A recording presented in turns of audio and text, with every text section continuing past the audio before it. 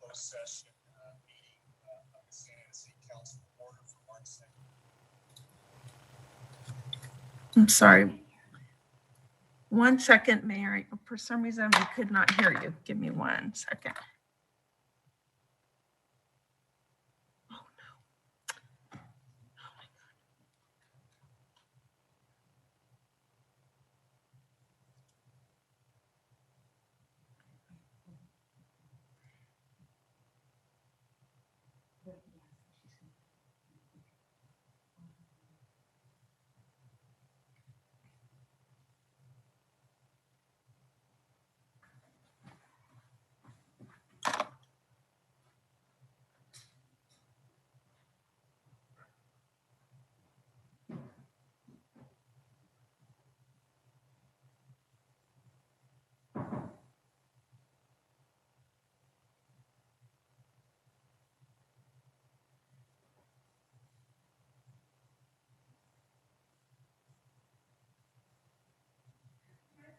Mayor, I just connected myself. I had to run back to the other room and connect myself again. Yeah, I was trying to figure out the audio.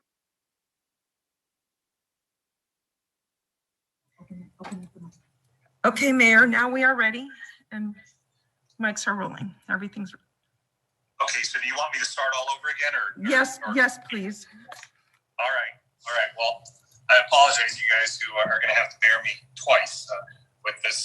Anyways, let me go ahead and call this closed session meeting to order of the Santa Ana City Council for March 2nd, 2021. Let me just go ahead and read these opening comments, which is in accordance with California Governor's Executive Order N-25-20 regarding the Brown Act and guidance from the California Department of Public Health on gatherings. This meeting is taking place entirely via teleconference via Zoom. The City Council chambers are closed. The public is accessing the meeting via the Santa Ana YouTube channel or the city's website. The council members and I, along with the city manager, the city attorney, city clerk, and the executive management team are in different locations. Please bear with us as technology may disrupt the flow of this meeting as usual. Let me go ahead and turn it over to Madam Clerk for you to conduct roll, please. Thank you. Councilmember Becerra. Here. Councilmember Hernandez. Here. Councilmember Lopez. Here. Councilmember Mendoza.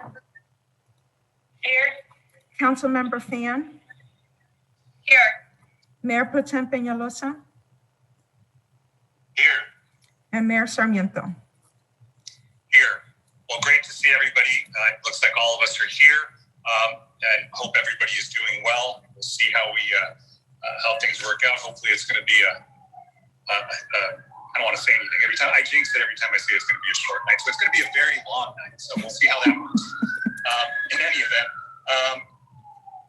are there any members of the council that would wish to abstain or conflict themselves out of any items on the closed session? Seeing none, I'll go ahead and turn it over to Madam Clerk and ask you if we've received any written correspondence on anything before us in closed session, or if we have any members of the public that would wish to address us now.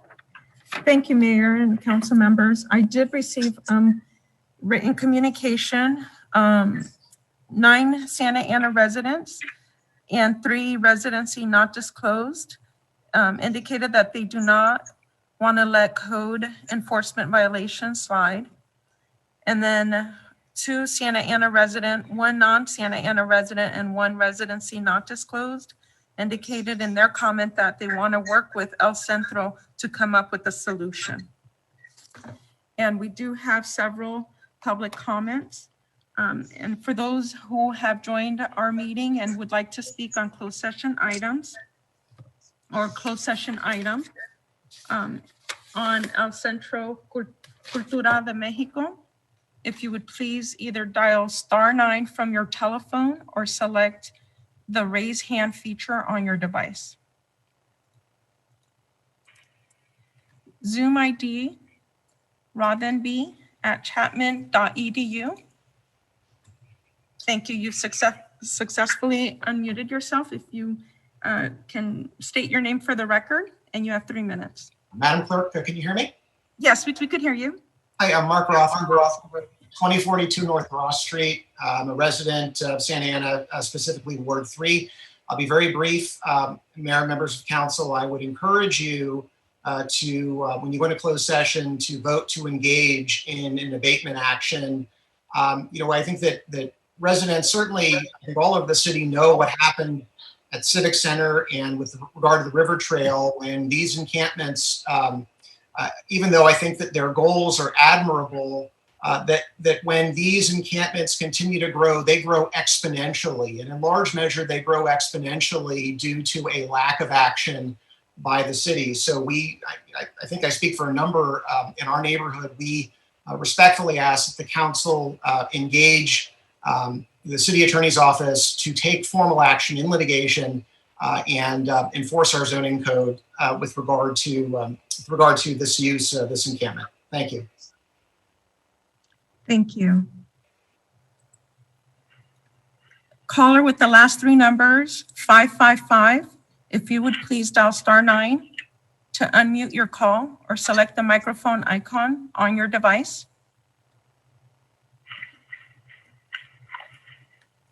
Thank you. You've successfully. Yes. Thank you for letting me talk. This is Rory Kirk from Park. I live in the Park Santiago neighborhood, and I just heard Mark Rothenberg, and I have to agree with him 100%. But I'd like to add to that, the practice of different sets of rules for us has got to stop. Whether it's the homeless or the illegals in the city and the state, the enforcement of rules on some and not others. This is wrong. Those of us that are abiding by the rules are paying for those that disregard the rule of law. And if you haven't noticed, this isn't setting well with voters across the state by the recall of Newsom. And this is just wrong on every level. And lastly, why would the city ever consider something that would potentially set them up for a legal problem? Or as Mark said, this encourages a problem to spread. And that's basically all I have to say. I would encourage you to nix this. Abide by the law. That's what we have laws for. Thank you. Thank you. Zoom ID, Benjamin Vasquez. If you would please select the unmute feature on your device. Thank you. Hello, I'm Benjamin Vasquez from el Centro Cultural de Mexico, the property we're talking about. And if we hear the voice of the second speaker, and he's talking about illegals and applying the same kind of knowledge that this racist attitude is going towards the homeless, that's exactly what's happened here. El Centro has been here for 25 years in Santa Ana. We know the work we do year in and year out. During COVID, we have raised and given out $500,000 for community. We're going to give out another $500,000 come May. We've done food drives at our location. We have been working for solutions on how to fix this with the county. We were working on negotiating an MOU. We agreed to hire somebody to come in and find places for people and have a no harm solution. This by no means is a long-term solution to be at El Centro. This is not what we practice. We are looking to work with the city. We were working with the city in good faith. And they decided to, after they said they wouldn't fine us some more, they gave us another fine. And then they led into this abatement process. This was unjust.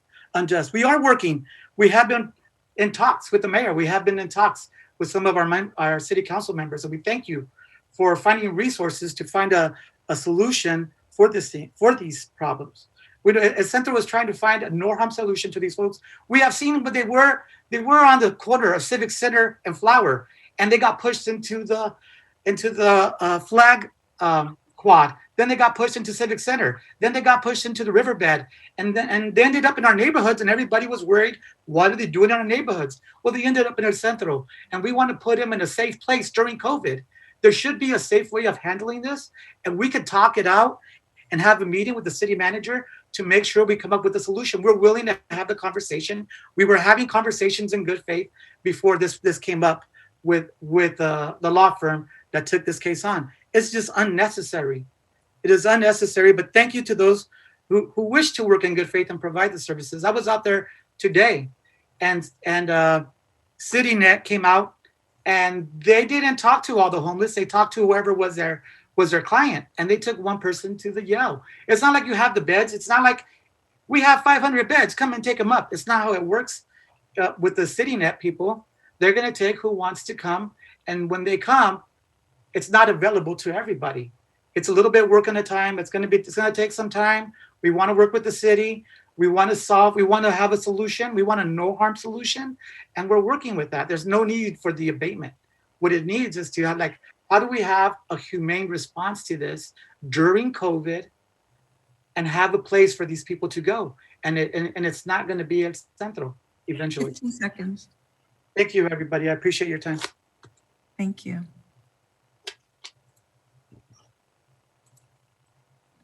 Caller with the last three numbers, 477. If you would please dial *9. Thank you. Yeah, Dale Helvig, Park Santiago. Good evening, Mayor, council members, and city staff. You know better than most people in Santa Ana that the pandemic has put a strain on all inhabitants of the city. What has assisted in dealing with this situation are the rules provided to us by the federal, state, and local governments. The common base has been social distancing and the wearing of masks. When I drove past the cultural center encampment last week, I saw none of that. No social distancing or mask. I believe the quality of life team has been up to this site, but by all accounts, it appears few have accepted any of the assistance being offered. The cultural center is not a homeless shelter, nor should it be granted permission to act as one or as a camping site. Doing so will require the city to grant the same exceptions to all groups operating by the same or similar models, or risk being sued for discrimination. Assistance is one thing. Setting up areas in the city that are not subject to basic health and safety rules is another. The city represents all residents, and allowing a group of people to ignore the safety measures that are needed is unacceptable. If we are indeed all in this fight against COVID together, then we all need to follow the rules, like it or not. If there is room at the Yale Street or the Lynx facilities, the quality of life team should assist in moving people into these facilities for the sake of all residents' personal health and safety. It is my understanding those locations are required to follow COVID protocols. The cultural center is in a tough spot. They understand both sides. They also know that by doing nothing, they are not helping the situation. Their website states, quote, "In a moment like this, COVID, it's not possible, nor would it be responsible to think and talk of reopening any part of the property for regular central activities, events, or classes, either in the space or in the parking lots, since under present conditions, it is essential that people not meet anywhere other than from outside their households. As far as renters, all we can do is strongly recommend that they maintain a sanitary protocol at least as strict as the one we published in August. We know this is a harsh policy, but as the ones who have accepted the greatest responsibility for Centro's conduct as a public official entity, we have no choice but to respect and enforce quarantine until the danger is past. To do it any other way would be to invite tragedy," end quote. The city should provide relocation assistance and should not allow encampments like this to exist. It is not safe for the people without fixed abode, nor for the surrounding community. To date, the city has done a great job providing food, lodging, and wraparound services for those in need. I encourage it to continue to do the right thing now by continuing to offer relocation assistance and wraparound services, as well as provide COVID protection for all of its residents. Thank you for your thoughtful consideration. Stay safe, healthy, and happy birthday, Jesse. Bye. Thank you. Caller with the last three numbers, 388. Please dial *6. I'm sorry, *6 to unmute your call.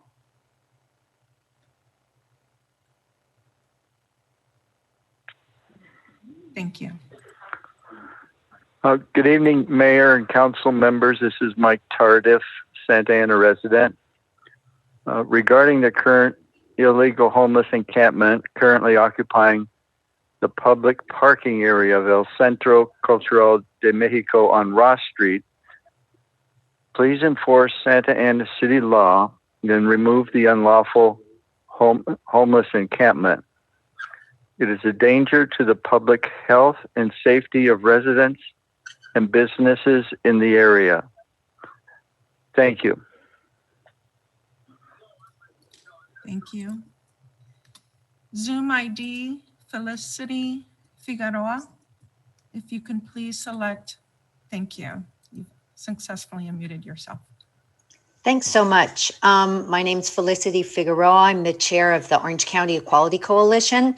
And as one of the last speakers said, the city represents all residents. And so I was extremely surprised and very disheartened to hear about the fine that the city levied against the El Centro Cultural de Mexico as a result of their doing the work that you as a city should be doing, providing support and a place to stay to those Santa Ana residents who currently have neither. There are many individuals and some organizations that are endeavoring to alleviate the terrible circumstances these unhoused residents are facing, but they need a few months to assess and place people in programs. An even better and quicker solution would be for the city of Santa Ana itself to undertake the providing of motel rooms to everyone, as most of those concerned already qualify for Project Roomkey, in which case any outlay by the city would be reimbursed by the state. Unhoused people need to be supported, not criminalized. They need decent permanent housing options, as well as healthcare and access to city services such as trash pickup, bathrooms, and hand washing stations. A city like Santa Ana has the means to be that support. Apparently, what it lacks is the will. Please prove me wrong. Enter into good faith conversations with El Centro, which I know many of you are already doing. Rescind the fines you've levied on them and return the money you have taken from a group that is doing your work for you. It is the right and the humane thing to do as public servants, and the community is counting on you to follow through. Thank you so much. Thank you. Caller with the last three numbers, 388, please dial *6 to unmute your call or select the microphone icon on your device. Hello, good evening. May I be placed on the open regular meeting public comments queue? Oh, thank you. So I will go ahead and put you back on hold until that period opens. Thank you.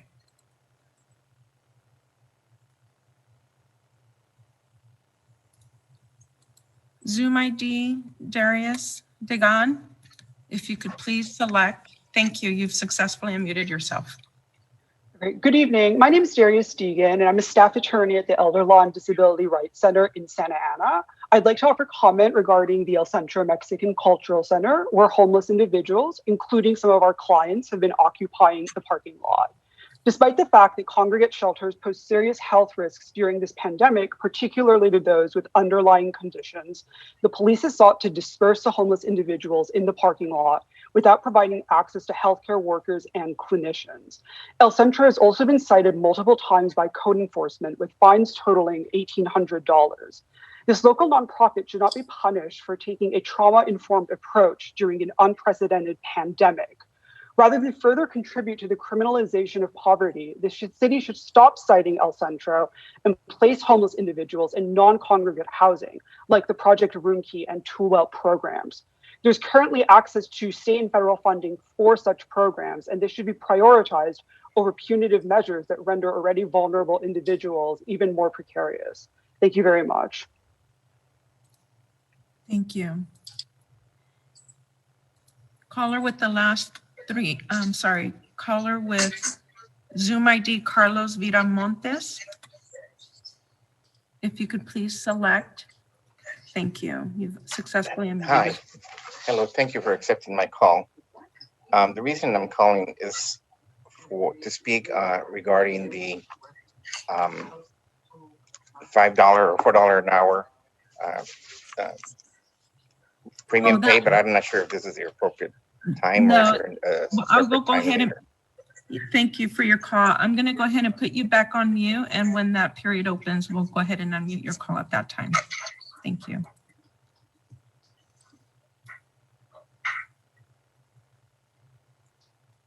Caller with Zoom ID, Carlos Perea. If you would please, thank you. You've successfully unmuted yourself. Thank you. Good afternoon, Mayor and members of the council. I'm calling today to raise my concerns on this litigation that the city is considering to pursue against El Centro Cultural, local nonprofit. I believe that this action that has been put forward to you by the city staff is not the appropriate one, nor is one that is seeking to find a humane, comprehensive solution to the situation that is happening in downtown Santa Ana.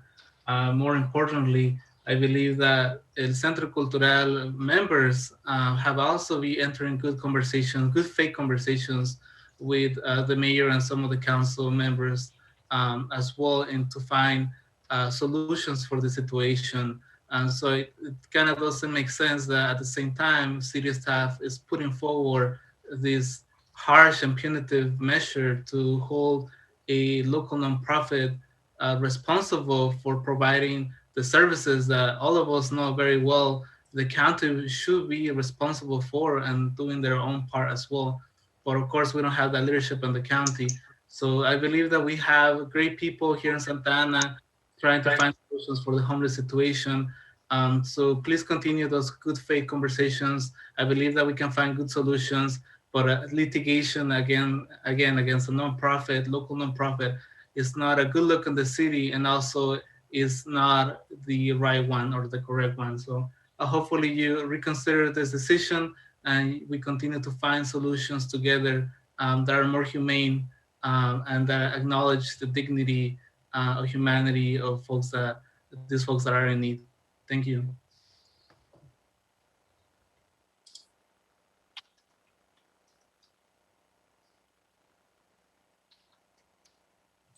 Thank you. Zoom ID, Maria Manguilar. Hi, good afternoon, everybody. My name is Maria, also with El Centro.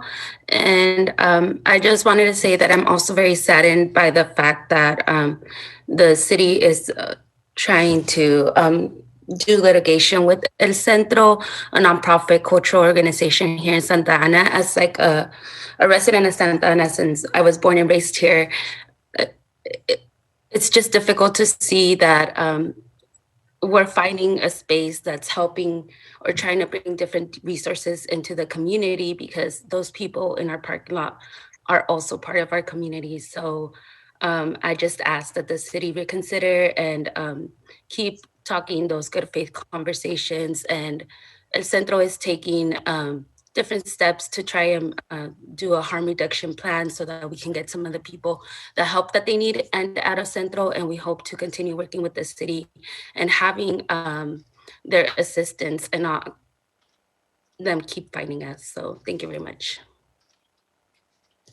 Thank you for your call.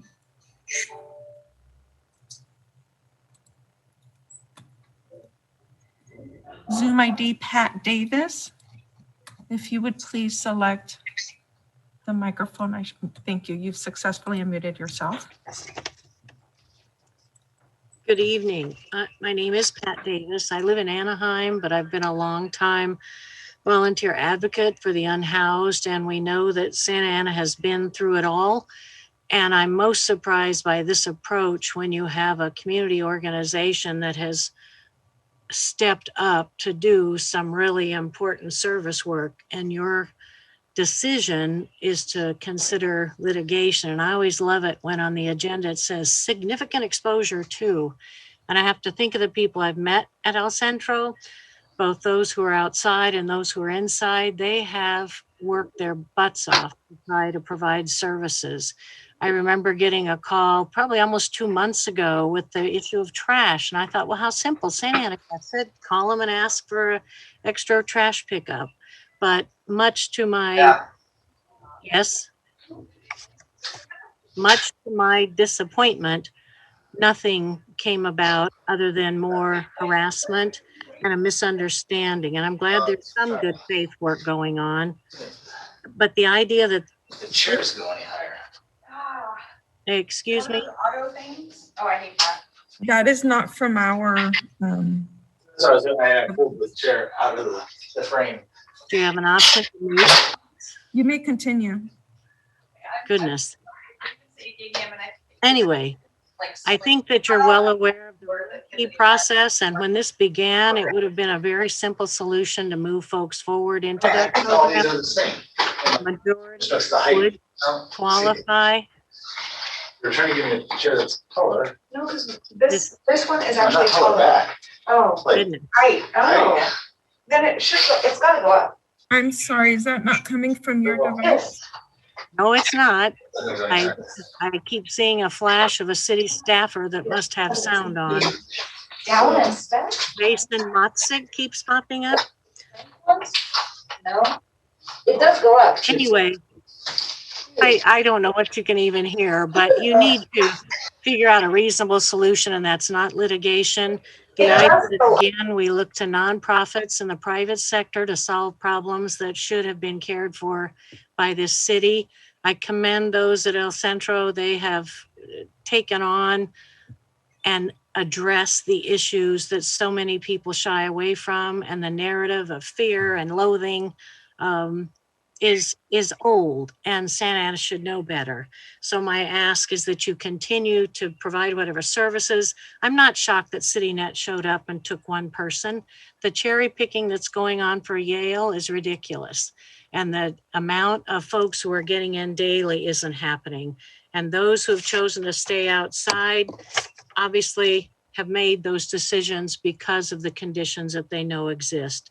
So again, I deplore you to do the right thing, not only by El Centro, but by the folks that are out there. And again, Santa Ana has been a leader in many of these issues. So please, and sorry about the sound delay, but thank you for the time. Thank you so much for your call.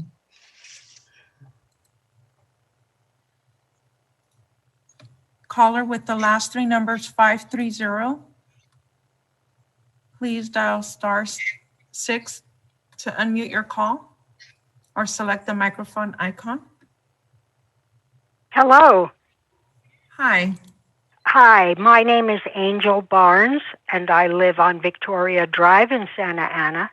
The Cultural Center de Mexico, CCDM, I believe, is thumbing its nose at our city's code enforcement ordinances, and the grounds that COVID presents an aberrant situation does not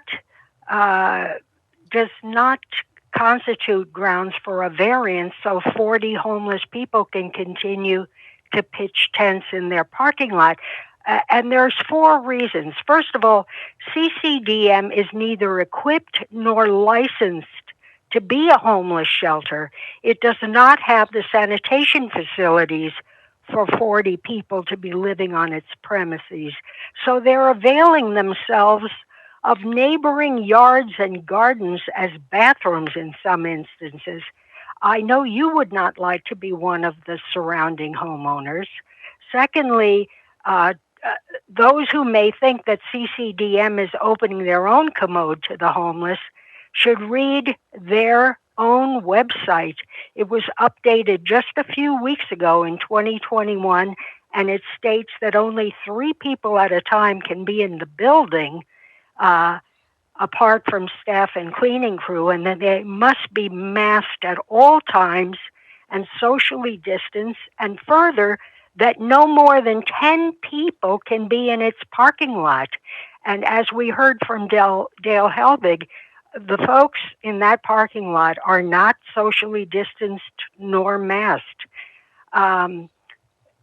Lastly, no one is asking the council to turn its back on the unhoused.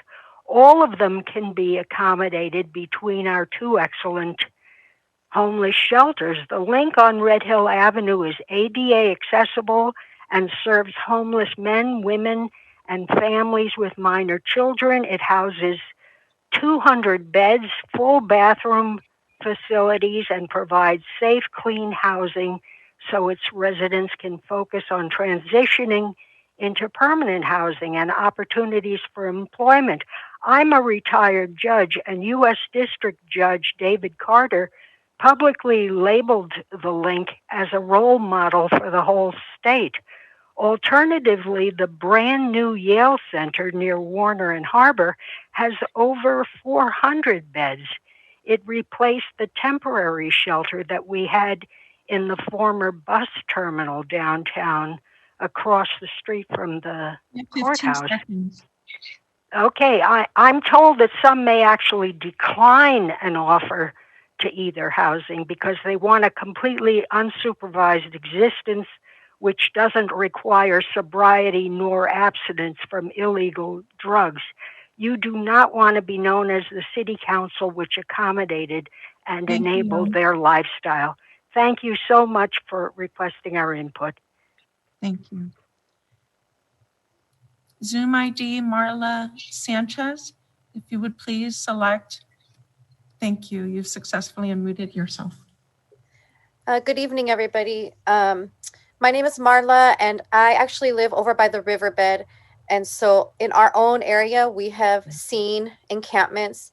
And over the past several years, we've seen these encampments move from space to space to space, and the solution has never happened. We're still waiting for some kind of solution so that these encampments don't keep spreading. These people need help, and so far, even the city itself, with all of its resources and manpower, hasn't been able to deal with the situation properly. And the Centro is a small, volunteer-run nonprofit. I think that it's incredible and beautiful for us all to work together to try to find solutions that will actually help the city of Santa Ana to not have to keep pushing encampments from one neighborhood to another. I think that's great.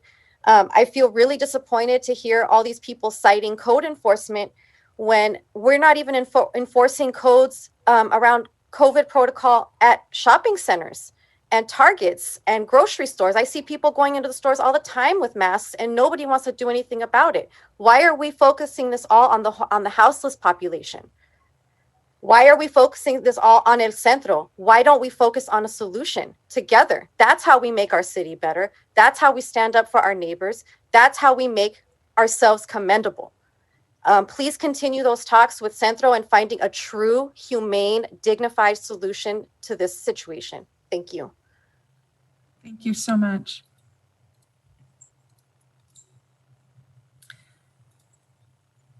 Zoom ID Jeffrey Katz. If you would please, thank you. You've successfully unmuted yourself. Thank you very much. My name is Jeffrey Katz. I'm a proud member of Ward 3. I'm also a volunteer case manager with Second Chance OC, an organization which coordinates its efforts with the city of Santa Ana to address the houseless. So here we are finding ourselves in the middle of yet another true humanitarian crisis. And it's time to be honest with ourselves about why more and more people are living on the street and find the solutions to fix it. I know our city manager has embraced the following, and it's important that our newly constituted Santa Ana City Council decide that it's not acceptable to condone living outdoors in urban areas, and it's not compassionate to enable a brutal life found in tent cities. It's not responsible to turn a blind eye to drug abuse, and it's not humane to let people with severe mental illness wander the streets without effective treatment. For the sake of my Willard neighbors, I support the council's taking any necessary and appropriate legal action to address the encampment that has developed at El Centro. As a practicing attorney, I've dealt with the encampment outside the courthouse for too long. It was not safe for the campers, and it certainly further hurt the image of our city as out-of-town lawyers and jurors and litigants beheld the calamity. I don't know the role that El Centro has in creating this encampment, if it has actively promoted it or if it's taking it upon itself to solve the houseless problem on its own. It would seem that it is irresponsible and unfair to its neighbors and the city. If it is a victim of circumstance, we shouldn't be finding it, but rather helping. This is not where we should be, but here we are. So we must take the steps to make sure that this doesn't happen again. Now, for the sake of the campers, I support our taking humane action, which does not have negative repercussions either on the houseless or on the residents of Santa Ana. That's not to say that we should shy away from appropriate legal action. I've witnessed in my own neighborhood the value of a well-pled legal action to tackle a code violation. And I say for the sake of that neighbor who was in code violation, it would have made things a lot easier had the city taken legal action a decade ago and not simply issued citations. As we speak, I know Michael Sean Wright, who leads OC Woundwalk, is on site at El Centro, engaging in harm reduction, a humane way to address this humanitarian crisis. Michael and I have partnered to bring the same approach to Santiago Park, Santiago Creek, and to 2525 Main Street, a property whose owner seems content to default the property to a dangerous encampment. I beseech our city council to support our harm reduction effort, both at El Centro and at Santiago Park. Perhaps this can be a model that would provide our city with one more arrow in its quiver. And for each council member who ran for office on a platform using her position to get other cities to do their fair share, now would seem to be the right time to prove you merit your seat on the dais. Thank you. Thank you. Zoom ID, Wound Walk OC, and Mayor and council members, this is the last caller. If you would please select, thank you. You've successfully unmuted yourself. Good evening, Mayor and City Council.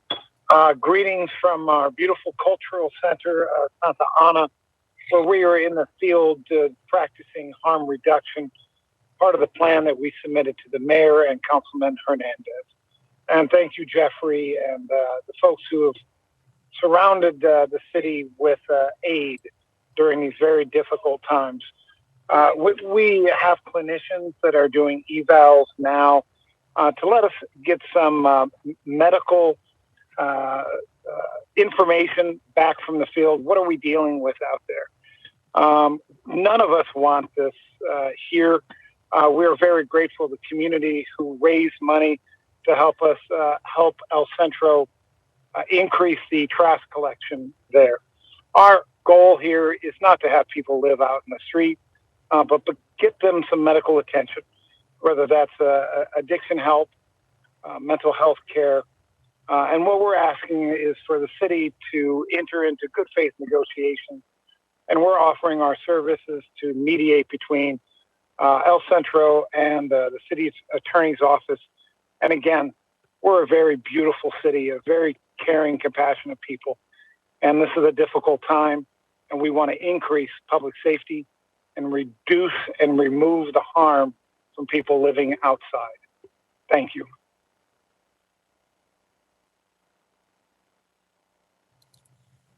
Thank you. And I'm sorry, Mayor, it looks like one more that dropped earlier came back up.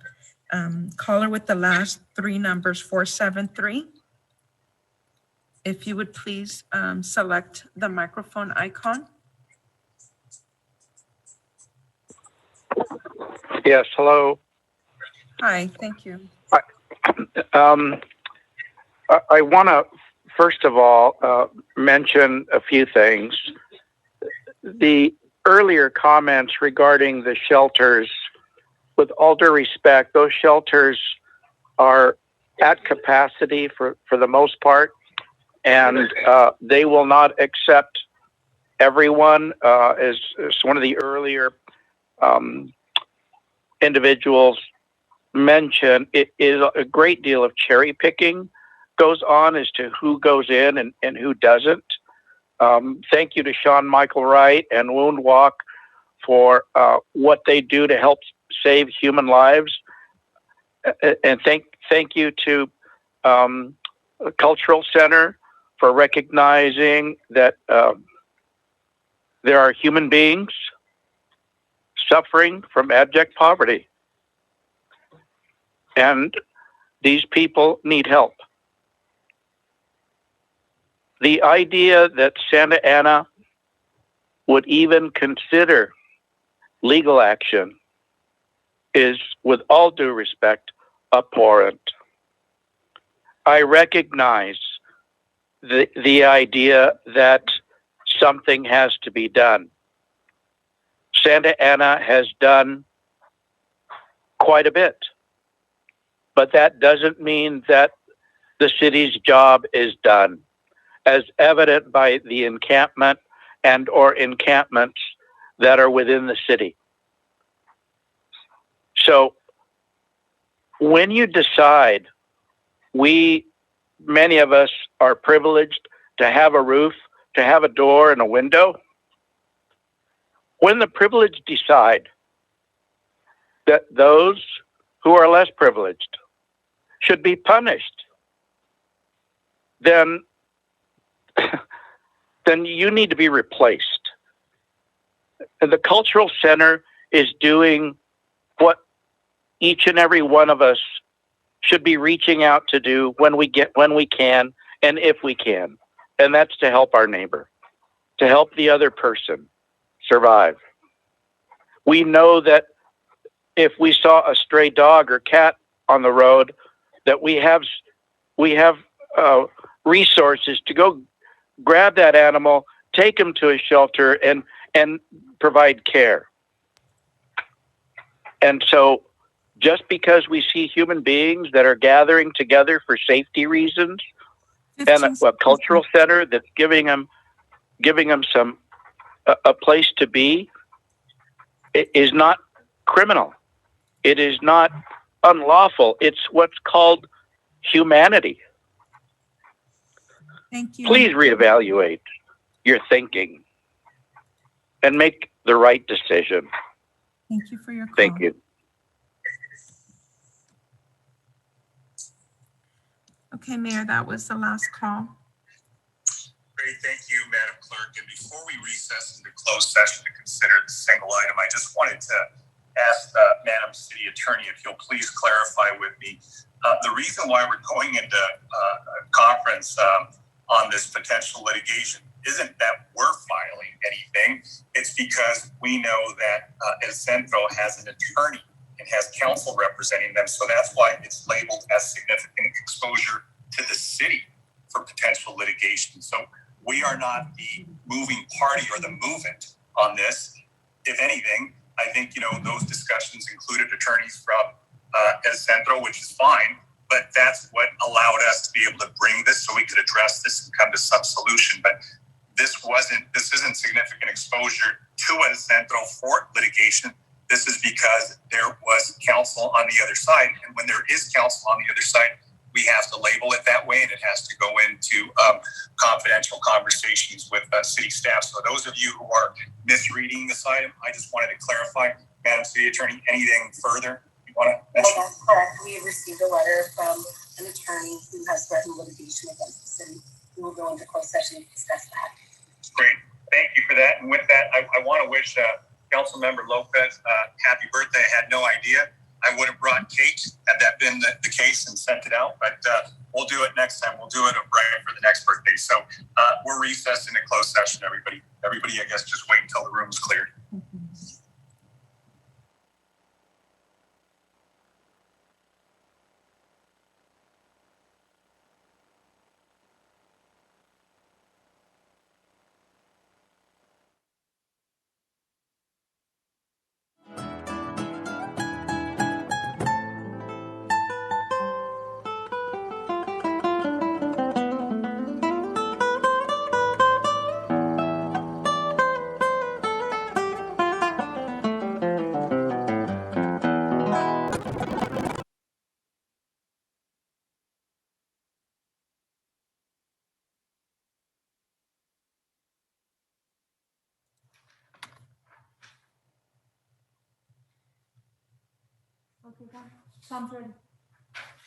Okay, Mayor, we are recording.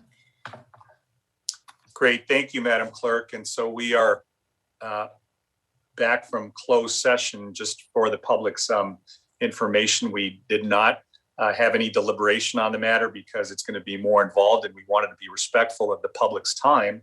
So we are going to open up and discuss the matters in regular open meeting that are before us, and then go back and reconvene in closed session so we could have a thorough discussion on the single item that's before us and closed.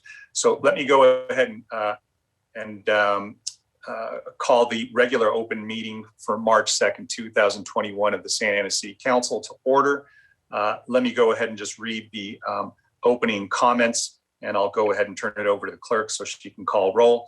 But in accordance with California Governor's Executive Order N-25-20 regarding the Brown Act and guidance from the California Department of Public Health on gatherings, this meeting is taking place entirely via Zoom.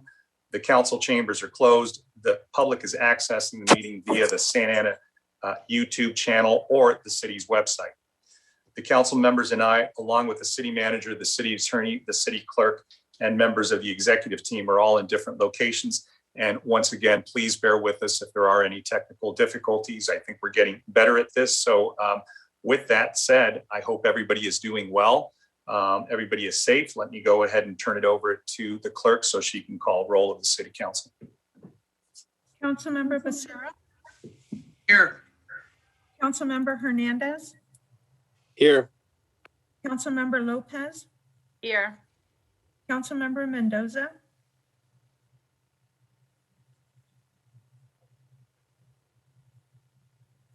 Councilmember Fan. Here. Mayor Pro Tem Peñalosa. And Mayor Sarmiento. Here. Thank you, Madam Clerk. This is the time and place for any members of the public to address the city council. I'll go ahead and turn it over to you, Madam Clerk, so you can go ahead and invite people to make comments. I just wanted to say something because I was talking with a few of my counterparts in other cities, and I guess what they do in other cities, they don't even have a public comment section. People send in mail, and sometimes it's read, sometimes it's not. So I guess I just want to commend all of you, my colleagues, the staff, and especially the clerk that goes through so much effort to make sure that our public is heard, that their comments are received and done in a very, real-time way, given these, COVID restrictions. So I was just kind of startled and unsettled by, how many cities just don't even go through any of this, not even anything close. So thank you, Madam City Manager, City Attorney, and City Clerk for doing everything that you can to allow our public to participate with us. So with that, Madam Clerk, go ahead. Thank you, Mayor and council members. For the public, if you want to make any comments during this time, please dial *9 to request to speak from your phone or virtually raise your hand from Zoom. Please do not call or Zoom to only listen to the meeting. Meetings are broadcast live on Spectrum Channel 3 and AT&T Uverse Channel 99 or at youtube.com/Santa Ana Library.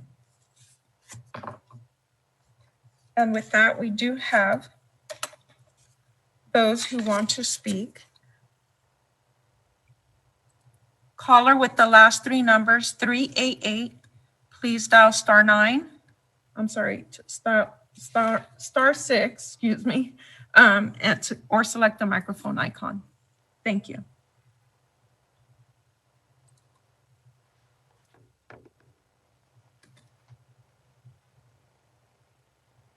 Thank you. You may proceed with your comment. Caller with the last three numbers, 388, you've successfully unmuted yourself.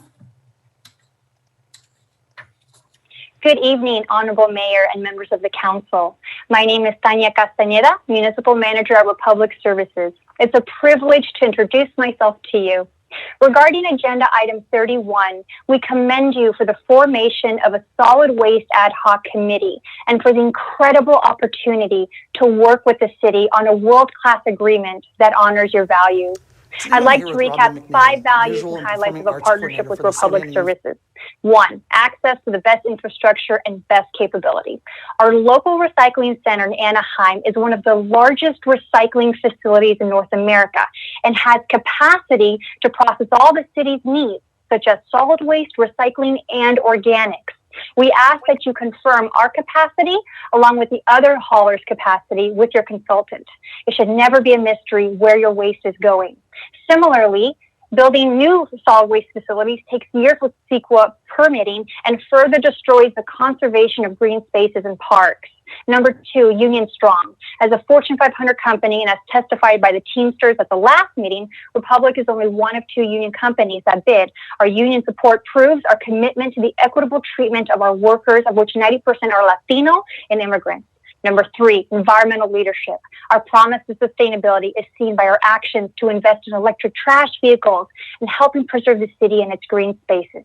Number 4, community first. We're proud to be actively engaged in the community, not just because we work here, but because we live here. 77 of our employees currently live in Santa Ana and are proud to offer the city a local hire initiative.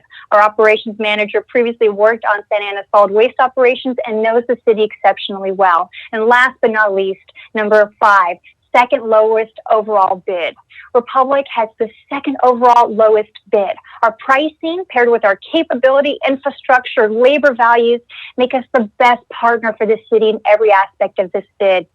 In conclusion, we welcome you to tour our local recycling center in Anaheim, and we are proud to offer the city the best infrastructure, capacity, labor relations, the best environmental footprint, and second overall lowest bid. Together, we can achieve your vision for sustainable and equitable Santa Ana. Thank you. Thank you.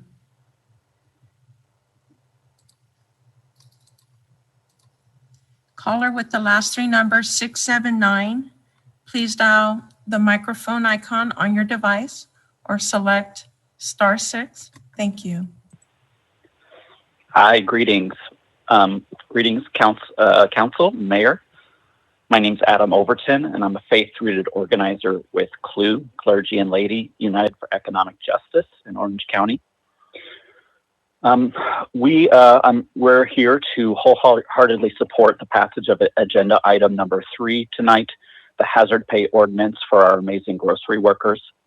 Since the beginning of the pandemic, our heroic grocery workers have been on the front lines, risking the health and lives of them and their families in order to keep us fed and nourished. Meanwhile, large grocery corporations have reaped record-setting pandemic profits and failed to acknowledge the immeasurable sacrifices of their own employees. We owe it to our grocery workers to get them the hazard pay they so truly deserve. We're very grateful that the city of Santa Ana is considering this measure and considering taking a lead in this righteous issue. This ordinance will give other cities the courage to pass dignified ordinance as well. And I apologize, I think I misread the item numbers, agenda item 30. Yes, but thank you so much for standing with us and grocery workers tonight.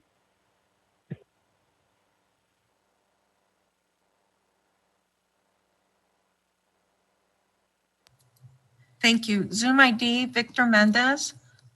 Please select the microphone icon. Thank you. Okay. Yes. Can you hear me?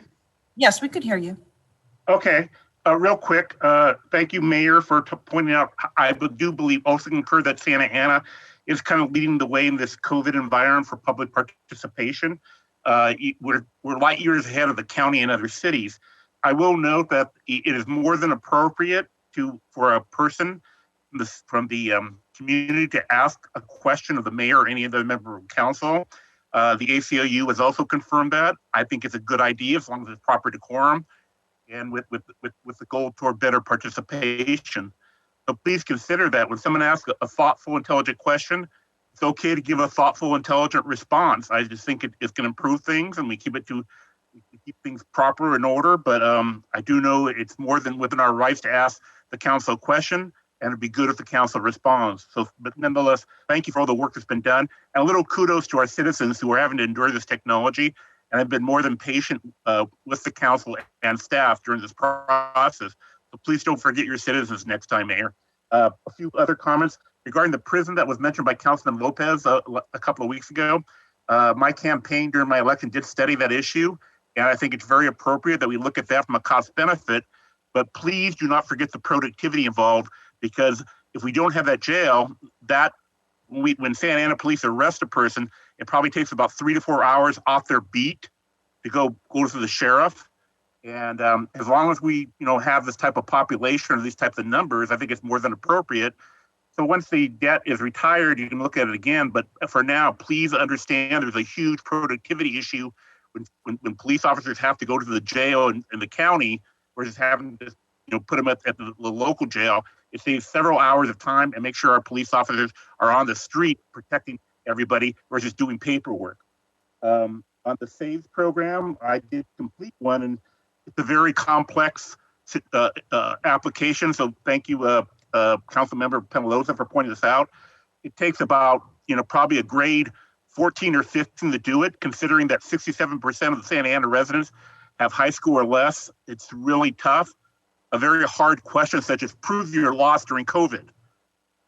I can do it. I think others can, but I just don't think it's Santa Ana sensitive. And it takes about $30 to prepare. And it's about a 2-inch document when everything's said and done. And I'm still waiting for my response, quite frankly. And I thought it would take 5 days, but please keep on them. That document is very complex. I'd be happy to help out where I can. Maybe we do a webinar. I got some ideas that can help facilitate applications, but it's a very complex undertaking. Councilmember Hernandez, I'm sorry to get a hold of you, but I just want to point out from my last seconds left. What I recollected is that there is a Columbus monument in front of the library, so you might want to check into that. Lastly, and give me some rope here, 15 seconds more. I applaud the staff for on their lap for using local businesses on item number 22, and for recognizing that there is no Ford dealerships in item 16. I knew that all along. I was just waiting for staff to finally be sensitive enough to my comments over time to say what's the truth and be as forthright as you can with the council in terms of local businesses. In terms of item 30, just improve our roads, reduce street traffic, and cut down on speeders. And I guarantee you that will be a huge improvement toward our global warming here in Santa Ana. Very simple. This is not the Paris Accord. I think you can do a lot with what you have today, but I do wish you well in this endeavor. Thank you for your patience and understanding, Mr. Mayor and Councilmember Hernandez and other council members. And like I said, we appreciate your support and look forward to working with you again. Thank you. Thank you. Zoom ID, Frank, if you would please select the microphone icon on your device.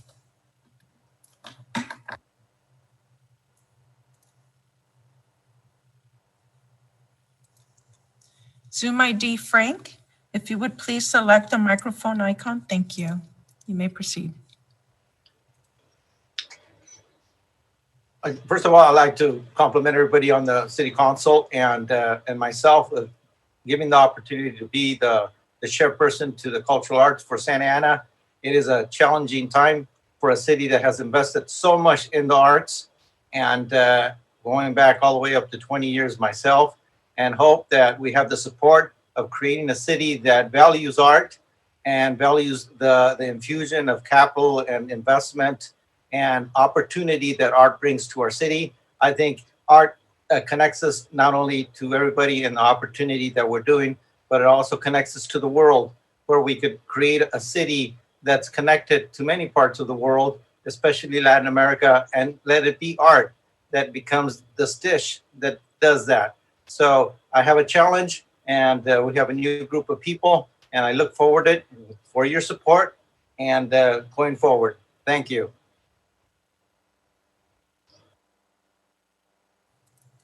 Thank you so much. Caller with the last three numbers, 047. Please dial *6 to unmute your call or select the microphone icon. Thank you. Hi, good evening. My name is Shauna and I work at Rite Aid 5759 as a supervisor in downtown Santa Ana. And I'm speaking on item number 30. We've been working since day one of this pandemic on the front lines, risking our health and safety while all of the non-essential employees get to work from the safety of their home. We as store employees have kept this company running day in and day out. We more than have earned hazard pay. I, as a shift supervisor, had to do almost all store manager duties without any compensation while my store was down 4 employees who tested positive for COVID-19 for almost 2 weeks with zero help from my district or corporate office. Even though I'm considered higher risk of contracting COVID-19, I still have to work to pay my bills. I'm a single mom of 3 who also cares for my father, who is recently in remission from cancer. We should have been receiving hazard pay since day one. We are the ones in contact with the public who oftentimes don't wear a mask, and we are not allowed to ask them to. Rite Aid has sent out multiple emails stating that we cannot require our customers to wear masks, even though the governor issued a mask mandate and stay-at-home order.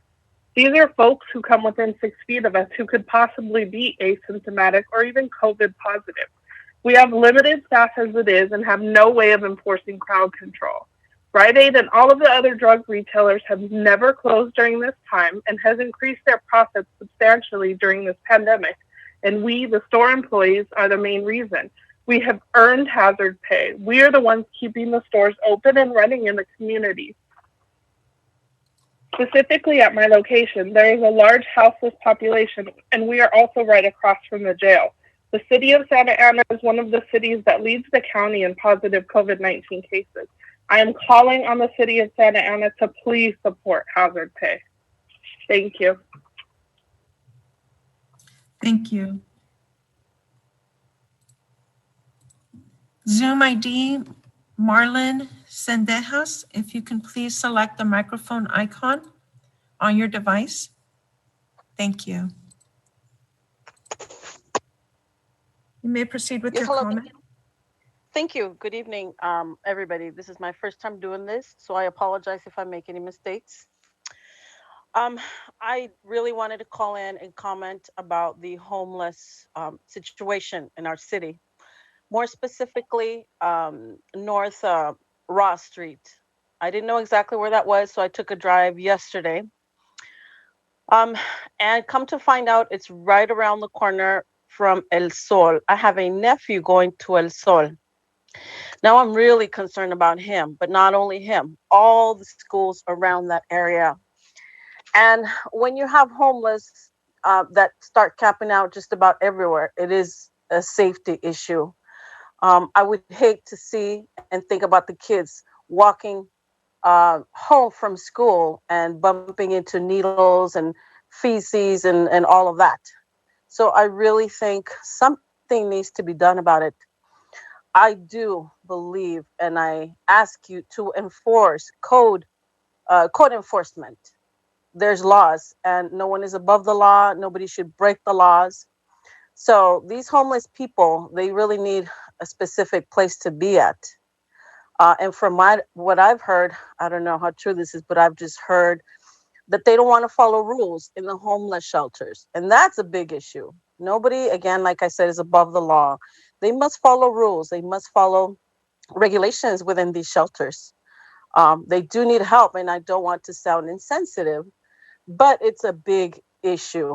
I used to work for Santa Ana PD, more specific, Santa Ana City Jail. So I know what the homeless people are capable of because I dealt with it myself. Once again, I'm just speaking for all the children, by all means. Council members, mayor, I don't know if any of you live in Santa Ana, but please do the best you can in order for Santa Ana City to thrive, to be a safe place. Please, I ask you, something needs to be done about it. There's the homeless just go about their business and they leave trash. They don't even, of course, they won't pick up after themselves. So it's a big issue. And I really wanted to be here today. I thank you for your time. But please, you work for the city of Santa Ana, so please help us deal with this. There's got to be a solution somewhere, somehow. Now, I've heard Centro Cultural on Broadway. I saw somewhere there, they have a GoFundMe page. They're trying to raise $300,000. Exactly what that money is for, I'm not sure. Whether it's for the Centro Cultural or to help the homeless. But please, council members and mayor, I ask for your help. Thank you. Thank you. Zoom ID, Jennifer Ward, if you can please select the microphone icon on your device. Good evening. Thank you. Good evening, Honorable Mayor and members of the City Council. My name is Jennifer Ward, and I'm the Senior Vice President of Government Affairs and Advocacy for the Orange County Business Council. And on behalf of OCBC, I must express that, while we're very empathetic and understand the intention of item 30, we have been a strong advocate for economic relief during the challenges of this pandemic, we must express our opposition to the proposed premium pay ordinance tonight. Unfortunately, this ordinance could instead result in, some of the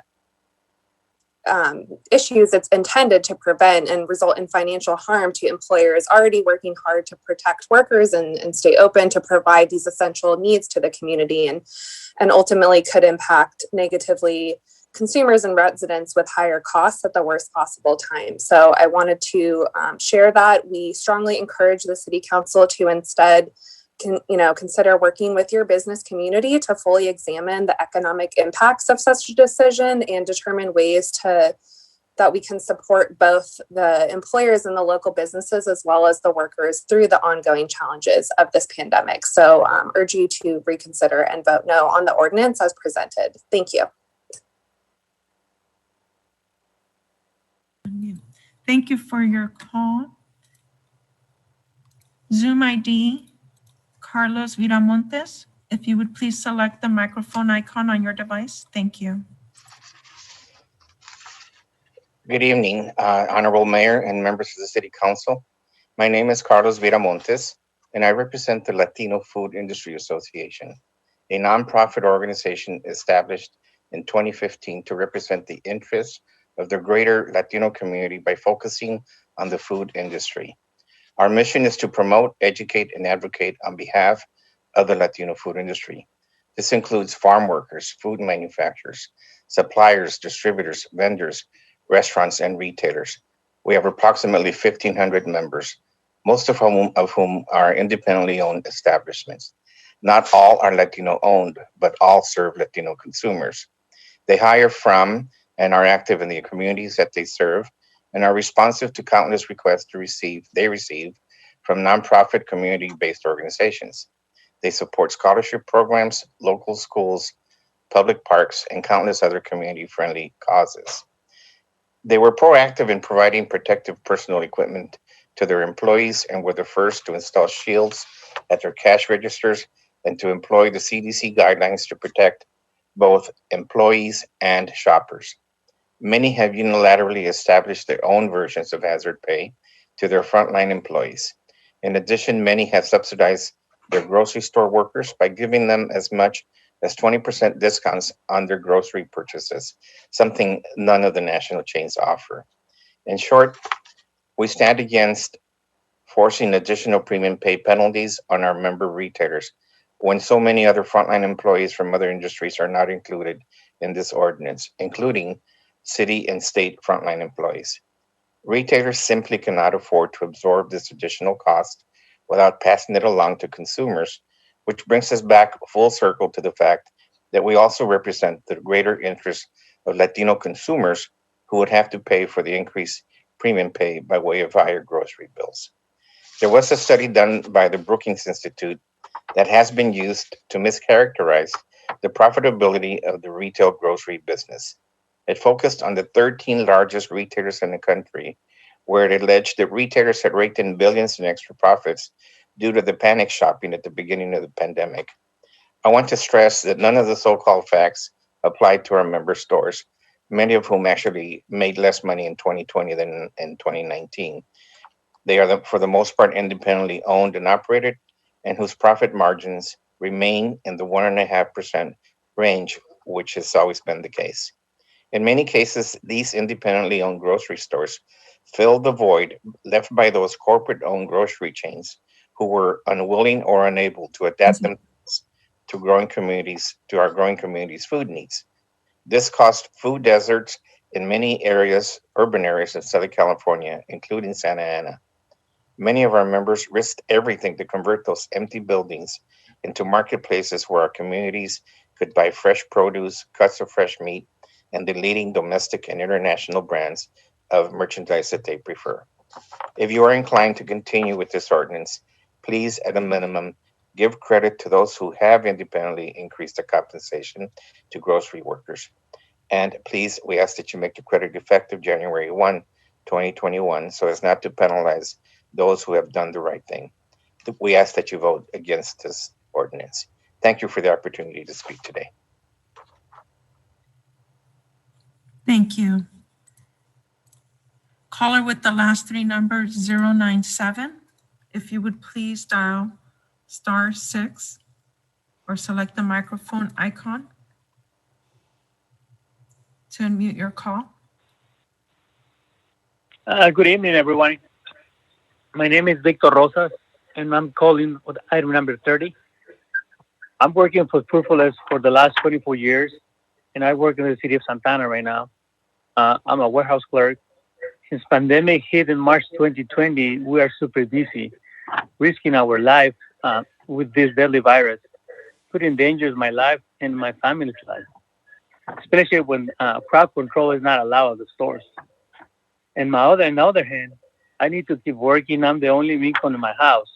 So I think getting the hazard pay back will help me and all my coworkers. Because I guarantee you, the company make millions in profits since the pandemic started. So I will appreciate if you guys support us to get the hazard pay.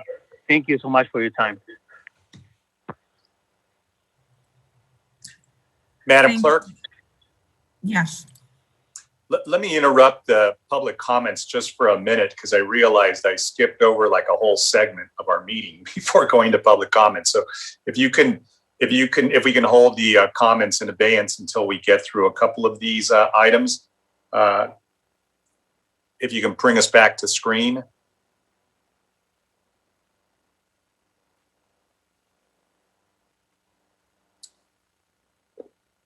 Great, thanks. Thank you, Madam Clerk. So there's a few things that we need to take care of before we actually finish up our public comments, just so we are respectful to Pastor Tommy Cota, who's going to be doing the invocation. And I think we may have a couple of presentations before we actually finish up our public comments. And let's go ahead and do those and get back to our comments. I think we have a robust list after this anyways. So why don't I go ahead and begin with the Pledge of Allegiance. So I'll ask everybody to go ahead and repeat after me. And if there's a flag nearby, please stand and put your right hand over your heart and follow me. I pledge of allegiance to the flag of the United States of America and to the republic for which it stands, one nation, under God, indivisible, with liberty and justice for all. Thank you, everybody. Next is going to be an invocation that's going to be given to us by Pastor Tommy Cota. And Tommy, if you're on the line, please let us know the name of your congregation. I know I've met you several times. I know you know many of the council members, but welcome, and please go ahead.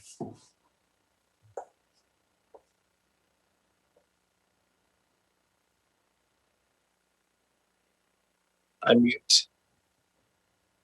Hello, Mr. Mayor. Thank you. I want to make sure that everyone can hear me. We can hear you. Okay, great. Yes, I'd love to pray now. Dear Father, we thank you so much for this time. And Lord, as we humble ourselves before you and your sovereignty and you being creator of all things, we ask that you would now just impart your grace, your mercy, and your wisdom from above, Lord. I thank you so much for our mayor and for all the city council members and all the other entities within this great city of Santa Ana. And Father, we pray, Lord, that you search all of our hearts now, Lord. And we thank you, God, that as we humble ourselves before you, Lord, we trust that you would give us all the wisdom that is needed, Lord, for all the decisions that are before the council and the mayor. And God, we pray, we also think of our police department. We pray, Lord God, that you would show them favor and give them great insight and wisdom as well. And Father, one of the biggest things that we pray, Lord, is for unity in the great city of Santa Ana. Lord, that you would continue to do a great work in the city of Santa Ana. Be an example to other cities around, Lord, of a city that is united and seeking the betterment of one another. Lord, we desire to bring glory and honor to you. And it's in your Son, our Lord and Savior's name, we pray. Amen. Thank you, Pastor Cota. Thank you for your wise words, and you're welcome to come and join us anytime. We appreciate that. Looking forward. Thank you. Let's go ahead and move along, and my apologies to the members of the public who are waiting to speak. You would have had to have waited anyways. We just took care of a few in advance, but let's get back to the ceremonial presentation, because I think we also do have some other presentations from some other agencies as well, and that way we can get them to take care of their business and we can move on. So the next item is the proclamation presented by Councilmember Becerra, naming March as Youth Art Month. So Councilmember Becerra, I'll go ahead and turn it over to you.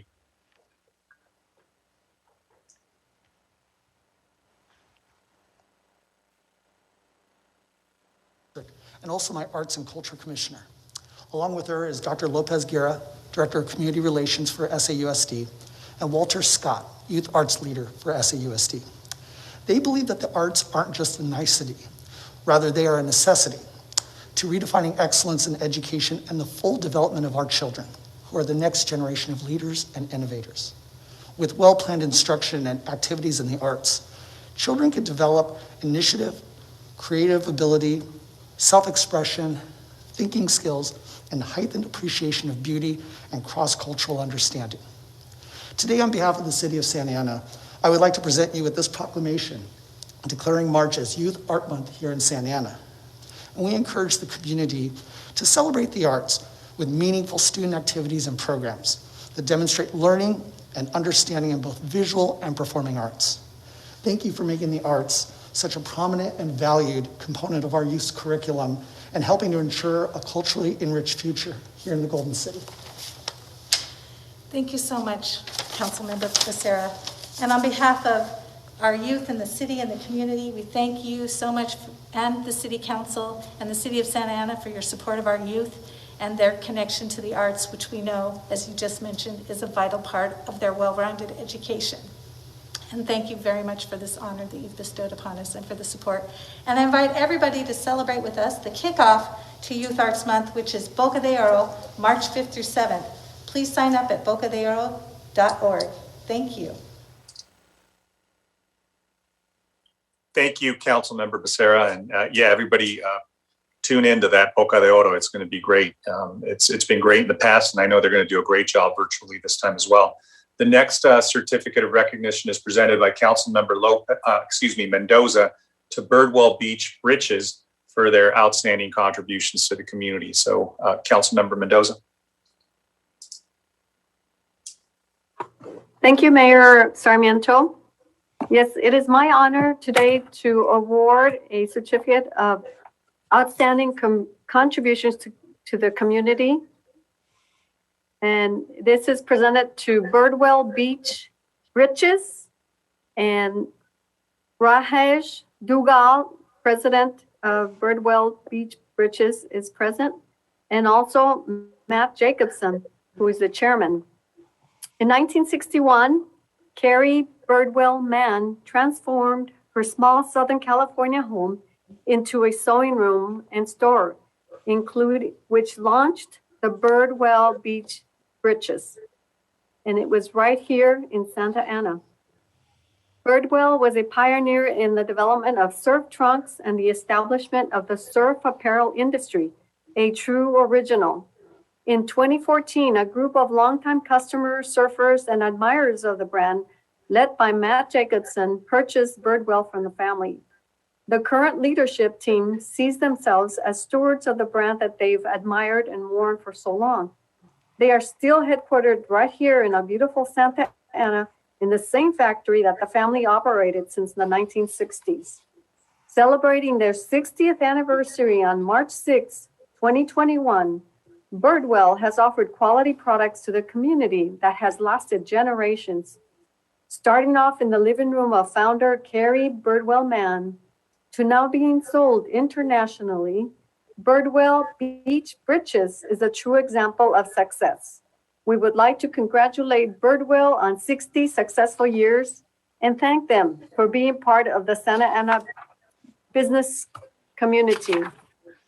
I would like to ask the president, Rajesh Dugal, to be unmuted by our city clerk so that he may make a few comments. And on the screen, you see Ms. Birdwell there in the original home where the factory began 60 years ago. Mr. Rajesh, are you present?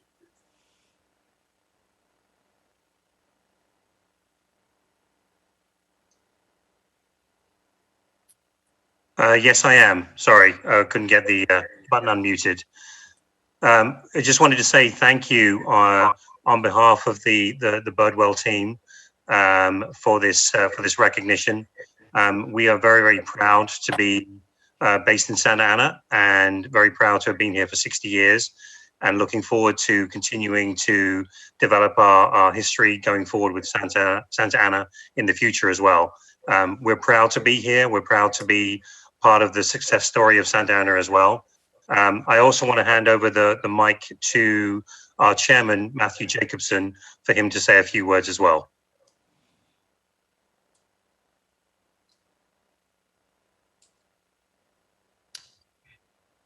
Yes, hi. Thank you so much, Councilmember Mendoza and the City Council and Mayor. I'm so honored to receive the commendation from the city today. We're proud members of the city of Santa Ana. I'm a third generation Southern Californian, and to have a business in Southern California makes me very proud. It's thriving. Our factory is on the same street, still on South Wright Street, where we were in the early 1960s. And when you fly into Orange County Airport, we're in the flight path and you see a 75-foot birdie, our mascot, on the roof welcoming people to Santa Ana. So thank you again. We want to be able to give back to the community. We've been listening to the call today, and Rajesh and I spoke earlier, and we're going to commit 1% of our profits to homelessness, and want to be sure and be helpful for the city of Santa Ana as well. We love the impassioned people who called in earlier and made themselves vulnerable, spoke their mind to support those who have less than others. So thank you so much.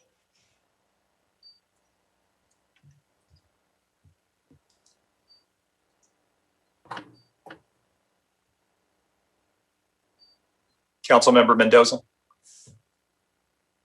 does that conclude it?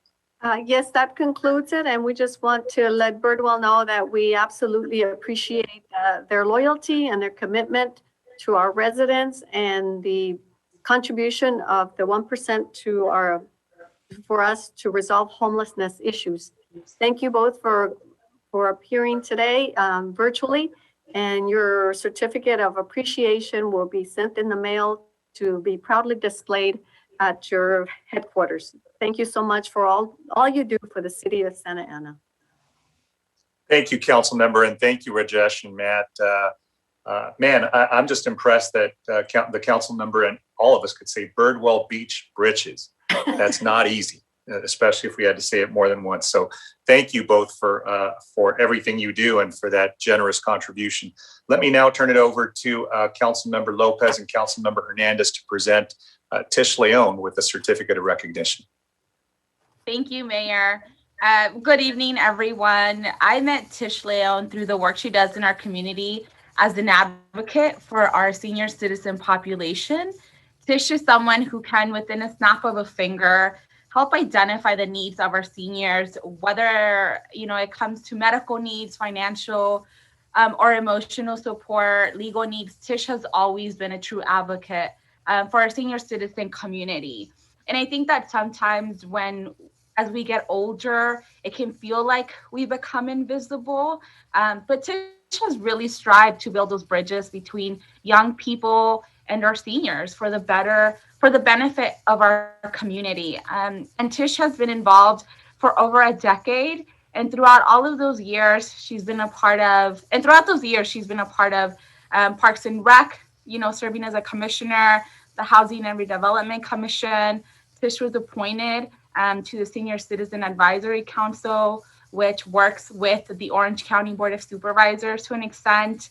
And she's been on different steering committees. And I want to, make time for Tish De Leon to have a couple of minutes to say something, and also for Councilmember Hernandez to recognize her. So, Councilmember. Thank you, Councilmember Lopez.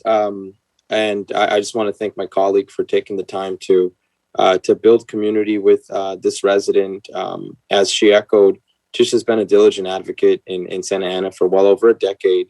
And part of what makes her work impactful is that recently she was appointed to the Orange County Senior Citizen Advisory Council in 2018, and she still presently serves on that committee.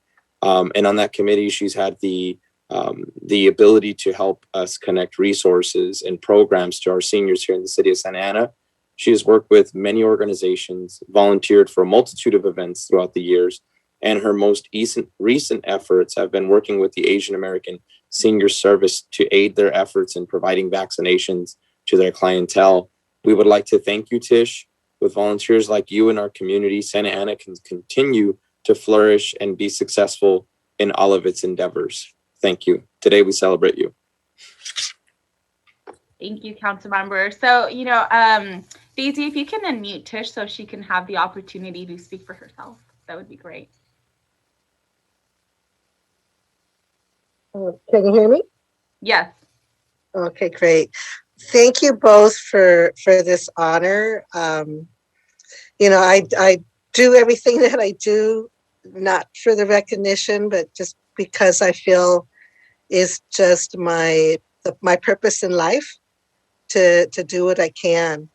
And I've lived here in Santa Ana for over 20 years, and I've become a Santanera at heart.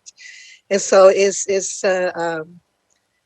really going to be hard to move back home to San Diego, which is going to be happening very soon.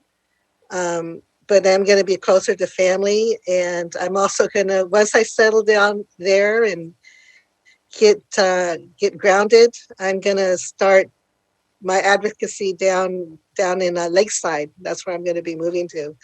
But I want to thank you. I want to, really stress that people continue advocating for our viejitos of Santa Ana, because if we don't, no one will. And you're going to be there one day, and you're going to wish that you had done all the groundwork to get these services for yourself. So thank you again, and I'm really honored for this recognition. Thank you, Tish. I hope that wherever you go, you remember that you truly did help change the way that young people like myself think about the issues that impact our seniors. So thank you for everything that you've done. Thank I you, would just like Councilman. to, may I say a few words? Because Sure, absolutely. Go ahead. thank you. Yeah, I've known Tish for many, many years. We went through some growing pains together here with the city council, and she had even run for city council years past. And so Tish is full of spit and fire. She is just passionate about the issue she believes in. And for that, we truly thank her for all her efforts, all her volunteer time. And she actually recruited many of her girlfriends for many of these events. And it was truly a pleasure to serve and to help the community by her side. And we hate to see her go, but it's understandable that we need to be close to family at certain times. And I want to assure you, Tish, that our viejitos will not be forgotten. I'm on the Orange County Senior Citizen Advisory Committee, and I will be sure and be looking you up for some advice on the issues that are occurring here in Santa Ana. So with much appreciation, and I wish you luck and much happiness, and be safe in your fabulous city with your family. Thank you, Tish. Appreciate it. Great. Thank you, Councilmember Mendoza. Thank you, Councilmember Lopez and Hernandez for recognizing Tish and her work. We could go on and on. There's a lot of Tish stories. Tish and I actually started as city commissioners many, many years ago when we had something called the Redevelopment and Housing Commission. That's when redevelopment still existed. But Tish, we're going to miss you. You've done a lot of great work here. San Diego benefits from our loss, but you're right up the Fry Freeway, so you're not far. So hopefully you'll come in and check in on us when you get a chance. So thank you, council members, for that presentation. Let me move along to the closed session report, which we don't have anything to report out because we are going to be reconvening for that item. On the staff presentations, let me take a few of these, or actually one of these out of order. I'll have the COVID-19 update by the city manager to follow the other two presentations. And let me begin with the Orange County Mosquito and Vector Control District presentation now, so we can go ahead and make sure we hear that first. Thank you, Mr. Mayor and council members. If I can share my screen, I just have a brief PowerPoint to talk about our services.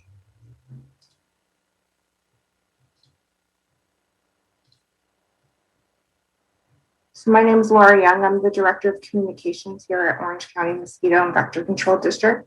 And I do appreciate the time you've allocated at your meeting for me to speak. I'm really going to focus on mosquitoes today, although I do want to provide just a brief background of what the district is. We were founded in 1947. We're an independent special district that's governed by the California Health and Safety Code. And we do serve all of Orange County, all 3.2 million residents. We're governed by a 35-member board, one city-appointed representative. Your representative is Cecilia Aguanaga, and then one county at large. And we have an annual budget of $15.5 million for this fiscal year. Focusing on mosquitoes as we're entering mosquito season, I'm really going to focus on these three specific mosquitoes because they are more urban mosquitoes. We have over 27 different mosquitoes in Orange County, but these are the ones that are really impacting the residents of Santa Ana and other cities where they live and where they're enjoying life. So we have our Culex mosquito, or our southern house mosquito. That's our prominent vector for West Nile virus. And we do have West Nile virus activity in the county every year. And then we have our two Aedes mosquitoes, which are newer mosquitoes that have come into the county as of 2015.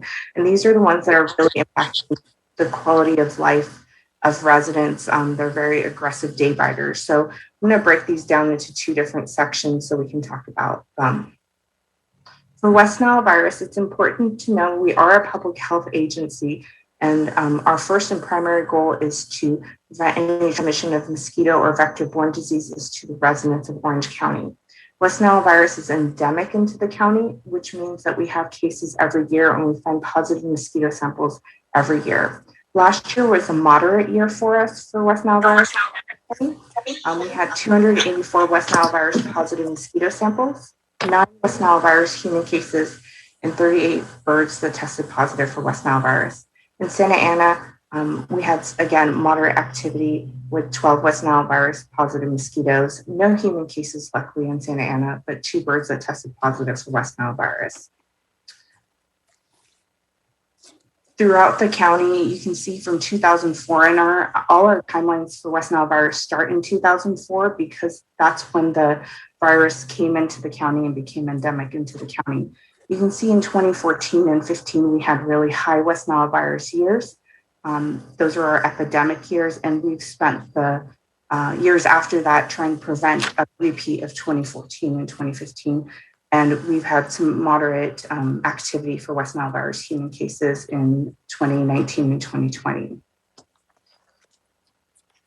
We spent some time researching where we're seeing prominent activity, and really the activity we found in the county was what we call high-risk 9 cities, which are in the northern hemisphere of the county. And you can see it's Santa Ana, Anaheim, Fullerton, Orange, Garden Grove, Huntington Beach, Tustin, La Habra, and Buena Park. The reason these cities are at the highest risk is partly because they have older infrastructure, they have a higher density of urbanization, they have a lower grade, so less sloping, where in South County you have more hills, more sloping. And so there's a multitude of reasons why there's more activity in these areas. But what we did once we found that information is we set up a surveillance grid, and during our mosquito seasons, we can have up to 100 to 200 traps or mosquito surveillance traps out in the county per week to find out where the mosquitoes are, the abundance of mosquitoes, and if there's any West Nile virus activity within our mosquitoes. So what you see is just a brief sample of how we're trapping in those high-risk areas. So we have at least 1 trap dedicated per 0.4 square miles of an area. And once that trap goes positive, we activate surrounding traps. So at any point, we can have 9 additional traps in that area. And this helps us identify where the increased risk is. So to give you an example of 2020, you can see the risk really focused in the Fullerton and Buena Park area.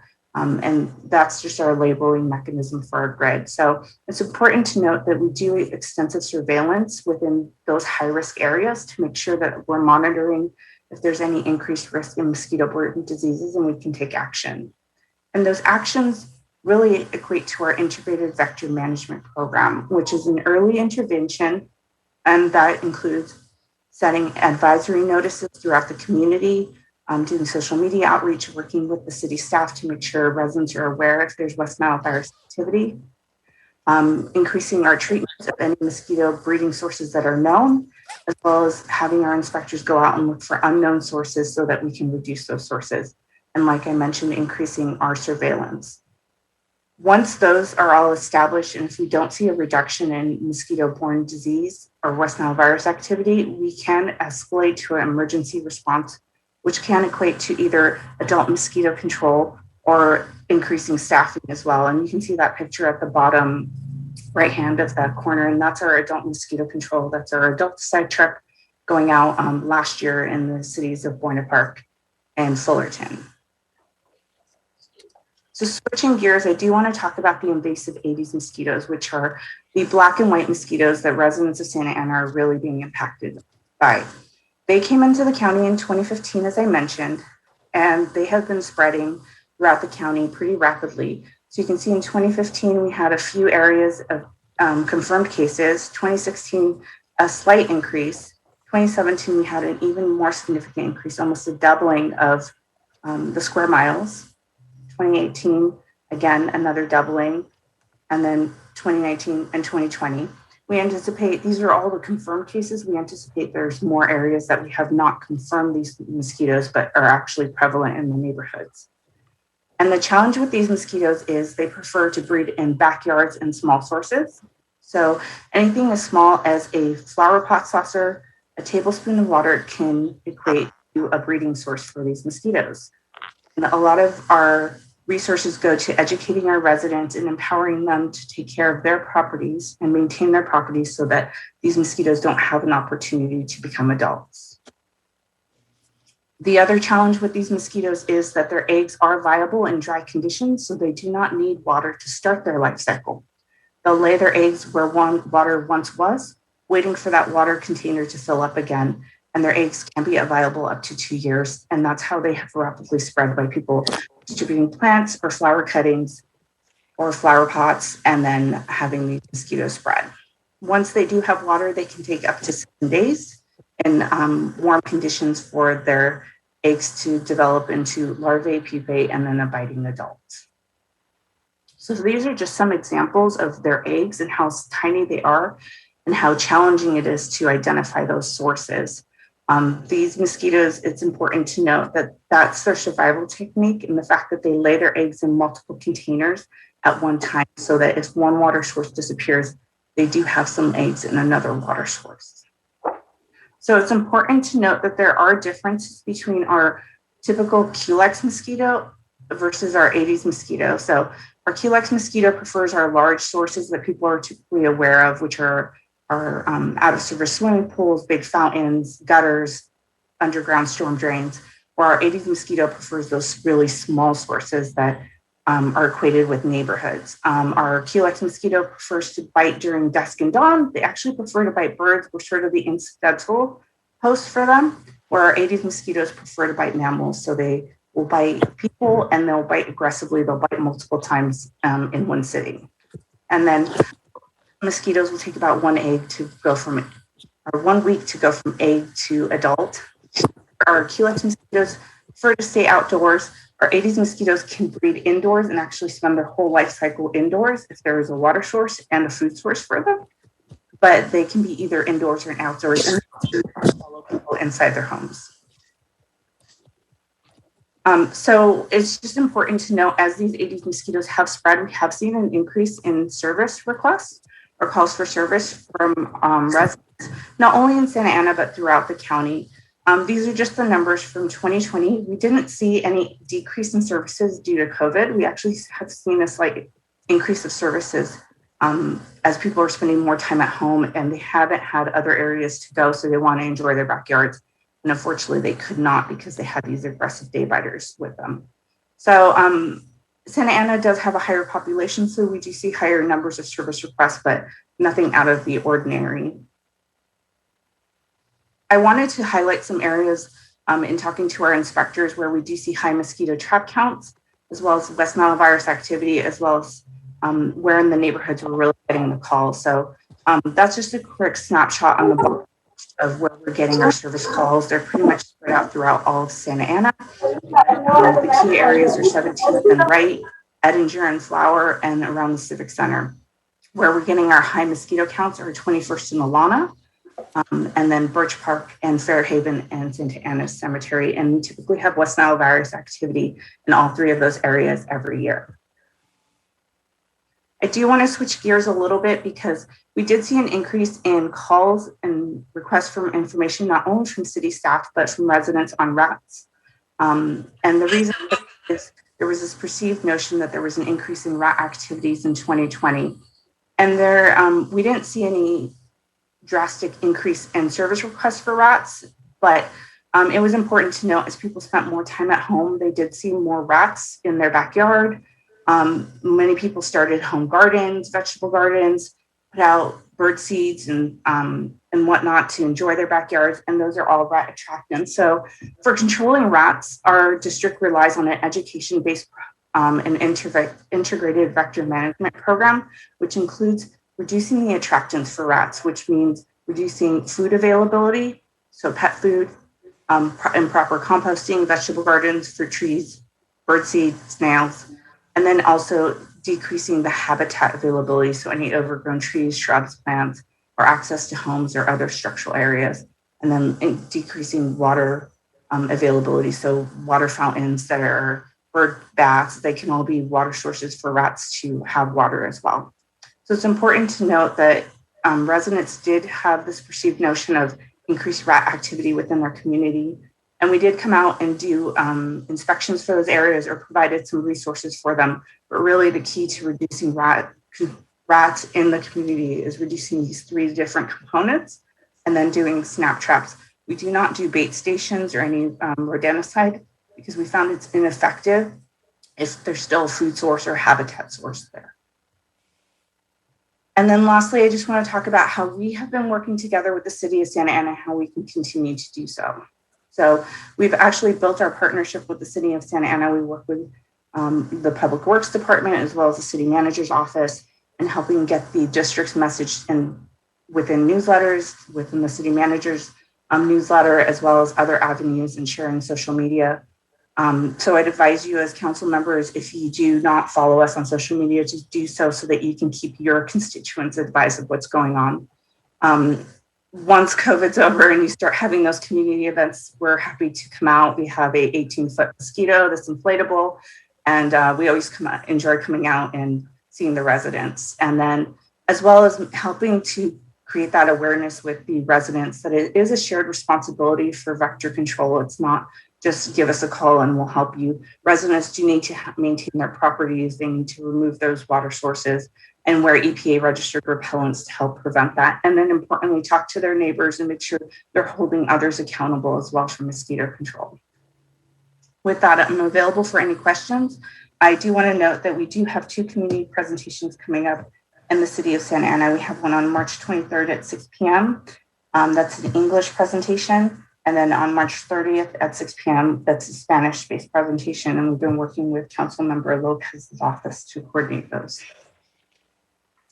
Great. Thank you for that presentation, Laura. That was a lot of information and very valuable information. Thank you for that.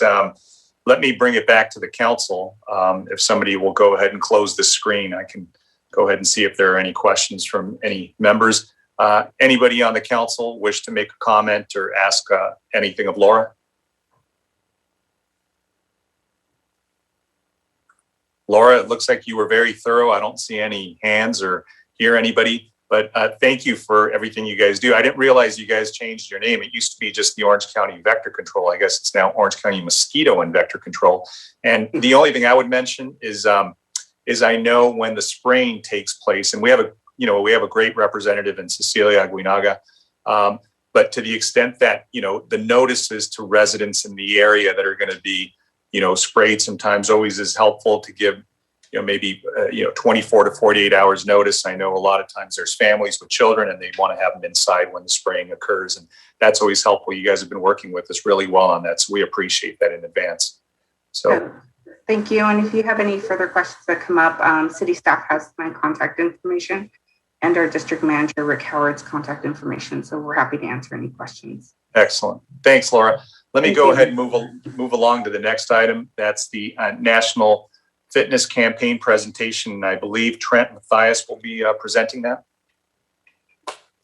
Yes, Mayor Sarmiento, members of the City Council. My name is Lisa Rudloff, Executive Director of Parks, Recreation, and Community Services.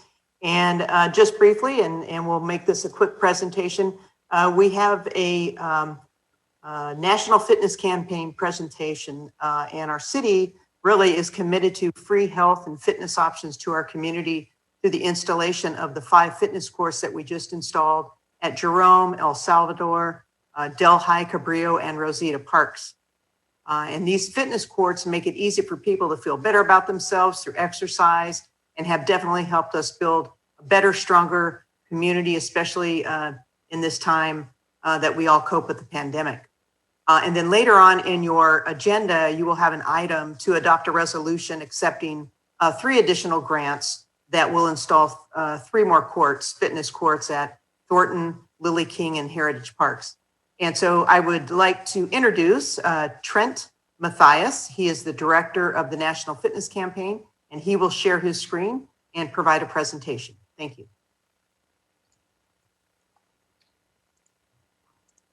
Fantastic. Thank you, Lisa, and sincerely appreciate the time that everyone's dedicated to learning a little bit more about the campaign. As Lisa mentioned, my name is Trent Mathias, director with the program, and we're quite excited to be sharing just a status update on our leading partnership with Santa Ana.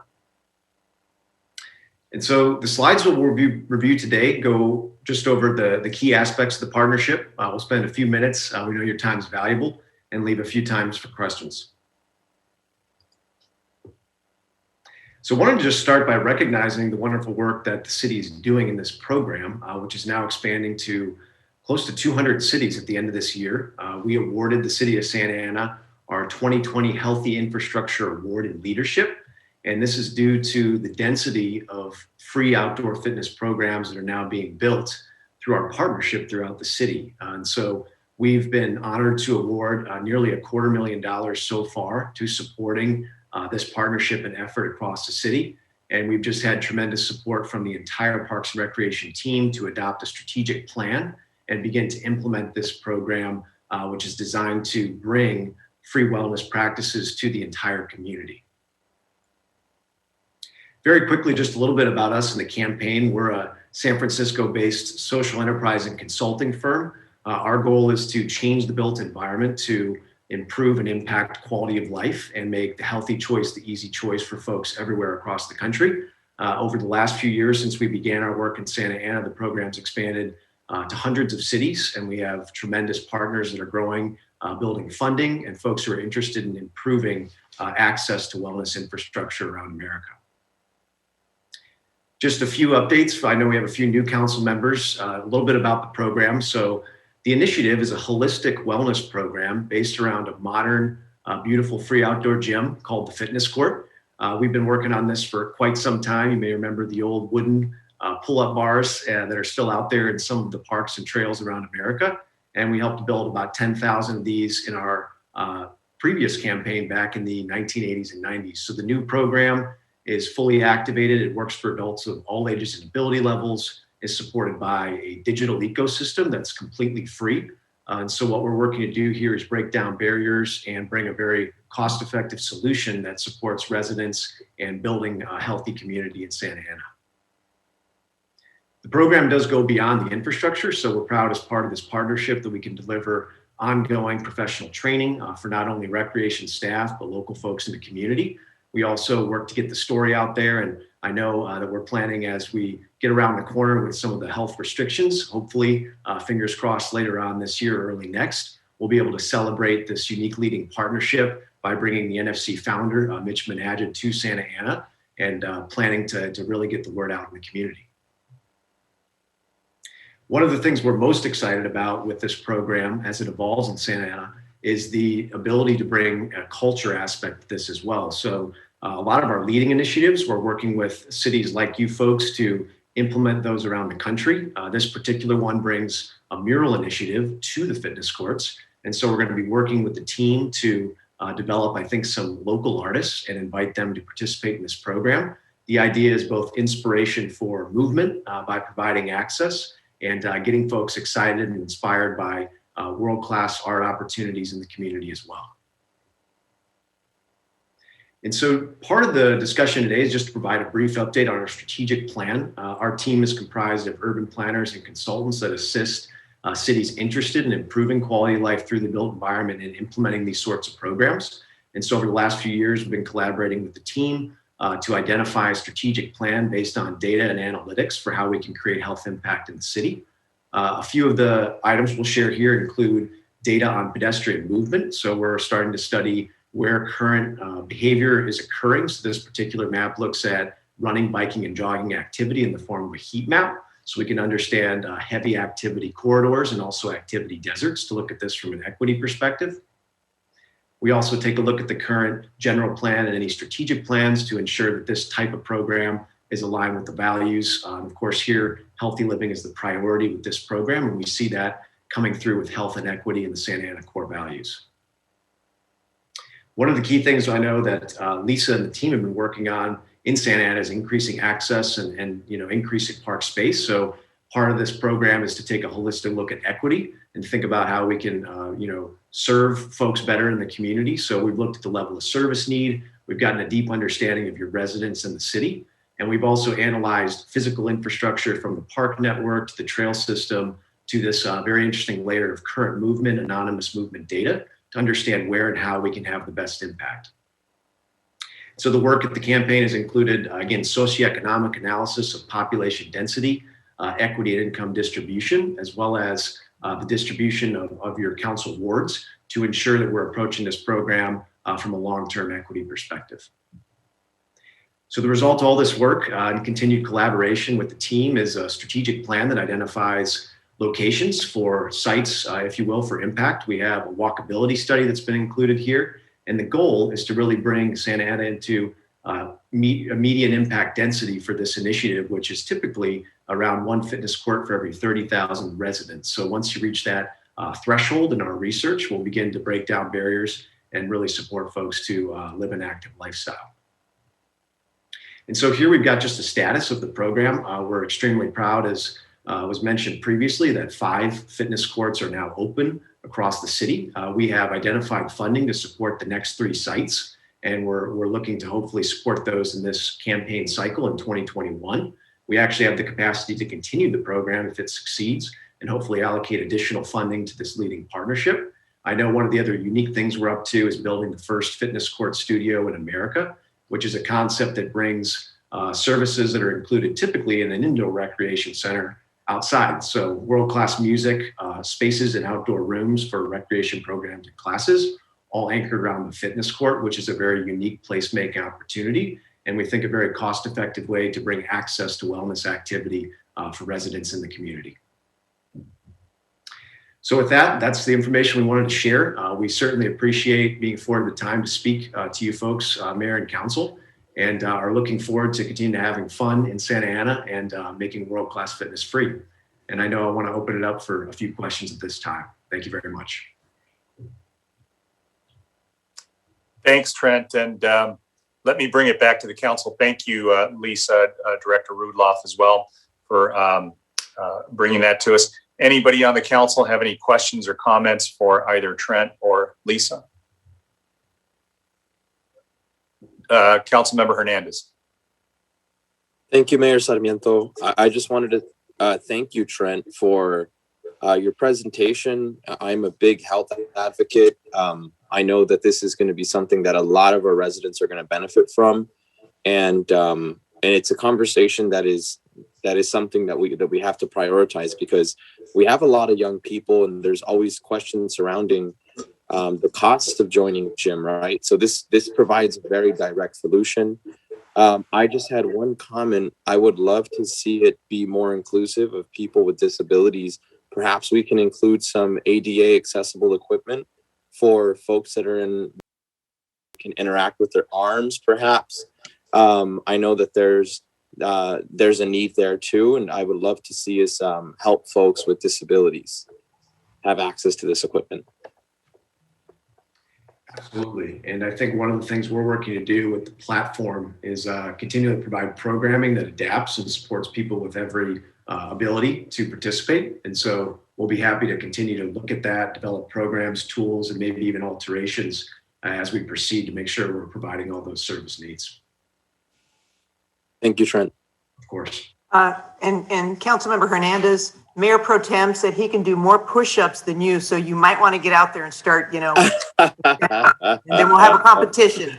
I think we'll have to do it on video for council and just make it a presentation. Count me down for 100. Oh man, those are fighting words. All right. Well, thank you, everybody. Thank you, Lisa. Thank you, Trent. Thank you, Councilmember Hernandez, for that. My wife is an ADA attorney, so you took the words right out of my mouth. To the extent we make these things accessible to all members of our community, I think it's a great thing. It's great use of space, and as you said, it's kind of bringing the indoor gym outdoors, which I love the concept of.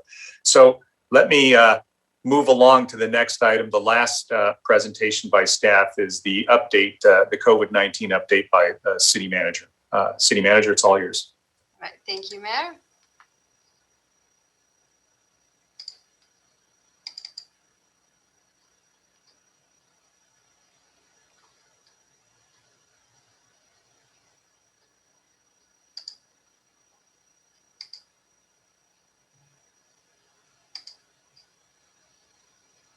All right, I believe you can see it now.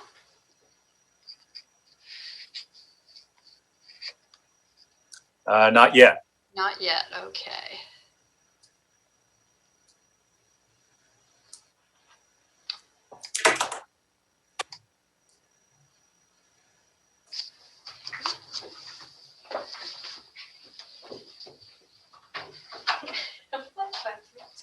City Manager just vanished into the flags.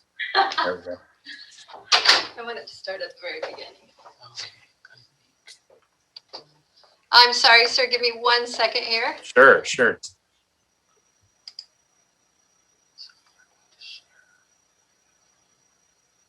I'm the one who skipped over a whole chunk of the meeting, so yeah, we'll cut you some slack just because the technology's interrupting there. So,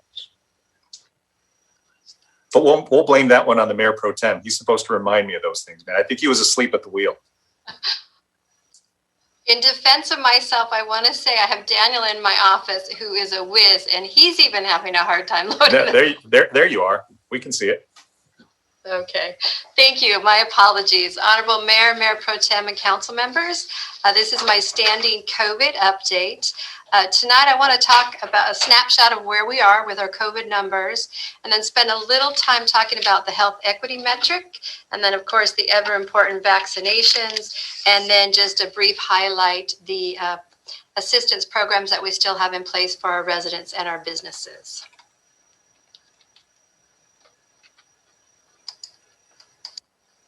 So how are we looking today? So our Orange County cases to date, this is updated as of today, are approaching 247,000. Santa Ana cases are 44,000, or basically 18% of the total county's positive cases. Deaths to date are nearly 4,000 within our county, and in Santa Ana it's 702, which represents about 17% of the deaths within Orange County. The Orange County positive test rate right now is 3.9%, while the Orange County Health Equity Quartile positivity rate is 5. And I'm going to talk a little bit more about that so you can understand what exactly that means. Health equity. COVID-19 has highlighted the existing inequities in health, such as the unequal distribution of and access to healthcare resources. COVID-19 disproportionately affects California's low-income, Latino, Black, and Pacific Islander communities, as well as essential workers, such as those in healthcare, grocery, and cleaning services. To address these disparities, the state of California created a requirement for counties with population over 106,000 and higher, which of course is Orange County, county and put the burden on the counties to create targeted equity investment plans. These targeted equity investment plans are to outline how the county, who in most places in California is responsible for and funding public health for the cities, plan to invest resources to the disproportionately impacted residents of that county. The Center for Disease Control defines health equity basically as just attaining the highest level of health for all people, which means addressing inequities in the unequal distribution of and access to healthcare resources. So in California, we use a Healthy Place Index to calculate what the health equity metric is. The health equity metrics utilizes positive test rates for communities that are identified from the Healthy Places Index as census tracts that have less healthy community conditions. They measure about 25 different indicators. Several of the categories are visible for you on the screen. And then what this metrics would do is it would take the average 7-day positive test rate from all the census tracts in Orange County that meet the health equity metrics. The next slide just depicts the index from the California Healthy Places. So the darker blue the area is, that is the more disproportionately impacted community on dark blue, whereas on the other end of the scale, your dark green is where some of the healthiest areas are in the county. And the reason that they identify these census tracts and do these calculations is the state guidelines will not allow a county to move to a less restrictive tier if the positivity rate in the community falls far behind the county's positivity rates. So there's a tracking mechanism to ensure that for the disadvantaged communities, there can't be that significant of a gap between the positive rate of cases in the entire county when in comparison to these communities. So in the state of California, you've probably heard a lot about the blueprint for a safer economy. So currently the state has 4 different tiers, and based on what tier you're in is what applies the restrictions to what types of businesses can be open. So right now the County of Orange is in tier 1, which is also known as purple. So that means that we've had above 7 daily new cases. We've had above 8% positive test, and then the health equity quartile kicks in at the next tier. Currently, for Orange County, there has been improvement made in the numbers. So for our daily new cases, which would have to drop below 7 to go into tier 2, the red, the county is currently at 7.6. So almost meeting that criteria to drop down to red. Then on the positive test side, it would need to be below 8%. And currently with the last tracking, the County of Orange's positive test is at 3.9%. So it's actually reflective of the orange tier for the County of Orange. And then when you go to the health equity, to go down to any other tier, it would have to be below 8%. And in the County of Orange, it is currently at 5%. So once again, you can see that in the positive test and in the health equity quartile, the County of Orange meets tier 3 or the orange tier. However, due to our daily new cases exceeding the 7, we will still remain in the purple tier. If we drop the number below 7.6, below the 7%, then within a couple weeks, the county could move us to, the whole county would move to tier 2 red. There has been some discussion, and you might have heard in the news, that the governor could be contemplating even making changes which would advance counties' movements through the different tiers. For us, the big difference between the purple and the red tier is that there are additional types of businesses that could be opened in the red tier at 25% capacity, and the businesses that were already open under the purple tier could actually increase their capacity. So while we don't receive an allocation of vaccines, we have been doing a number of programs to help ensure that we're addressing the health equity. So in addition to the requirements imposed by the county, on the County of Orange, we have tried really hard to assist in this area. As you know, we've been very proactive, and with the CARES money, we've done a lot of work. And now more specifically, what we are doing is we're funding. This was based on leadership and direction from the council. We have 5 different testing locations. So we're ensuring that our community can still have access to test, so we know the impact of COVID. We are currently preparing staffing that will go over to the Santa Ana College vaccination site in our city, so that we can ensure that at the check-in desk, there are individuals that speak both Spanish and Vietnamese. We continue to have new rental assistance programs, small business assistance programs. I shared with you the last time some of the data modeling that we're using that we procured from UCI. We're currently working with outreach with UCI to try to do campaigns to help overcome vaccine hesitancy, which is a real issue within our city. And then more importantly, we are helping because for the county testing sites, there's one app that you need to use to schedule an appointment. And we have heard that there has been a lot of frustrations at ease of that app. So at all of our testing locations, as well as availability of other staff, we are helping residents walk through and sign up for Athena.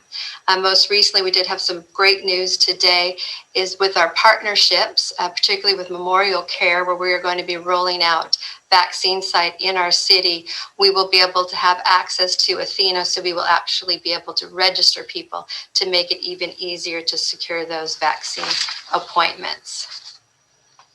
And moving right into vaccinations, currently in our county, there has been a total of 426,000 vaccines administered. So we have the number of people that have received the first dose, and then those that have received both the first and the second doses. To give you an idea of the number of people that have received at least one dose, a breakdown by race and ethnicity, you can see that the large majority of those that have received their vaccination are white. And the next most important would be 12% of Hispanics have received at least one dose of the vaccination.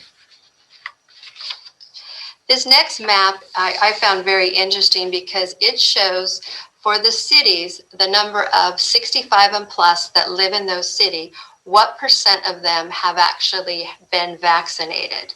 So I know it's probably a little bit hard to read, but you can see that where Santa Ana falls, it's a brighter blue, which indicates that only 15 to 30% of our individuals that are 65 or plus have been vaccinated. The darker the colors would indicate a greater portion of the populations of the other cities that have received vaccinations to date.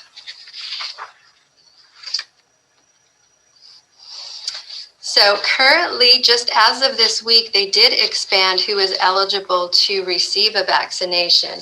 Originally, the vaccinations were individuals needed to be 65 and older or healthcare workers. That was known as Phase 1A.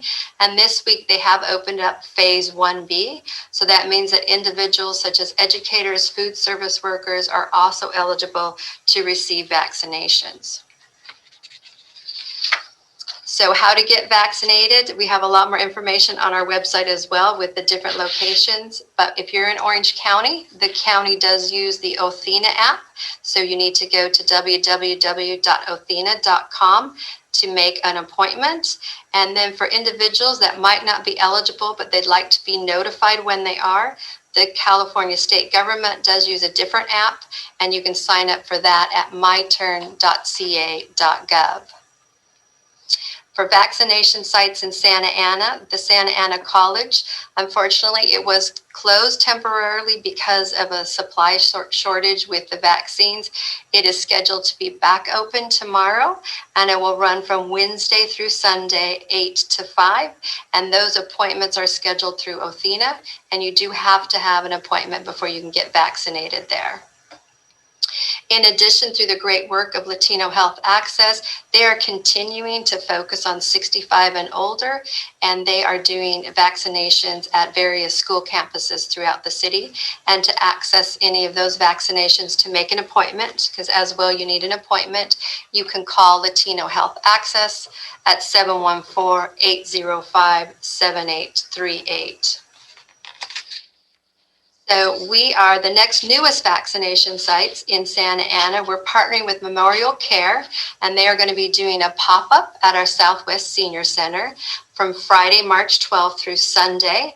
And vaccinations are only available by appointment, so I urge individuals to not show up unless you have secured an appointment. And the residents for these appointments will be able to register directly through the city, and they won't have to go through the Athena app. So very shortly you will see on our website all the information as to how to go about securing those appointments, and we're excited to reach out and partner with Memorial Care, and they are just waiting for their vaccine supply so that we can kick it off on March 12th. Then just very briefly, as we know, there are still a lot of residents that need assistance and small business assistance. We do have the Santa Ana Saves program is continuing. This is for residents that are impacted by COVID-19 who are behind on rent and facing eviction. They can apply for up to 12 months rent and receive free legal and mediation services.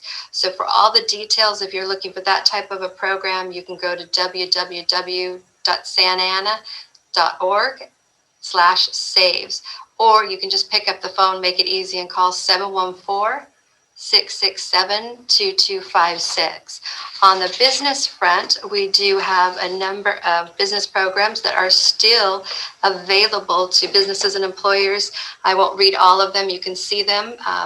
Most exciting is the Small Business Incentive Grant, which is a one-time $5,000 grant to businesses that have 5 or fewer employees.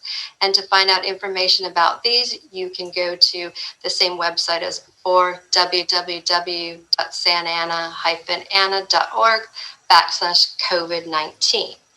So I know I covered quite a bit, and I tried to move quickly, but I'd be more than happy to answer any questions you may have.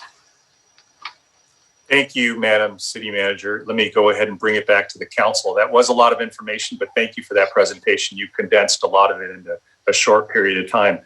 So let me, I know I have some comments, more importantly than questions, but anybody else on the council have any questions or comments for the City Manager?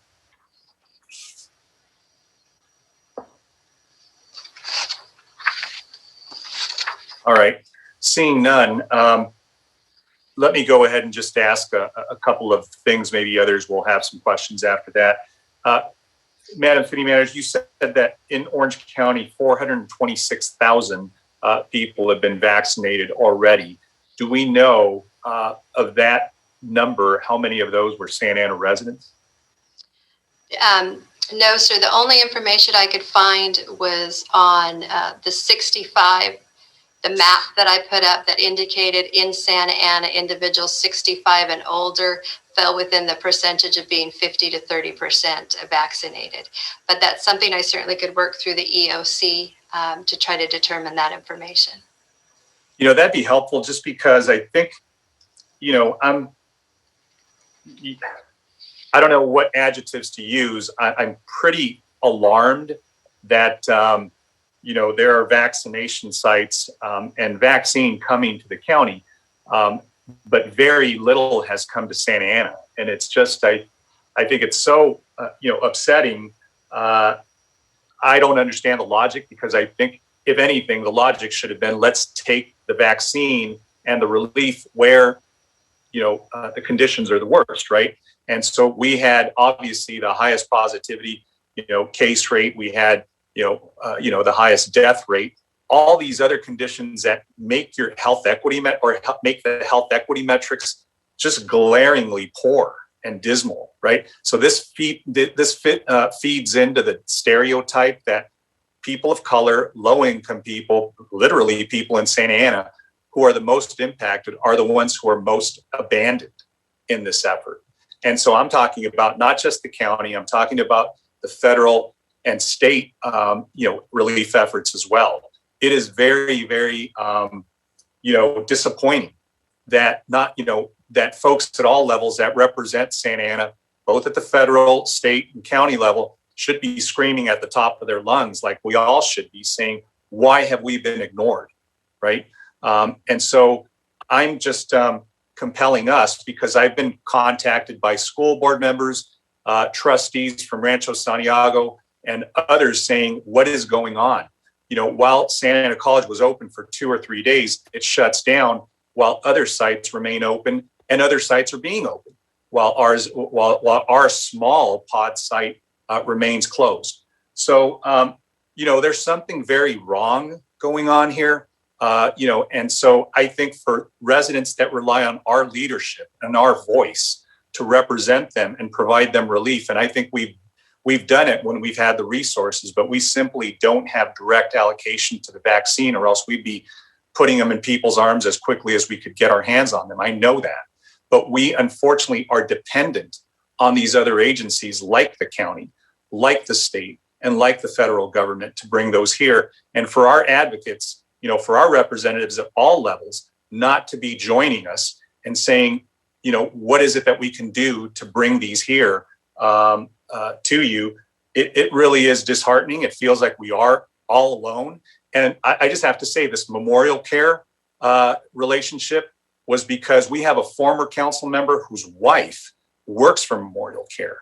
And we just got to talking, and, you know, we try to put our heads together, but it shouldn't work that way. It shouldn't be because somebody knows somebody who's working at a hospital who says, you know, we take pity on Santa Ana because they're not getting anything. You know, let's help them. That's not the way things should operate. It shouldn't be, you know, Councilmember Peñalosa going to Albertson saying, look, they're putting out, you know, vaccine there. How can we help them? That's not the way government at all levels should be functioning when it comes to lives, right? And when this is all over, we have to take inventory of who stepped up and helped our city and our residents, because those 700 plus deaths, their families, their people that we know, look, they're going to be I would be very angry. I am very angry because there is direct responsibility from people who said nothing and did nothing during this time. So look, I'm kind of going off a little bit. I'm passionate because we just haven't seen much movement, and we see movement in other places. I hear, you know, La Habra gets a pop-up site because somebody says we need one there. We see, you know, a third large, massive site being advocated for Anaheim, and no disrespect to them. But look, nothing in Santa Ana. That should make us all very, very worried. And going forward, look, I know the vaccine is going to get here originally, eventually. And our challenge will be logistically, how do we get them in arms? I think we'll be able to meet that challenge.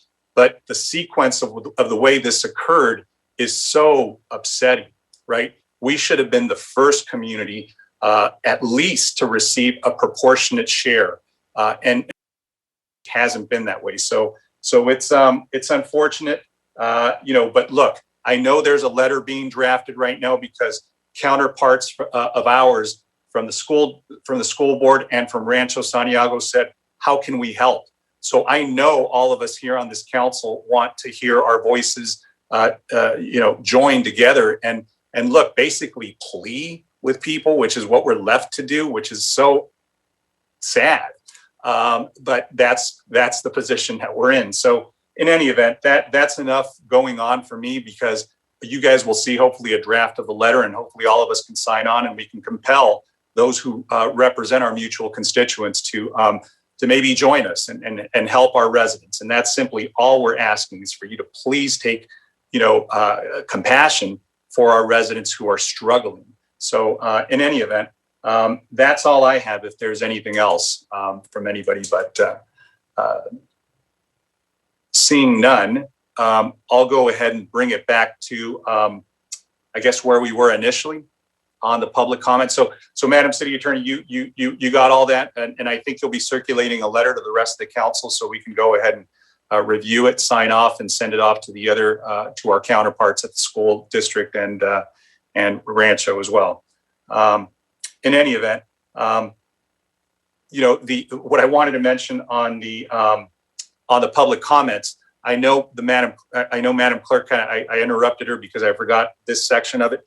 But I want to remind the public that they have to register and be in the queue to address the council before 6 p.m. because we just can't leave it wide open, or else we'll never finish. And that is also not fair to those who have business before the council and who are waiting. So Madam Clerk, did you say that's in our website that says, and it it advises everybody that they have to sign up before 6 to address the council? And I think that's fair. As I was saying, we're one of the few cities that gives a robust effort to let everybody be heard, but we can't, open it up indefinitely. There has to be some cutoff. So is that correct, that everybody has to be signed up before 6 in order to address the council?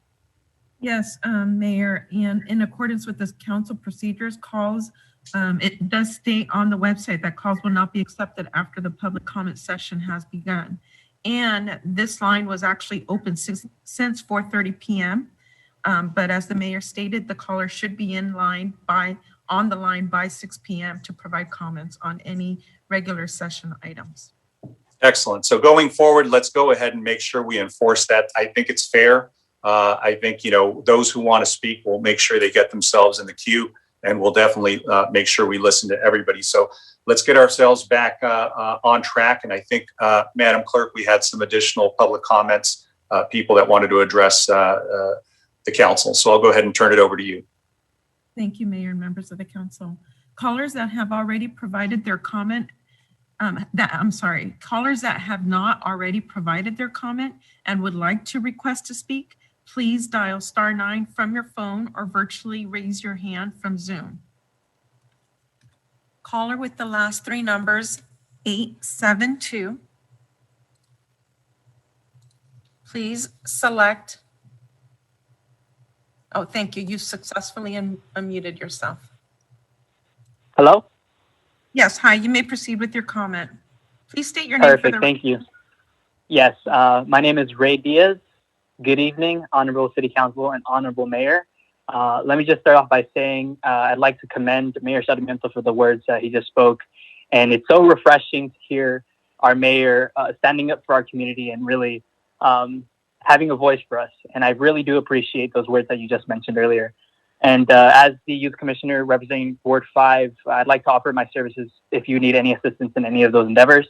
But thanks again for what you stated earlier, for that passionate speech. And we completely agree with you in standing up for Santaneros and Santaneras who believe we deserve a fair share of vaccinations here in Orange County. Now, I'm here to speak on item 30, the ordinance establishing premium pay for grocery workers and retail pharmacy workers. I'd like to start off by stating that I am well aware that all of you are familiar with the data and the so-called financial risks that come with this item. However, when you have surrounding cities in our county overwhelmingly approving such ordinance, it starts to beg the question on who you're really protecting.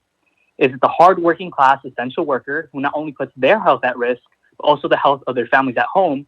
Or is it the corporate executives who refuse to properly compensate their employees and provide them with a living wage? I ask this because for too long now, it has seemed as if we are purposefully ignoring and disregarding the sacrifices and risks that grocery/retail pharmacy workers have made throughout this pandemic. Now, let me remind the folks tuning in today that our city hasn't necessarily been the safest environment to work in for over the past year. That being, the Santa Ana has consistently held its position in the number of COVID-19 related cases and deaths.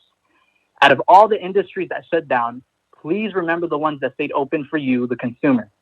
Because of this, store revenues have surged. Food for Less, Northgate, and Big Saver are the 3 grocery stores that my family and I can say we consistently shop at. And every time we walk through those doors, we are always welcomed by the warmth and kindness of each employee. Whether we're just going in to buy some tortillas or the bi-weekly mandados, employees there never seem to disappoint. Always with a smile and with the music playing in the background. Y'all know what I'm talking about. Yet it's heartbreaking to know that through those smiles is fear every time they clock in, not knowing if they'll contract the deadly virus. And so this council gathers today with this question on the table. In the Unified Food and Commercial Workers Union, approximately 90 union members from Santa Ana have contracted the virus. Equity and economic justice are at the heart of this ordinance. So I urge all of you to vote in favor of item 30, and I'll leave you all with this. The next time you go out to buy groceries, remember today, and remember how you voted, and remember who you chose to stand up for. Thank you. Thank you. Caller with the last 3 numbers, 531. Please dial *6 to unmute your call or select the microphone icon on your device. Caller with the thank you. You successfully unmuted yourself. Please announce your name for the record.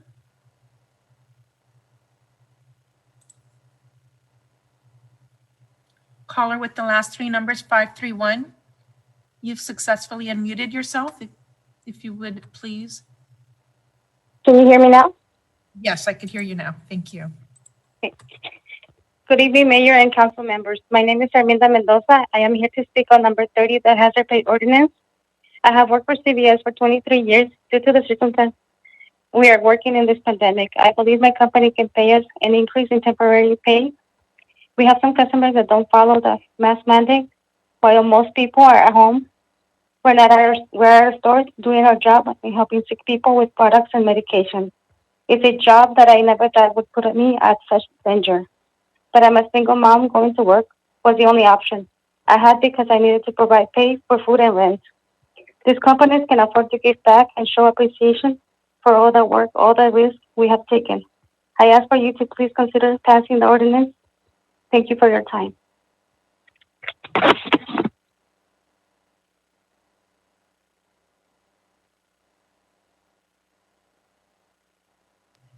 Thank you. Zoom ID, Nathan Taft, if you can please select. Thank you. You've successfully unmuted your call.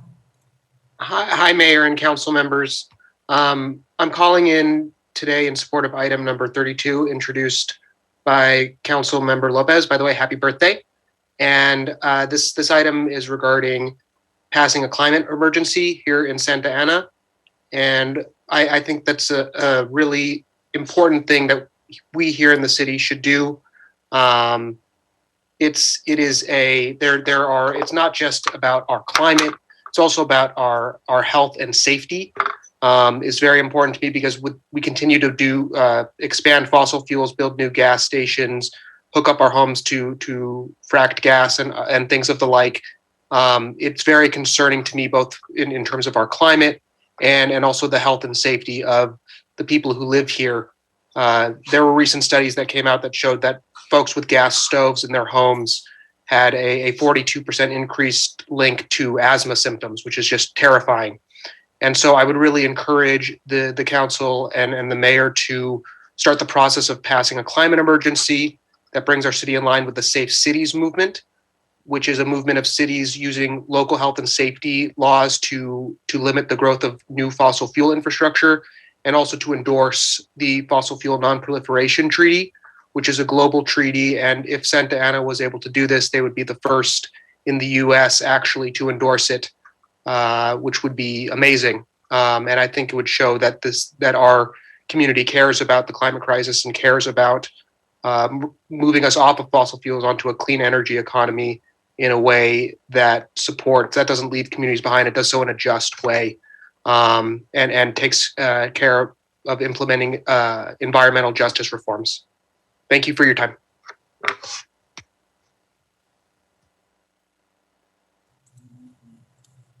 Thank you.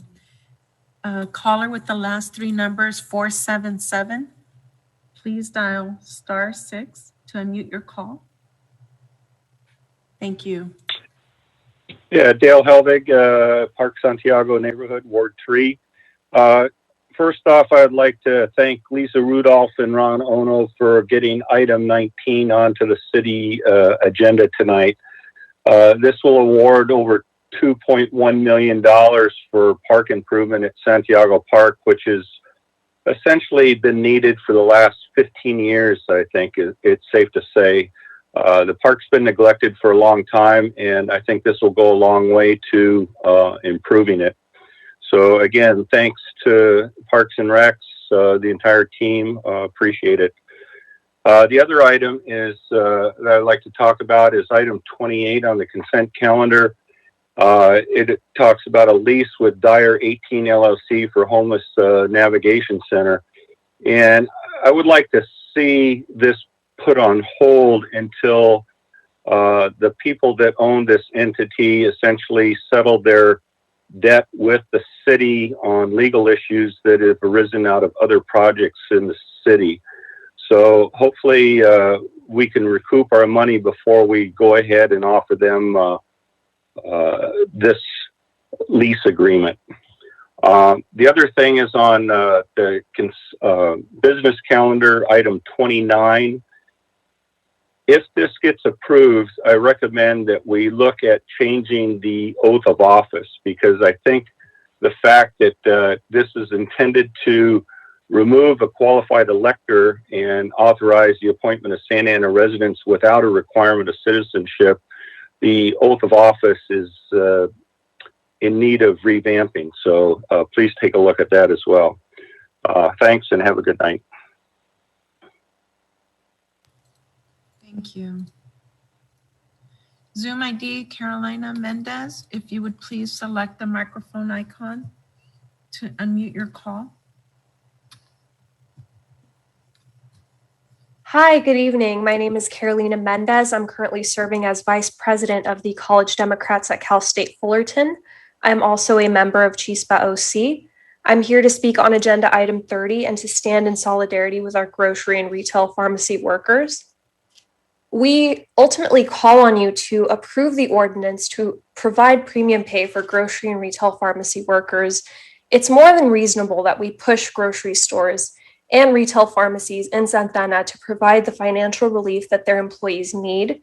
Santa Ana has been, as many of you know, one of the hardest hit cities in Orange County. And quite frankly, it's past time we honor the contributions of grocery and retail pharmacy workers and truly value their sacrifices and labor. And so this matter must be addressed with urgency. Santa Ana was the first city to publicly discuss a mandatory grocery and pharmacy worker hazard pay ordinance, yet no action has been taken to support these essential workers. And so our grocery and retail pharmacy store workers are counting on you, as is our community at large, to pass this premium pay item as an urgency ordinance so that it becomes effective immediately. I thank you for the opportunity to speak with you tonight. I appreciate your consideration, and with that, my statement is concluded. Thank you. Thank you.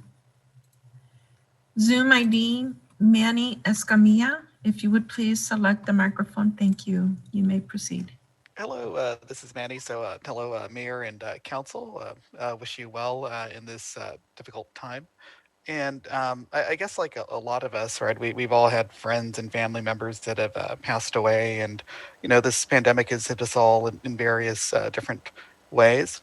But tonight you do have the option to do what's morally correct. And, you know, we can argue the economics back and forth to see how this will play out, and really won't actually understand until an action is taken.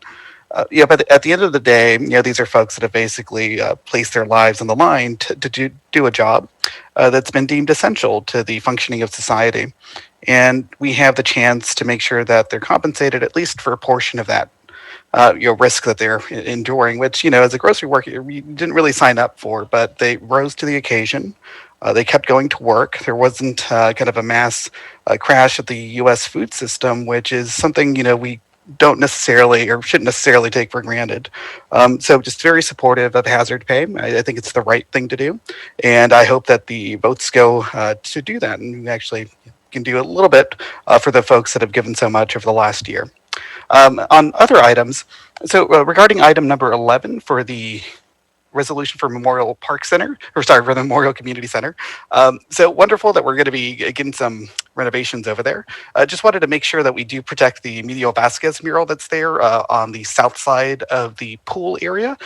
So if there's any way to kind of include restoration funds, that would be amazing to do, just because I think, having even a minor protective coat can really make that local cultural landmark last for many, many more years.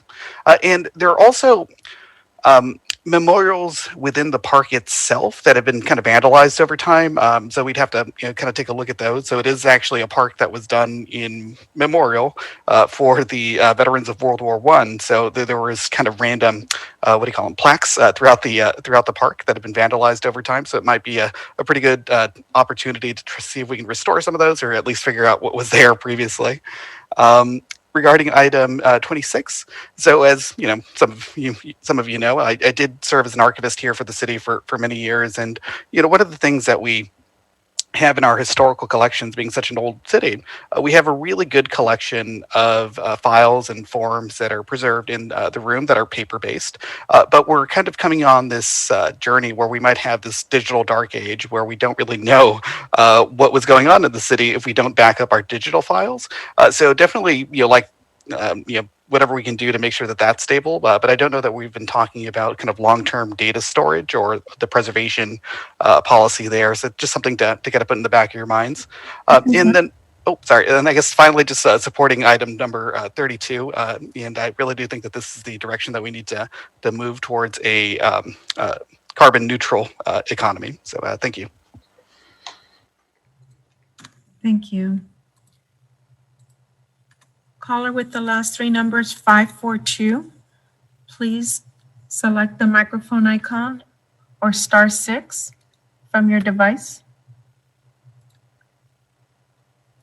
to unmute your call. Caller with the last three numbers, 542. Please select *6 to unmute your call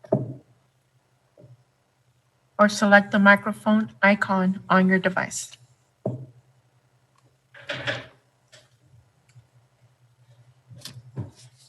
Caller with the last three numbers, 542. Please select *6 from your phone or select the microphone icon on your device.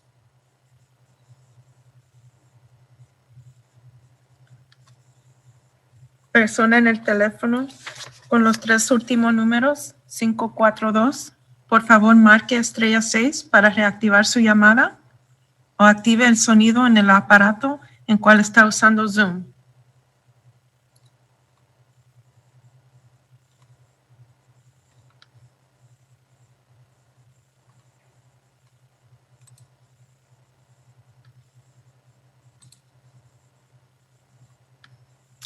Okay, moving on to the next caller.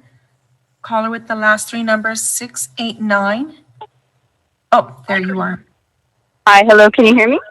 Yes, now I can hear you.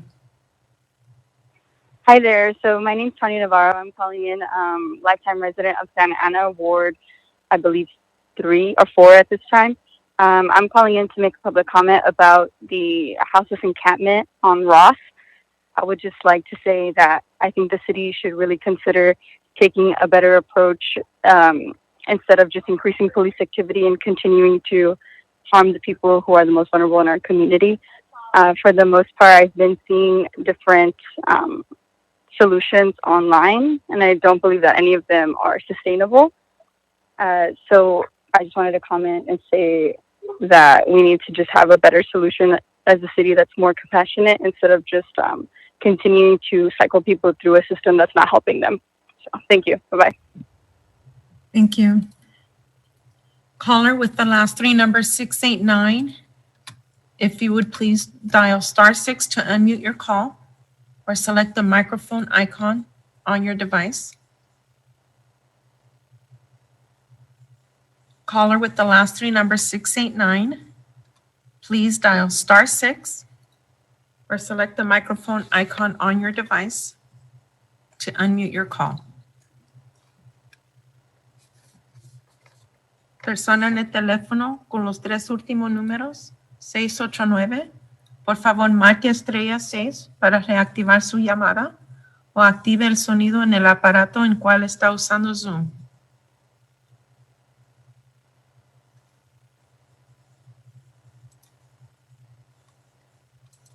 Caller with the last three numbers, 689.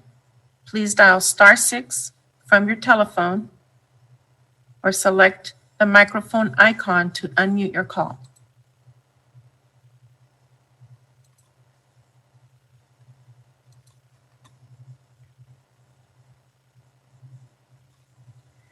Okay, Zoom ID, Ada Tamayo. If you would please select the microphone icon on your device. Thank you. You've successfully unmuted yourself. Thank you. Good evening, City Council members, Mr. Mayor. My name is Ada Tamayo. I am an organizer with Unite Here Local 11, representing hotel workers here in Orange County, and about 30,000 workers around the the state of California. I am here to stand in solidarity with our brothers and sisters from the retail and grocery stores. The workers in this line of work had and are putting their lives and their families' lives at stake right now just to serve us during this pandemic. So I am asking tonight that you all vote in support of item 30. In the name of my brothers and sisters in this industry, I thank you. Good evening. Thank you. Caller with the last three numbers, 689. If you would please dial *6 or select the microphone icon on your device. Hello? Hi. Hello? Hello? Yes, my name is Kathy Alleyman. I'm sorry, you may proceed. Hi, can you hear me? Yes, Hello? I could hear you. Yes, you may proceed. Okay. Yeah, my name is Seferino Gonzalez. I've been homeless here for a few years, and I just wanted to put a complaint about the repo guys, the police officer that walks around with a crew picking up homeless stuff. A couple weeks back when it rained, I went out to buy a tarp, and when I came back, everything was gone. They took my wagon and my tools and my property, you know, and I was just like, and I asked the officer about it, and they to them it's like a joke. They don't listen to. They say that there was no wagon when everybody knows that I had a wagon. So I just wanted to let you people know that they're taking people's stuff. You know, they tell you like, hey, you got 5 minutes and take whatever you can take, and the rest they just tear it and take it from you. You know, even be it your stove, be it your sleeping bag, whatever it is. And I think it's kind of unfair, you know, especially the wagon that it was I built it myself. I just bought 2 new tires for it, and they just took it, and you ask them about it, and they act like if there was nothing, you know. They take advantage because they got the upper hand. Thank you very much.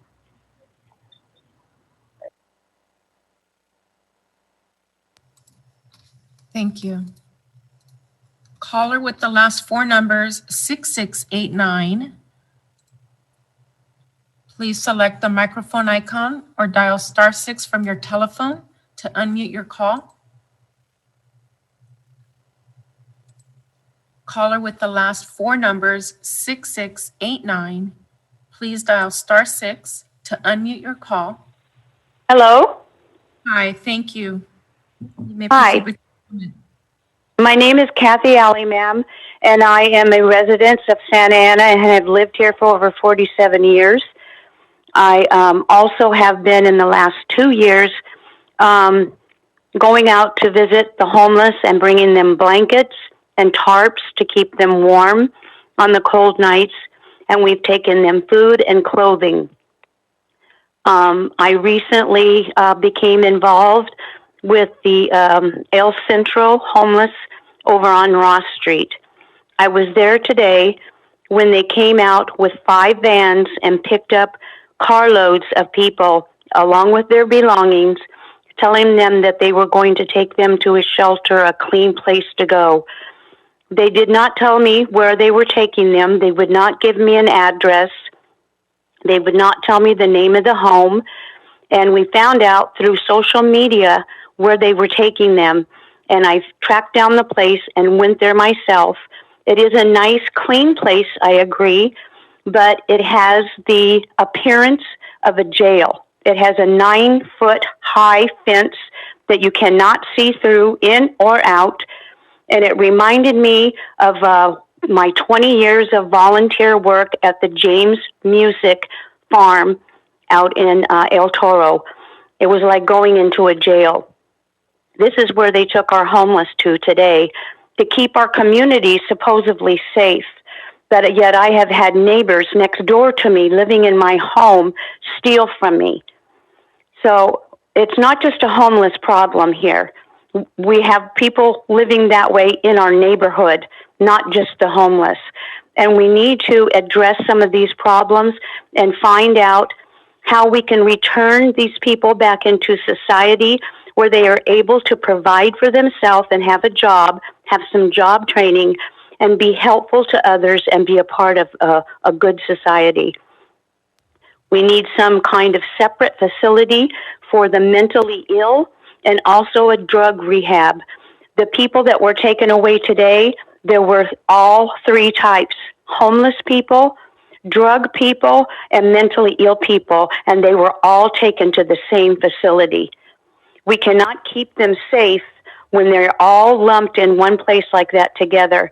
I've been told by the homeless that they have been beat up by the mentally ill, and they have been stolen from, their personal needs have been stolen from, and some of these shelters, the guards in the shelters are giving them drugs, selling drugs to them. So here they are trying to get out on the streets. They're running from problems, from fear, from family, whatever, and they're on drugs, and they're being sold drugs from people who are supposed to be keeping them safe. This is a problem that we need to face.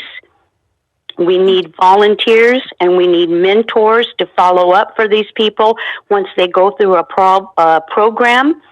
And we need to find out about their needs when they're out on the street. I take them toiletries, I take them blankets, I take them. Zoom ID Nick Burrow, if you would please select the microphone icon and unmute your call. Zoom ID Nick Burrow, please select the microphone icon from your device.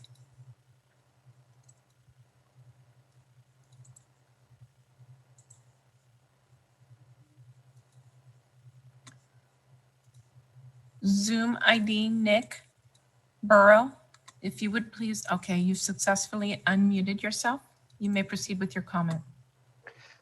Thank you. Good evening, Mayor and Council members. My name is Nick Burrow, and I am here to speak on item 30 on the agenda.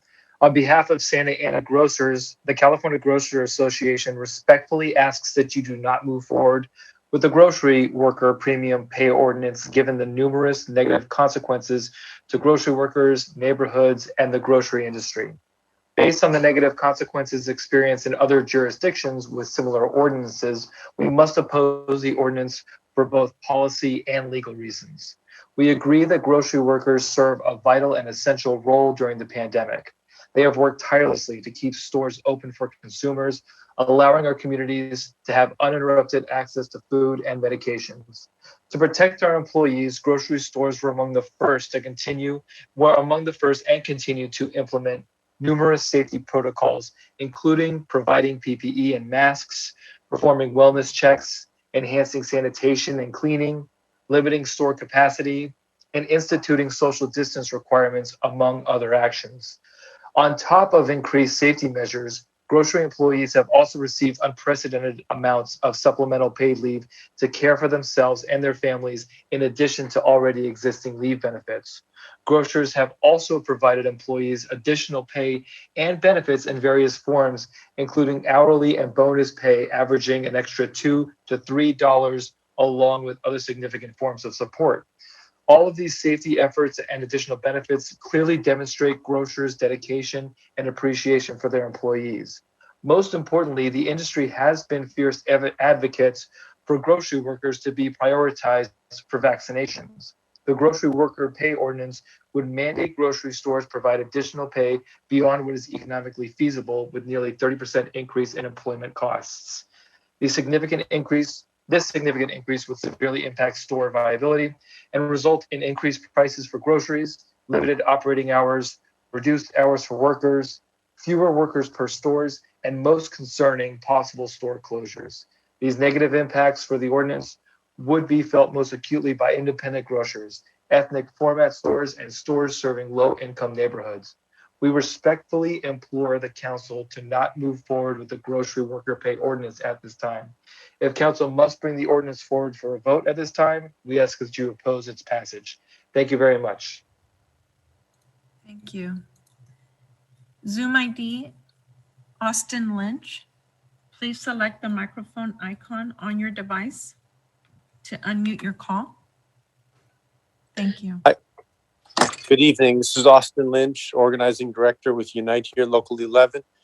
We represent thousands of Santana residents who work in the hotels and food service industry. We've been devastated by the pandemic. The majority of our members have been laid off, and we have relied in numerous ways on our brothers and sisters who work in the grocery stores and in the pharmacies. And we need them to be safe, and we need them to provide for our neighborhoods. And so for us, it's essential as a matter of equity and even as a matter of health and safety that we pass hero pay in Santa Ana. So we the members of Local 11 urge you to do so. And I have to say, there's a whole bunch of our members online or trying to navigate the system that are having trouble doing so. But regardless of them being unable to navigate Zoom, our members here feel passionately in support of hero pay. Thank you. Thank you. Thank you. And Mayor and council members, that was the last caller, but before proceeding, I do want to make sure that I announce that we did receive emails. We received one Santa Ana resident non-agenda item requesting information on permit processing before finalizing the overnight large vehicle parking. Santa Ana Business Council requested street closure for the event on March 21st. One Santa Ana resident concerned over various public safety issues throughout the city. One Santa Ana resident concerned over the street closure from Ray to Bristol. One Santa Ana resident requested that Santa Ana abolish single-family zoning to alleviate housing shortage. One residency not disclosed, arts educator trying to put together event concerned that artists require gratuitous business licenses. Item 30, there were, for the hero pay ordinance, there were 7 in support, Santa Ana resident business, faith business organizations, UFCW 324. They submitted a petition with 525 signatures from Santa Ana grocer and pharmacy workers.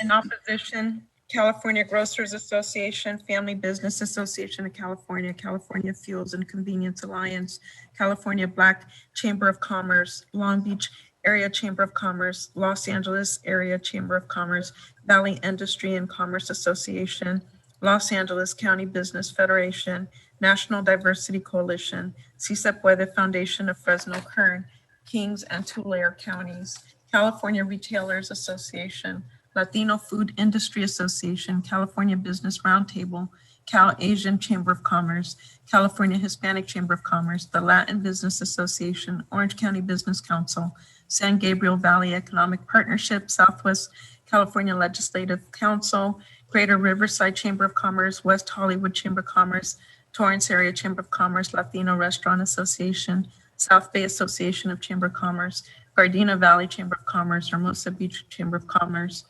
United Chamber of Commerce, San Fernando Valley, Hollywood Chamber of Commerce, Western Watermelon Association, Mexican American Ladies Society, Central Valley Human Society, National Asian American Coalition, North Orange County Chamber of Commerce, Orange County Hispanic Chamber of Commerce, California Business Properties Association, International Council of Shopping Centers, Greater Irvine Chamber of Commerce, Norwalk Chamber of Commerce, Inland Empire Economic Partnership, Gateway Chamber Alliance, and Inland Action. And then for item 32, there were 15 Santa Ana residents in support of declaring the climate emergency and 1 residency in addition in support of residency not disclosed. And that is all I have.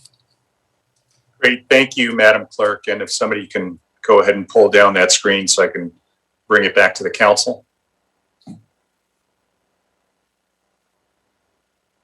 Great. Before we get to the consent calendar, let me just go ahead and once again remind members of the public and Madam Clerk, we could just continue repeating to those who want to address the council. We want to hear from you, but we want to make sure that we're fair to everybody who is going to have matters before the council to make sure you get yourself in the queue. I think you said, Madam Clerk, that the line is open at 4:30 so people can sign up and register as early as that to address the council. But once public comments start, we need to, close that. So we'll have a finite period of speakers. That's one. The second one is, for those who are going to be addressing the council, look, no need to give a specific address, but I think it would be helpful to the council if you begin by saying either you are a Santa Ana resident or you're not. If you want to give your specific ward, that would be helpful as well. But we certainly don't want to delve into any, first name, last name or anything, but, or any specific address. If you would like to go ahead and not share that, that's perfectly fine. But I think it would be helpful to let us know what city you're commenting from. And especially for those that live in Santa Ana, that is very, very helpful to us. So now we are at the consent calendar portion of the agenda. And I'll ask council members, I believe Councilmember Fan has some matters that she'd like to abstain on, and go ahead and recite the reasons. Are there any other members of the council who either want to abstain because of a conflict or would like to pull any specific items off the consent calendar for us to address individually? Mr. Mayor. Go ahead, Council. I'd like to go ahead and pull item 19. Great, thank you. Item 19 is pulled. Mayor Pro Tem. Thank you, Mr. Mayor. I would like to pull item number 11. Thank you. Anybody else want to pull any items?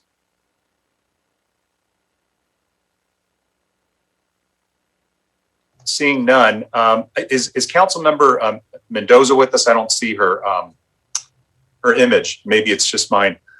Maybe it's just my computer, but there you are. Okay, good. I just wanted to make sure you're still with us. So seeing no other items being pulled, I'll go ahead and turn it over to Councilmember Fan to recite her her abstentions. Hi, thank you so much, Mayor. I am abstaining from items 23, 27, and 28. Fidelity National Title Jamboree Housing and Dyer 18 LLC are all clients of my employer, Rattan and Tucker. And so according to statute, I will recuse myself from those items. And because it is a consent item, I can vote on the remaining. I don't have to leave the room. Thank you. Thank you for that. Now I'll go ahead and entertain a motion for the balance of the consent calendar. I'll make a motion to approve, Mr. Mayor. And I'll second. Great. So we have a motion by Mayor Pro Tem, a second by Councilmember Fan. Madam Clerk, will you please call roll? Councilmember Becerra. Yes. Councilmember Hernandez. Yes. Councilmember Lopez. Yes. Councilmember Mendoza. Yes. Councilmember Fan. Yes. Mayor Pro Tem Peñalosa. Yes. Mayor Sarmiento. Yes. Thank you, everybody. Moving along to the first item that was pulled, that was number 11, and I believe that was pulled by Mayor Pro Tem. Yes, it was. Thank you, Mr. Mayor. And I pulled number 11, agenda title, adopt 2 resolutions for the Memorial Park Community Center, Phase 1, and the Santa Ana Zoo at Prentice Park revitalization projects for the submittal of grant applications for the statewide park development and community revitalization program.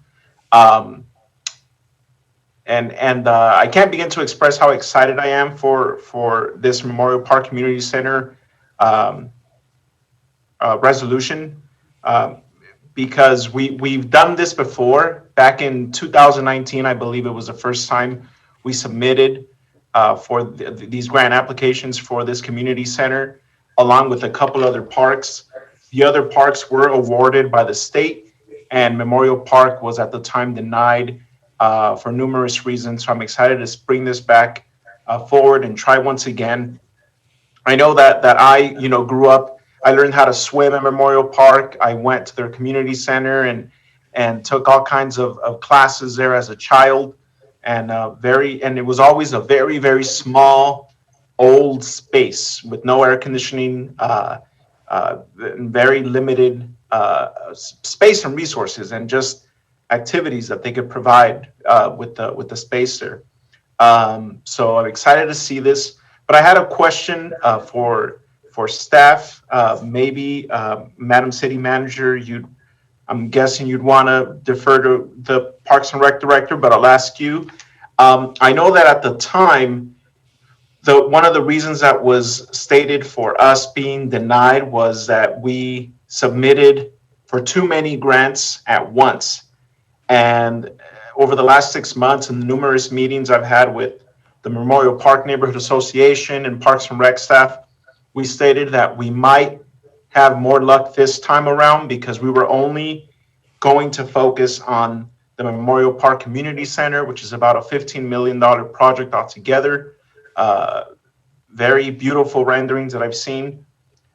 But I noticed that now we added the Santa Ana Zoo project, which is great, also exciting to see. But was there a reason why we went from only going after that one grant to adding the second one for the Santa Ana Zoo? Thank you, Mayor Pro Tem, for the question. I will turn it over to Lisa, Executive Director of Parks, but I will say that I don't believe the addition of the Santa Ana Zoo is going to take away from the opportunity for the Memorial Community Center grant. And with that, I'll let Lisa talk a little more. Yes, thank you, Mayor Pro Tem, for the questions. We don't feel that the Santa Ana Zoo application and Memorial application will compete with each other. We'll be competing with other communities because that's how we lost, if you will, or didn't get awarded last year. But we're hoping that this year we'll have a better opportunity for Memorial. And the reason wasn't because we submitted too many applications last time. It was competition against other cities. So we're very hopeful this time to get this grant. This is needed so much to fix up this community center. And we think that second time is a charm. So we're hoping that we're gonna be successful. And if we're not, we'll continue to try to find grants and funding to do this. Thank you, Lisa, because this is from what I believe this is the last chance, right, to apply for these grants? Yes, you're correct. Okay. Yeah, this would be super exciting to see come to the Memorial Park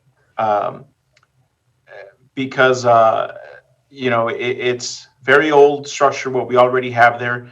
And in the canvassing that I've been doing in the neighborhood and around the park in the last couple of weeks, just talking to neighbors, they're all, excited for this. I mean, they want to see this brought, come into fruition and see the new programming that would come with it. And I do one of the callers talked about the murals there and the memorial parks, which I think is also important. And I know there will be time in the future to have those discussions of what we want to protect and preserve or relocate. But just a couple of nights ago, I was walking my dog through there, like I do most nights, and I think I've mentioned this before.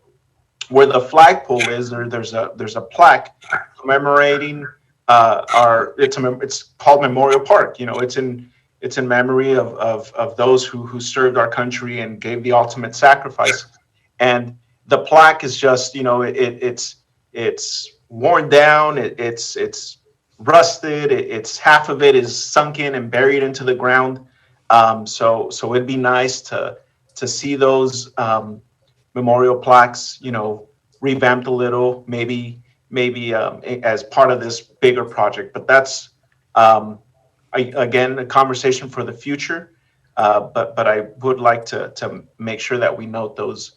But with that said, Mr. Mayor, I'll turn it back to you. But I will make a motion to approve item 11. Great, thank you for that. Is there a second? Second.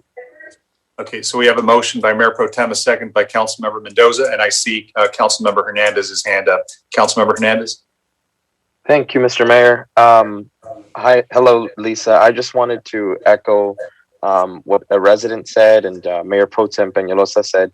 I wanted to make sure to protect and preserve the Emigdio Vasquez mural on the south side of the pool area. So it would be great if we can include restoration and preservation work in that application. I think that would be incredibly helpful. And with regards to the zoo for Prentice Park, I just realized recently that the zoo master plan on the city website, it's currently a blank page when you click on it. Is there any way that we can get that activated? Yes. Thank you. And is there any proposed changes to the street in the parks master plan?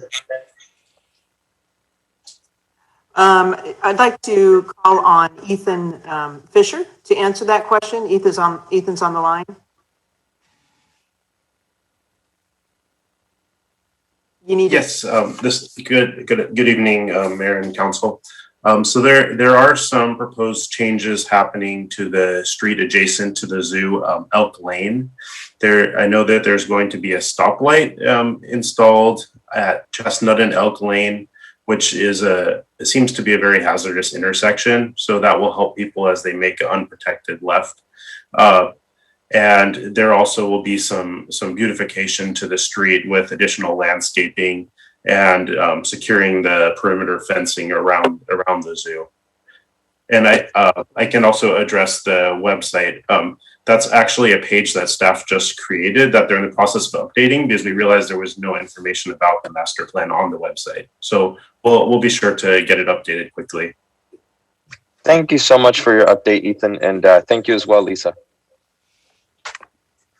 Great. Thank you for those comments, Council Member. We have a motion and a second. Madam Clerk, will you please call roll? Councilmember Becerra, Yes. Councilmember Hernandez, Yes. Councilmember Lopez, Yes.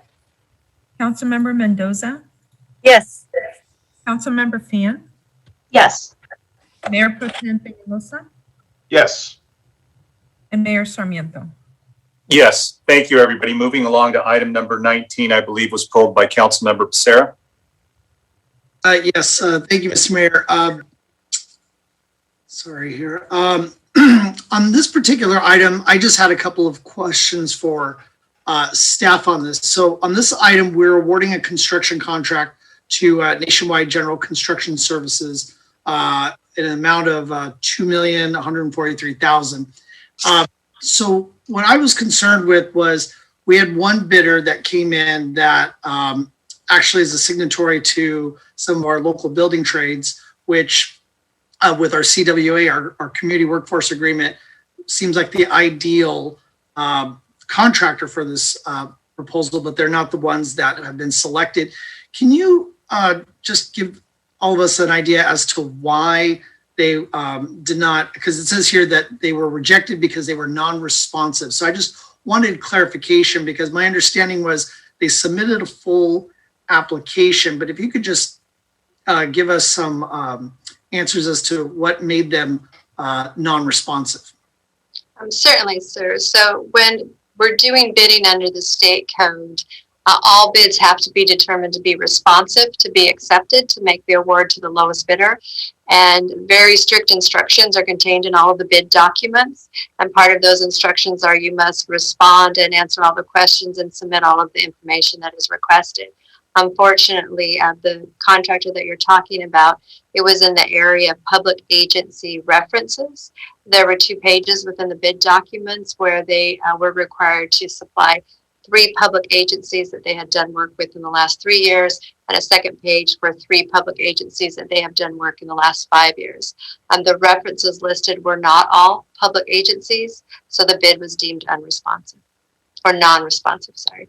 Okay, thank you for that. And if for some reason this council were to want to go with another one of the folks that submitted a proposal, I think the key word that you mentioned was strict process. So we can't, as a council, just pull one of the other folks up. I mean, we would have to, I'm assuming we'd probably have to go back out for bid if we did that. Is that correct? If we didn't accept recommendation from staff?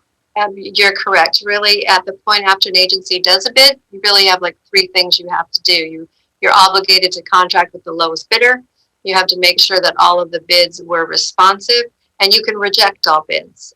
You can't go in and select another one and bring them forward. Those are the parameters that we were required to follow.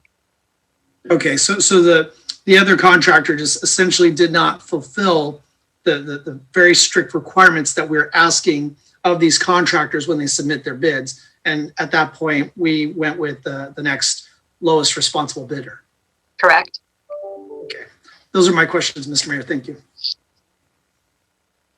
Great. Thank you for that. Councilmember Lopez. Hi, thank you, Mayor. Hi, Director Saba. I don't have any questions. I just have a request. If we could please provide updates to the neighborhood meetings as the project progresses to let them know the timeline of the project and how everything's going. I think that would be great and much appreciated. Will do. Thank you. Great. Thank you for that. Any other questions or comments from the council on this item? You know, I just had just a quick comment as well, just to follow up on that.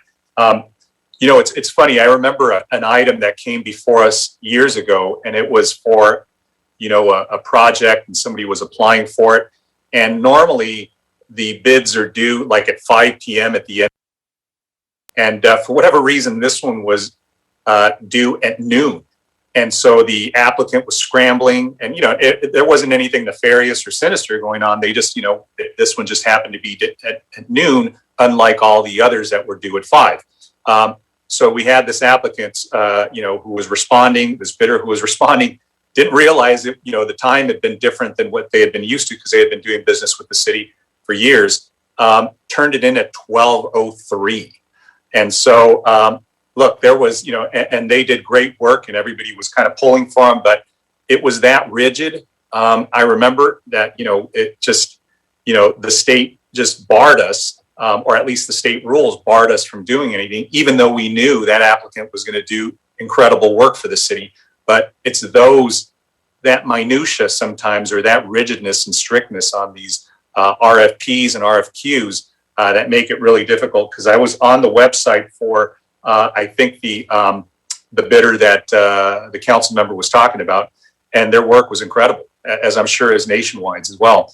And I know that the bids, obviously, that bid would have been lower, you know, had everything been complied with. But it is very unfortunate. My worry is that, you know, if we do something like this, it sets, you know, a precedent for others, and then maybe in the future we have another bidder who says, well, I didn't respond not knowing this, and we'd have to open it up, and then the process becomes, you know, tainted, and there is no process anymore if we, you know, defy those rules. So is that true, Madam City Attorney, that if we were to do this, I mean, there's exposure for us, and I guess more harm to the process that we're trying to protect as well, right? Yes, and we always just advise you to follow the strict rules. That's the best protection that you have, and they are just simply designed this way. Sometimes some of those misses are unfortunate, and it's frustrating to the people who put the bid documents together, but our advice is to follow the rules strictly to protect you from liability. Yeah, and I understand on this one, you know, the you know, I guess defining references for public projects, you know, could have been misread for any projects, and I think that's what caused the confusion. But look, it looks like they do quality work, so you know, Director Saba, please in the future keep them in mind, because I think the council member's right. To the extent that we have quality, you know, firms that do business with us, to the extent that they work with our locals, and you know, keep our you know, our employees here that work in the city, and you know, are part of the laborers active. That's a good fit, and I think that would have been a good fit on this one. But it's just unfortunate that it worked out this way. In any event, okay. So I'll go ahead and entertain a motion on this one.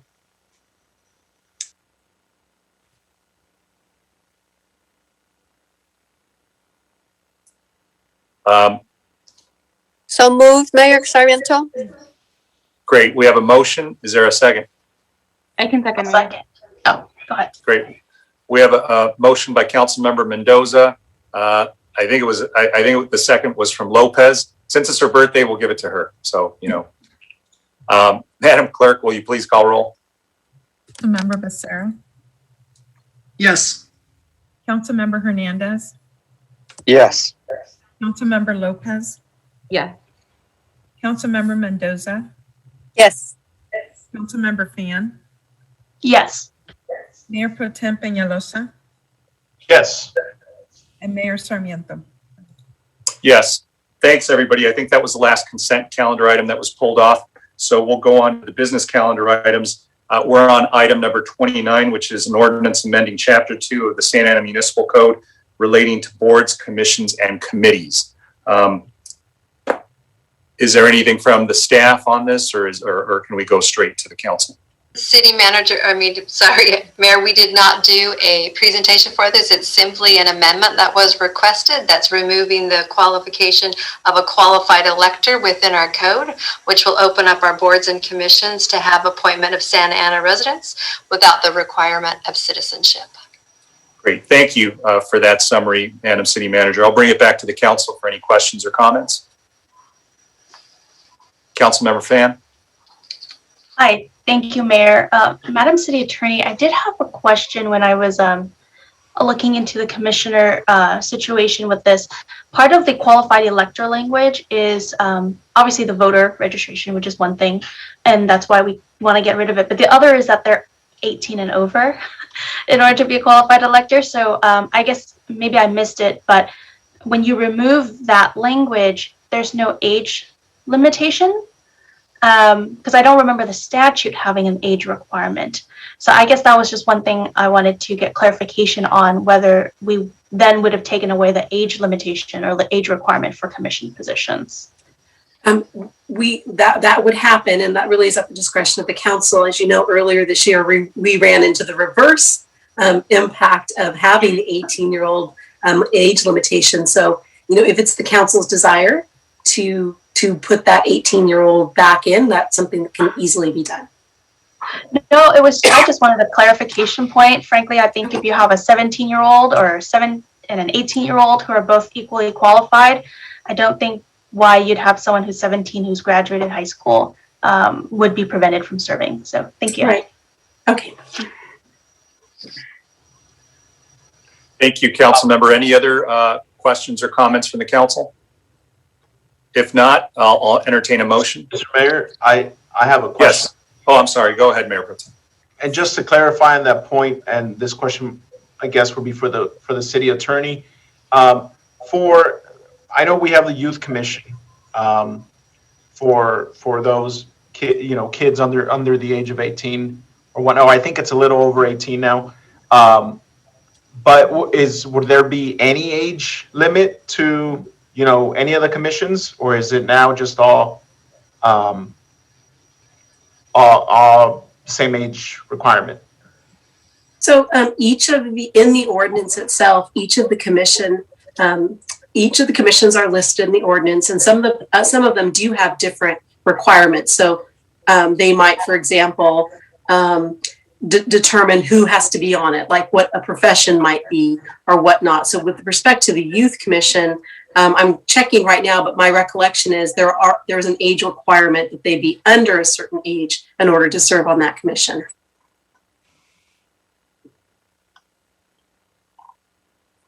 Got it. Okay. Okay. All right. Any other questions or comments?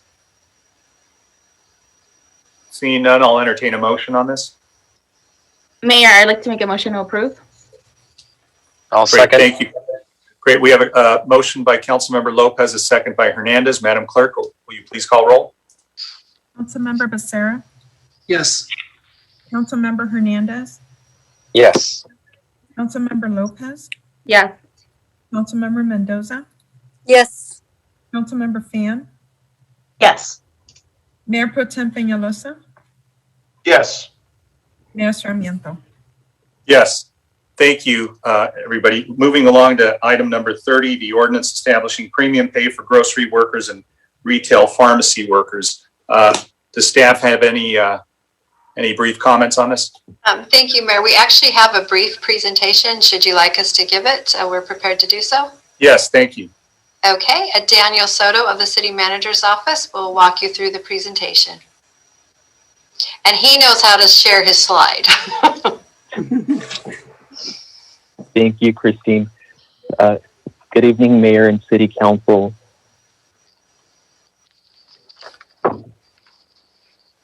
Staff has prepared a brief presentation for you to provide an overview on the proposed ordinance establishing premium pay for grocery and retail pharmacy workers in Santa Ana.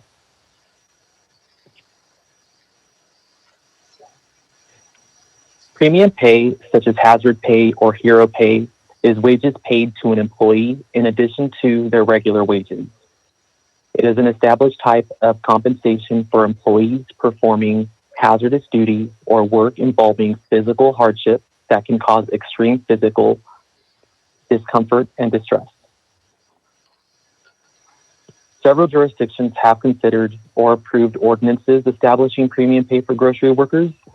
These include nearby cities such as Irvine and Long Beach, and more distant cities like Oakland or Seattle. At the February 2nd meeting, members of the City Council directed staff to prepare an urgency ordinance establishing premium pay for grocery and retail pharmacy workers. For your consideration, attached to this agenda item is both an urgency ordinance and a regular ordinance. Next, I will highlight some of the key components of the ordinance. Applicability. This proposed ordinance would apply to certain grocery stores and retail pharmacies which employ over 300 workers nationally and more than 15 employees per grocery store location or retail pharmacy location in Santa Ana. For the purposes of this ordinance, a grocery store means a store that devotes 70% or more of its business to retailing a general range of food products, and or a store that has at least 15,000 square feet of floor space dedicated to retailing a general range of food products. Retail pharmacy means a corporate or chain pharmacy or publicly traded company that is licensed as a pharmacy by the state of California and that dispenses medications to the general public at retail prices. These grocery stores and retail pharmacies are referred to as hiring entities. The ordinance requires these grocery stores and retail pharmacies to provide each designated worker with premium pay. This premium pay consists of an additional $4 cash per hour for each hour worked. And for the purposes of this ordinance, designated worker means a grocery worker or retail pharmacy worker employed by a hiring entity who is entitled to premium pay pursuant to the ordinance. This ordinance recognizes grocery stores and retail pharmacies that already provide hourly premium pay to their employees.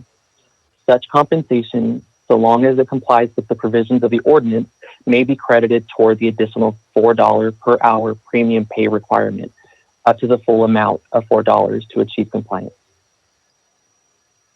If approved as presented, the ordinance would be in effect for 120 days. Notice of rights.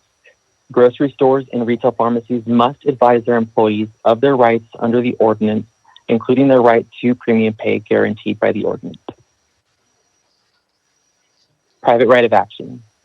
A designated worker that suffers financial injury as a result of a violation of the ordinance or is the subject of retaliation may bring a civil action against the hiring entity. Staff has presented two options to the City Council tonight. One is to adopt an urgency ordinance establishing premium pay for grocery workers and retail pharmacy workers, or two, approve the first reading of an ordinance establishing premium pay for grocery workers and retail pharmacy workers. The urgency ordinance would become effective immediately if passed by the affirmative votes of at least 2/3 of the members of the City Council, whereas the regular ordinance would be considered for a first reading and a second reading. And if the majority of the members affirm the passage of the first and second readings, the regular ordinance would become effective 30 days after the second reading. Staff is available to answer any questions, and the city attorney is available to answer any legal questions relating to the ordinance. Great, thanks, Daniel. If you can reduce that screen, or so I can take it back to the City Council. Yes, Mayor. Thank you for that. Let me go ahead and bring it back to the City Council, and Madam City Attorney and Madam City Manager, please be on standby. Anybody want to begin? I'm sure there's a lot of thoughts. Mayor Sarmiento, may I begin? Yes, Council Member, go ahead. Thank you. I acknowledge that our grocery employees are essential workers, that they risk their lives, and that they should be compensated for their efforts. I want to inform my union brothers and sisters that I fully support labor. I am opposed to this ordinance. In opposing this ordinance, it does not mean that I do not support union wages. On the contrary, I am pro-labor and I am on the side of equitable pay and benefits. I'm not supportive of this ordinance as I was elected by Santa Ana residents to properly and fairly represent them. I am voting on what benefits our workers and Santa Ana residents. The tentative approval of this ordinance has already driven away large chain grocers. In addition, large chain grocers such as Costco, Walmart, Walgreens, Amazon Fresh, etc., will continue to make millions in profit without much consequences. The reason is that such chain stores have an impressive online sales that increased tremendously during COVID, and the trend continues. Adversely, the local independent grocers such as Stater Brothers, Superior, Northgate, etc., do not have the luxury of online profits. It is a fact that grocers do not make a profit initially at the beginning of the pandemic due to the mad rush for dry goods, paper towels, rubbing alcohol, sanitizer, etc. However, that is not the case any longer. Demand for such COVID-related items has tapered down. It is true that the demand for groceries has increased during the governor's stay-at-home orders. However, when essential workers were in demand, grocers were making a bit of a profit, which resulted in benefiting our community because there was a lot of local hiring. The grocers recognize that their employees are essential workers and deserve equitable compensation for their service to our community. Thus, these local independent grocers went above and beyond to compensate their employees. Some of the examples how the grocers are taking care of their employees without being mandated are as follows. Bonuses and increased salaries. Millions were spent to protect employees by purchasing appropriate protective gear, supplies such as hand sanitizers, disinfectants, wipes, masks, shields, partitions, gloves, etc. Some grocers, such as Northgate, were giving employees an additional 2 weeks of paid sick leave to take care of themselves or ill family. This means that they have, instead of their regular 2 weeks per year, they had 4 weeks of additional paid leave. In addition, Northgate took further steps to protect its employees who are 65 years and older by asking them to stay home for 3 months. That is 90 days of paid leave without any detriment to the employee. It is important to note that some grocers, such as Northgate and the others, are proactive in getting their 65-year-old employees vaccinated. The HR departments are making the appointments for them, and their employees get 3 to 4 hours of paid leave to go get their vaccinations. And they even pay for Lyft or Uber to ride to the vaccination site. These independent local workers, local grocers, have about 70% full-time employees, while the large chain stores only hire 20% full-time and 80% of their workforce is part-time.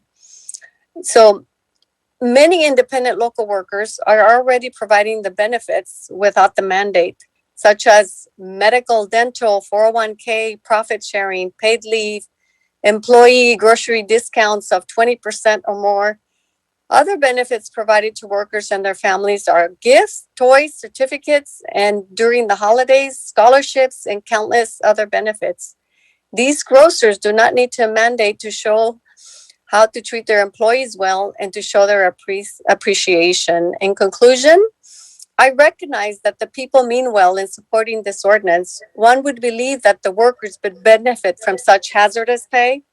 However, this ordinance actually has the opposite effect, and workers will suffer tremendously in significant ways. We must also recognize that many grocers already provided hazard pay to their employees. And so some of the unintended consequences of a yes vote are as follows. increase operational expenses, decrease in profits, increase in grocery prices, decrease in workforce, potential bankruptcy, potential lawsuit against the city of Santa Ana, eventual store closures, hundreds of Santa Ana grocery and pharmacy workers being laid off. It is essential that if the proclamation is approved, that it be amended to give credit from January 1st on to those grocers who have already provided hazardous pay. These grocers should not be penalized for taking the lead in protecting their workers. Approval of this ordinance brings the above-mentioned unintended consequences that will definitely hurt store workers, grocers, and ultimately you, the public, the residents who are listening in, and all of our constituents. I respectfully ask my colleagues to weigh the consequences of this proposed ordinance. Thank you.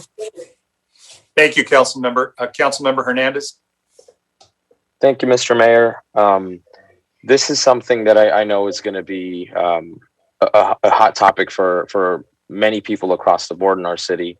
I've received dozens of emails over the last week from people in support of this and people opposing it. So I want to acknowledge that there are some companies that have done a great job standing by their employees. Most notably, I know that immediately implemented a hazard pay into their infrastructure, and I know that there's a couple of other stores that have done so as well. But as I take a look at what we are dealing with in our city, I can't just solely pat those companies on the back and expect things to be good for our residents across the board. Although it's good to hear that residents have, 2 weeks of additional sick pay, I also have to identify that the preface is that expectation is that if you get sick, you can be relieved of your work for an additional 2 weeks rather than making infrastructure that is going to improve the lives of theirs, while also, going beyond the title of saying these folks are heroes. I want to really stand by that and give them the pay that they deserve. So one of the things that concerns me is that since the beginning of our pandemic, grocery workers have been on the front line. And who would think that at whatever time you started working for a grocery store, that as you would wake up to start your work week, that you would be now in this pandemic placing yourself at risk every single day. That is a scary thought. And I have to acknowledge the privilege that we have to be able to serve our residents in the comfort and the safety of our own home. It just doesn't sit well with me to not support workers. At the end of the day, my job is to stand with the voters and to stand with our residents. And I think that hazard pay really sends a message that we really do value people, and we go beyond just applying titles to these folks as heroes, but we're going to fight to give them the pay that they deserve. And I think that is us supporting this ordinance. Thank you.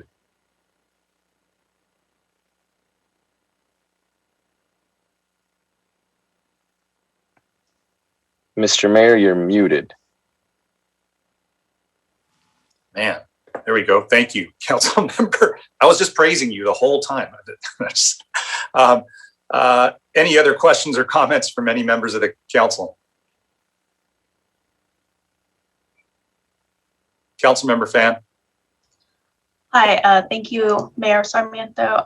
So I've met with a lot of folks, spoken to a lot of folks, reviewed all the correspondences that have come our way. I think all of my colleagues can say this has been a hot topic, and of course followed the litigation and the news and all of that stuff. And it was something, I spoke with the Grocers Association and representatives from independent stores in our city, and I definitely understand that, they are running a business, and many of them have done whatever they could to provide the plexiglass and the PPE and all of that stuff. But I don't think that takes away from requiring hazard pay. And that's reflected in the fact that many of these employers provided hazard pay in the beginning of the pandemic. and it went away. Now, it didn't go away for all of them, and I think that for those who are doing the right thing, who are providing the hazard pay, we should give them credit.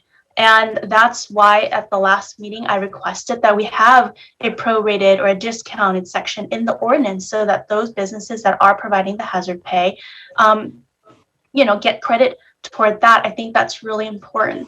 And just because here we're dealing with a couple sectors of the economy, it doesn't mean that we are not able to, follow through with some others. I definitely think that there are a lot of businesses that have done really well, and these employees are the ones who ensure that the rest of us can function. I have spoken to workers. We heard workers today who are asking for this because every day they put themselves at risk. And yes, we know the vaccines are coming. I'm so excited. And in fact, tonight, President Biden said that we might get enough vaccines for all adults by the end of May. I'm hopeful for that. But you know what? This ordinance should have come around last year when we saw the incredible numbers of COVID infections, job issues, deaths in the fall and the winter, and we didn't have it. So in one sense, it's to make up for the fact that we didn't do something earlier. And for those who are providing the plexiglass and the PPE, thank you. But at the same time, with any job, working at a law firm, they provide computers, they provide, paper. If you're working at a hospital, you provide certain PPEs. If you're working as a, sanitation employee, you get, materials there. And if you're working on the front lines, potentially being exposed to a life-threatening disease, then yes, these types of PPE and protections should be there too, because protecting your employees protects your business. So I think that all of those wrapped up into one. One comment, Madam City Attorney, I'd like to, adjust is the definition of the grocers regarding the square footage. Some of the comments that I've heard from some of the retailers was the concern that big box stores like Target or Walmart, we do have a few of them in our city, might be inadvertently exempted from this. That is not the goal of this ordinance. And so currently the definition states that it would be a store that's 85,000 square feet or more with at least 15,000 square feet dedicated to, I believe, foodstuffs. I would like to amend that to 10,000 square feet, which is consistent with a number of other municipalities that have adopted this type of ordinance, and make it consistent for those. So that would be my, one major issue. I think the other concern that I've heard was a cash flow issue for some of the businesses. Maybe they've been used to doing some type of bonus at the end of the month or some type of just cash paycheck, whether you want to qualify it as a bonus or the hazard pay. I'm open to that, where maybe they don't have to provide it in their weekly or bi-weekly paychecks, but they do it at the end of the month rather than on every paycheck.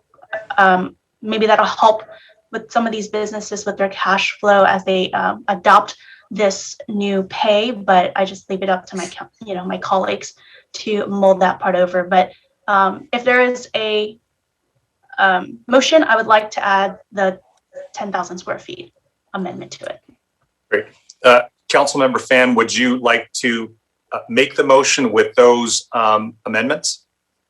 Sure, I would, be honored to make the motion with the amendment of the 10,000 square feet to the definition of grocery retailer. Okay, for purposes of discussion, is there a second?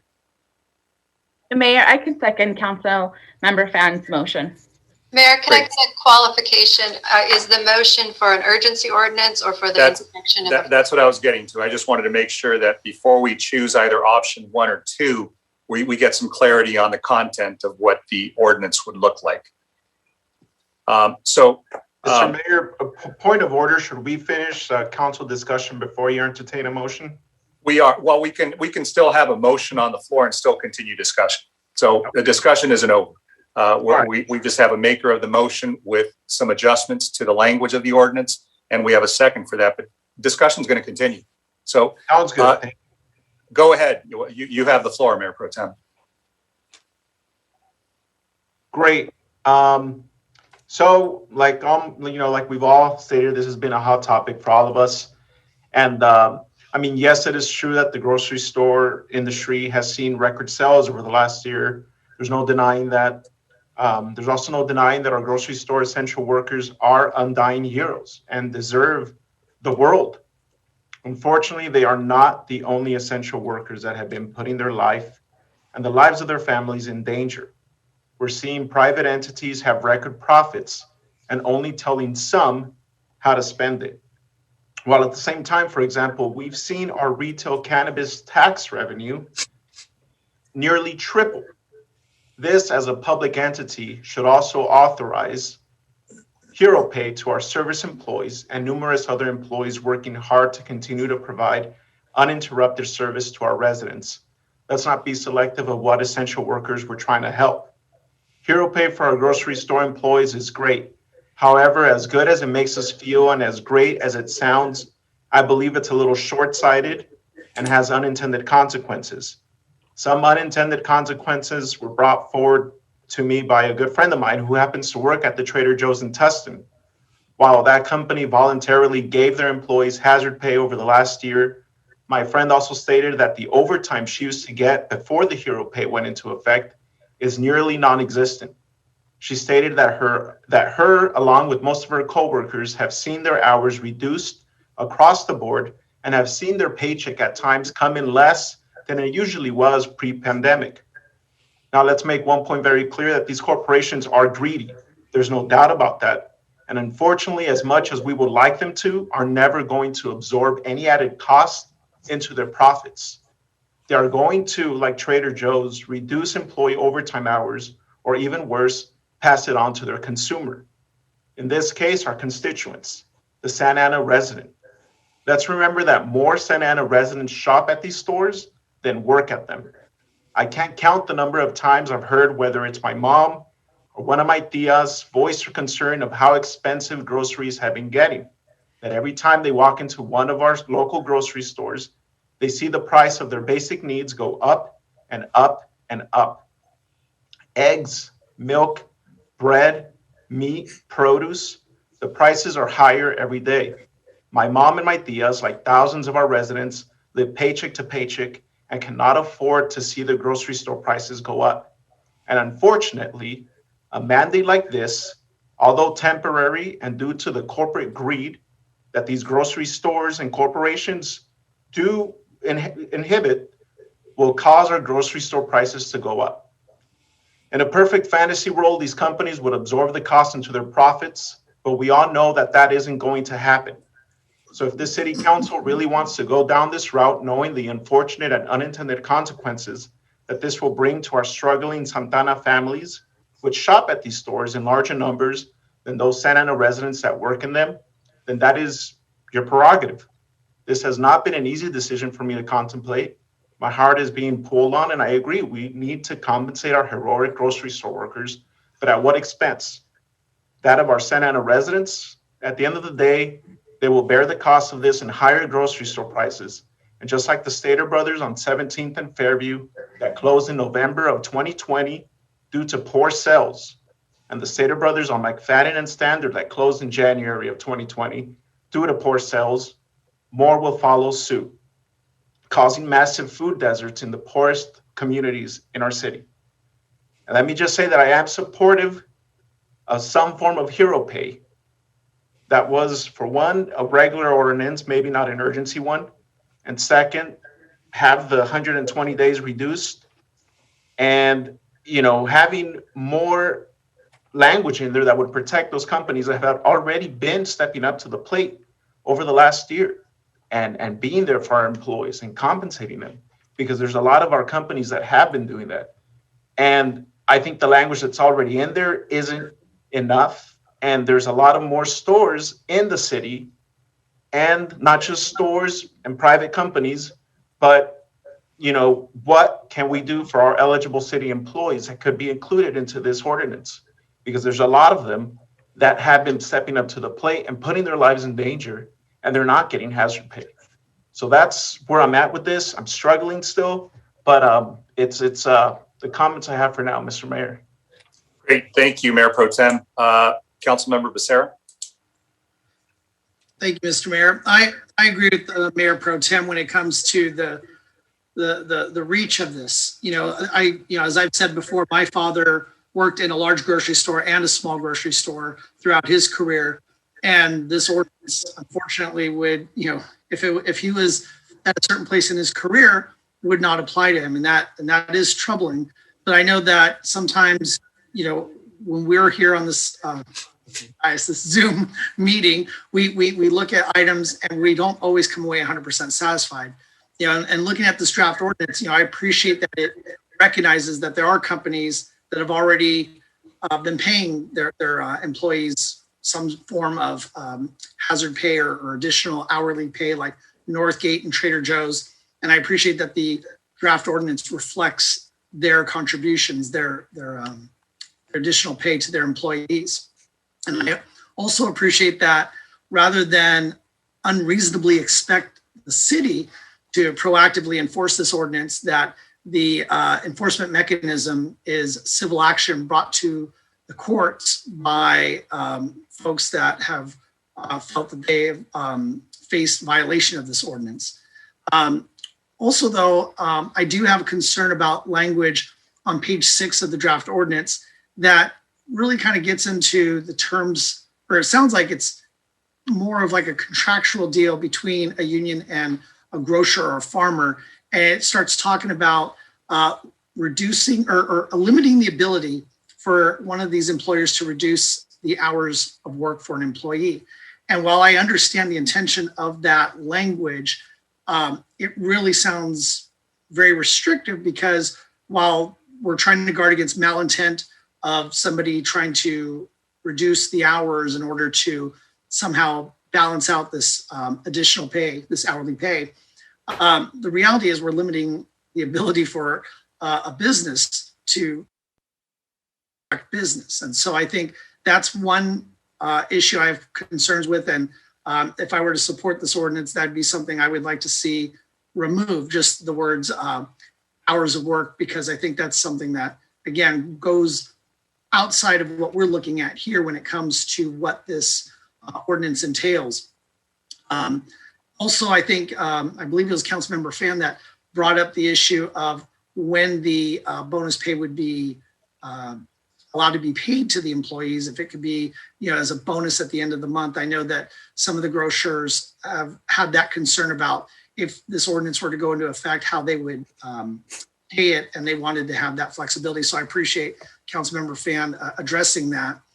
And, I was also concerned about the length of time that this ordinance, if it were to go forward, would be in effect.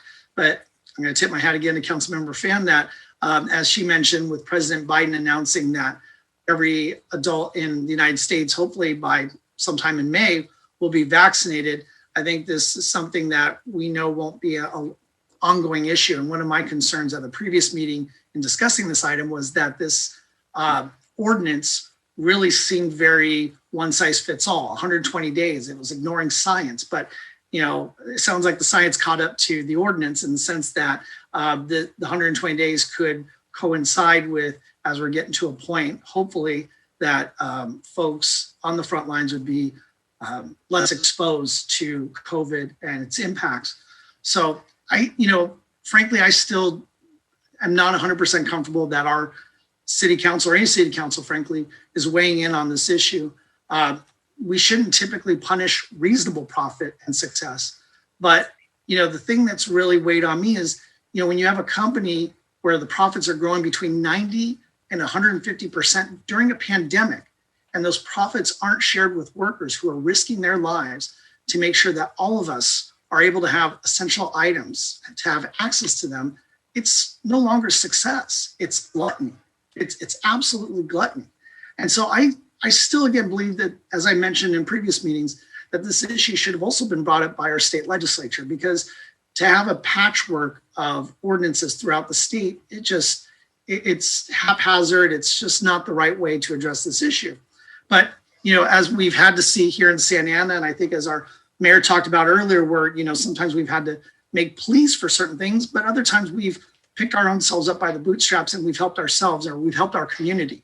And what we've done is we as a council, which I've always expressed my pride in, is that we've shown our compassion for our community through the pandemic by taking bold actions, whether they were a moratorium on evictions or rent freezes. But those, those options, those items were temporary in nature, and that's what this before us is today. So I believe that an ordinance like this falls into that category. This is something that we're not imposing long-term. And I think that if this wasn't for a pandemic and for the enormous risk that our frontline workers are making for us, for access to very essential goods, I would be very hesitant to consider this. But I would be willing to support the item in front of us this evening. The only thing I would ask the maker of the motion is if she'd be willing to consider removing the phrase hours of work from section A1 on page 6.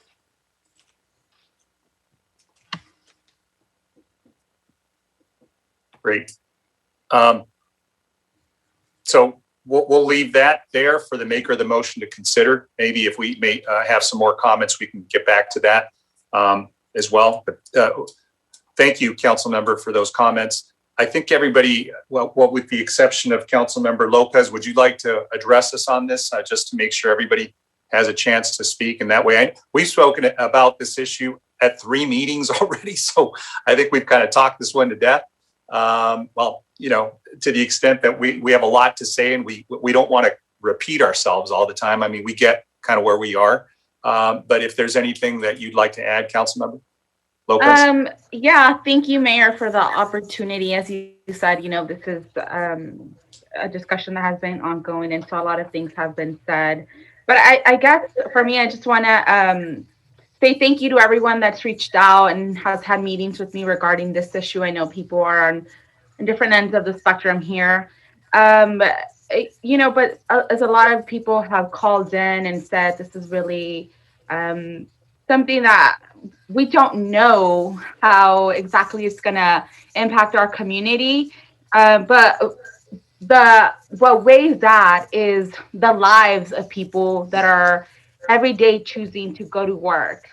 And we can talk about vaccines all that we want, but we just saw a presentation and we actually don't even have data about how the vaccine distribution is actually taking place here in the city of Santa Ana. And we can talk about equity all that we want as well, but we all know that we are not seeing equity, health equity in our vaccine distribution. And we don't know when the county is gonna actually have a strong system in place for the people that work in the grocery stores to be vaccinated.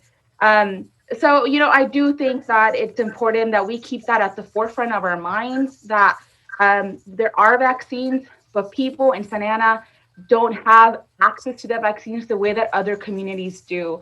And so it is still an ongoing danger for them to go to work every day, to be exposed to people like myself who are shopping at Trader Joe's and, you know, and in other stores.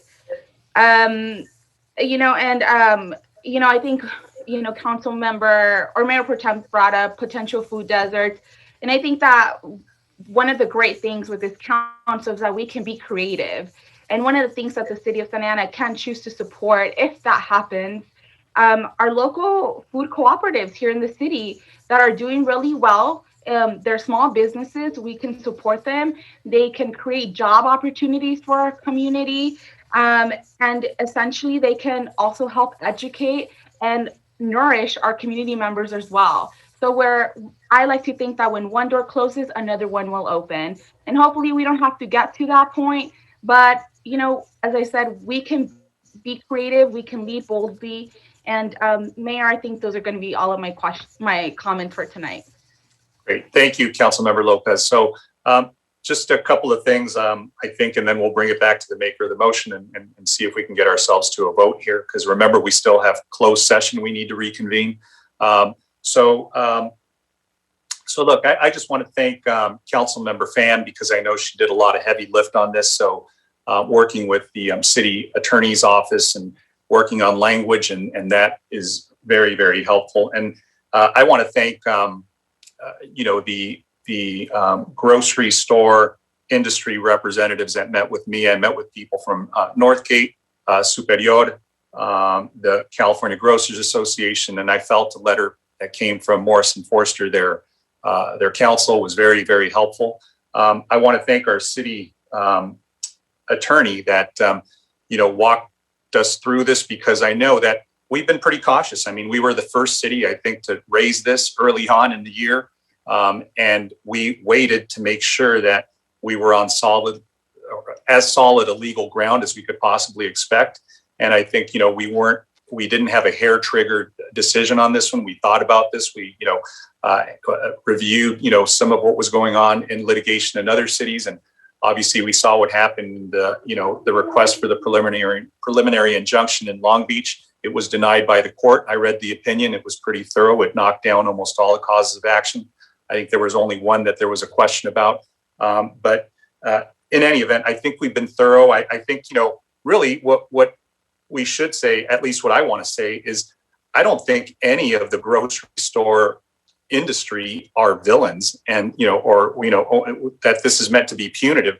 I think it's meant to help the workers. And so as much as I've met with the representatives, in the industry, I also walked into stores that I shop at, like Albertsons, Stater Brothers, Food for Less, Northgate. And I just spoke with the employees. That's who I wanted to speak with. I wanted to hear from them. And a lot of them live in the city. A lot of them told me that they were scared to death to go to work. As much protection as was given to them, they were there during when things were spiking and going crazy, and people were, when we had at SV Global, the hospital in Santa Ana, when we had, trailers full of bodies, right? They had to continue to go to work under those conditions, knowing that they were in a city that had very little relief. And look, to the president's point, I feel much more confident with President Biden at the helm. But I guarantee you, and I'll bet anybody a hamburger, we're not going to be one of those cities that's done in 2 months getting vaccinated. If there's any truth to be told, that at the rate that we're going, Santa Ana is going to be at the tail end of this. I can see it. We're not dealing with agencies that care about this city. That's been obviously the most plain truth, the harshest truth I've seen. So look, to the extent that I think we have an ordinance that's narrowly tailored not to go on indefinitely. I like the adjustments that were made by the maker of the motion to incorporate an offset for credit to those that have, stepped up and, given premium pay and continue to give it in some way. I know some of them have given, $1 to $2 that continue on. They should certainly get credit for that. I totally agree with that. I think the idea of making sure that, big box stores in the city are treated equally. And that's what I heard from, Northgate, who does, good work in the city. They said, look, just treat us all fairly. Don't exempt those that, just because they have a smaller footprint on, food sales, they should be, sort of removed or exempt from this. So I completely agree with both of those. And I applaud all of them for doing, what they do and providing, services here. I don't think we'll have a food desert here in Santa Ana. We're probably one of the most densely populated cities in the country. And if you look at the industry, whether it's grocery or any other industry, they like to go in densely populated cities because they know they have a market wherever they drop a store. So I don't think that's going to happen. But I do like, some of the comments that were made. Boy, they were music to my ears, because if we want to help everybody in the city, we should really think about a minimum wage increase. We could do that, and we could help everybody. So if we're serious about helping everybody, we should maybe, agendize that for a decision that comes up. And, if we want to think about that. So I welcome those comments. I really think they're good ones. So I think we've been, cautious and everything. But again, I want to repeat just one thing that I said last time, is that we shouldn't even be here. These should be things that the industry should have continued to provide, because we're still going through a bad time for many people. And those workers that provide food for all of us. And in any event, I think we beat this one to death. There's a motion and a second. And one of the things from the maker of the motion, I wasn't sure whether it was for option 1 or 2. Councilmember Fan, is there a preference right now? I would like for us to do an urgency ordinance. If the argument is that, vaccines are coming, then let's get them paid while the vaccines are not here. And if that fails, I'll make a motion for the regular ordinance. And Mayor, may I just add that I wanted to make clear that the two amendments that the maker made, and we'll wait for that second, is on page 4, the definition of grocery store from 15,000 to 10,000 feet. And then on page 6, under A1, designated worker and consumer protections, that we would remove the hours of work. So to clarify, thinking about it as everyone was talking, I do not agree with removing the words hours of work because then that would incentivize certain stores, I believe, to lower the hours of work to the point where the hazard pay, I think it would just cut back their work to the point where the hazard pay breaks even. So at least my motion right now would just be the 10,000 square feet change. Great. With the, I think we already have in that ordinance the recognition of premium pay already being provided. So that was a change from the last meeting to this one. So that's the motion is for those adjustments to the ordinance for option 1. There was a second by Councilmember Lopez. Are you good with those changes made by the maker of the motion? I am with Councilmember Fan's amendment. It's just one amendment, Mayor. The reduction of the square feet. Yes. Yes, correct. Got it. Okay, so we have a motion and a second for option 1 with that amended language. Madam Clerk, if you'll please call roll. Councilmember Becerra, Yes. Councilmember Hernandez, Yes. Councilmember Lopez, Yes. Councilmember Mendoza, No. Councilmember Fan, Yes. Mayor Pro Tem Peñalosa. Quick clarification, this is an urgency ordinance, correct? The option 1? Yes. Yes. Correct. Okay, then no. Mayor Sarmiento, Yes. motion carries 5-2. Great. Thank you, everybody. Moving along to item number 31. This is to establish city council ad hoc committees for solid waste, housing, school collaboration, and homeless ad hoc committees.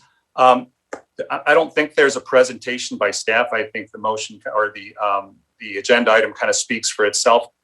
Madam City Attorney, does this need to be subject to a vote? Aren't these ad hoc committees just simply proposed by the chair, and there are appointments to those committees? Isn't this a receive and file? Yes, it's just for I guess this was more of a staff report with staff making recommendations for these committees, but ad hoc committees do not require city council votes. Got it. Standing committees would require a vote at the council. Of course. But that, does staff want to comment on this item at all? Madam City Manager? Certainly. Thank you, Mayor. So the item was agendized so that you at your discretion could assign the council members to the 4 ad hocs, and then we as staff would begin staffing those and getting them together for a meeting to discuss the specific topics that are spelled out in the staff report.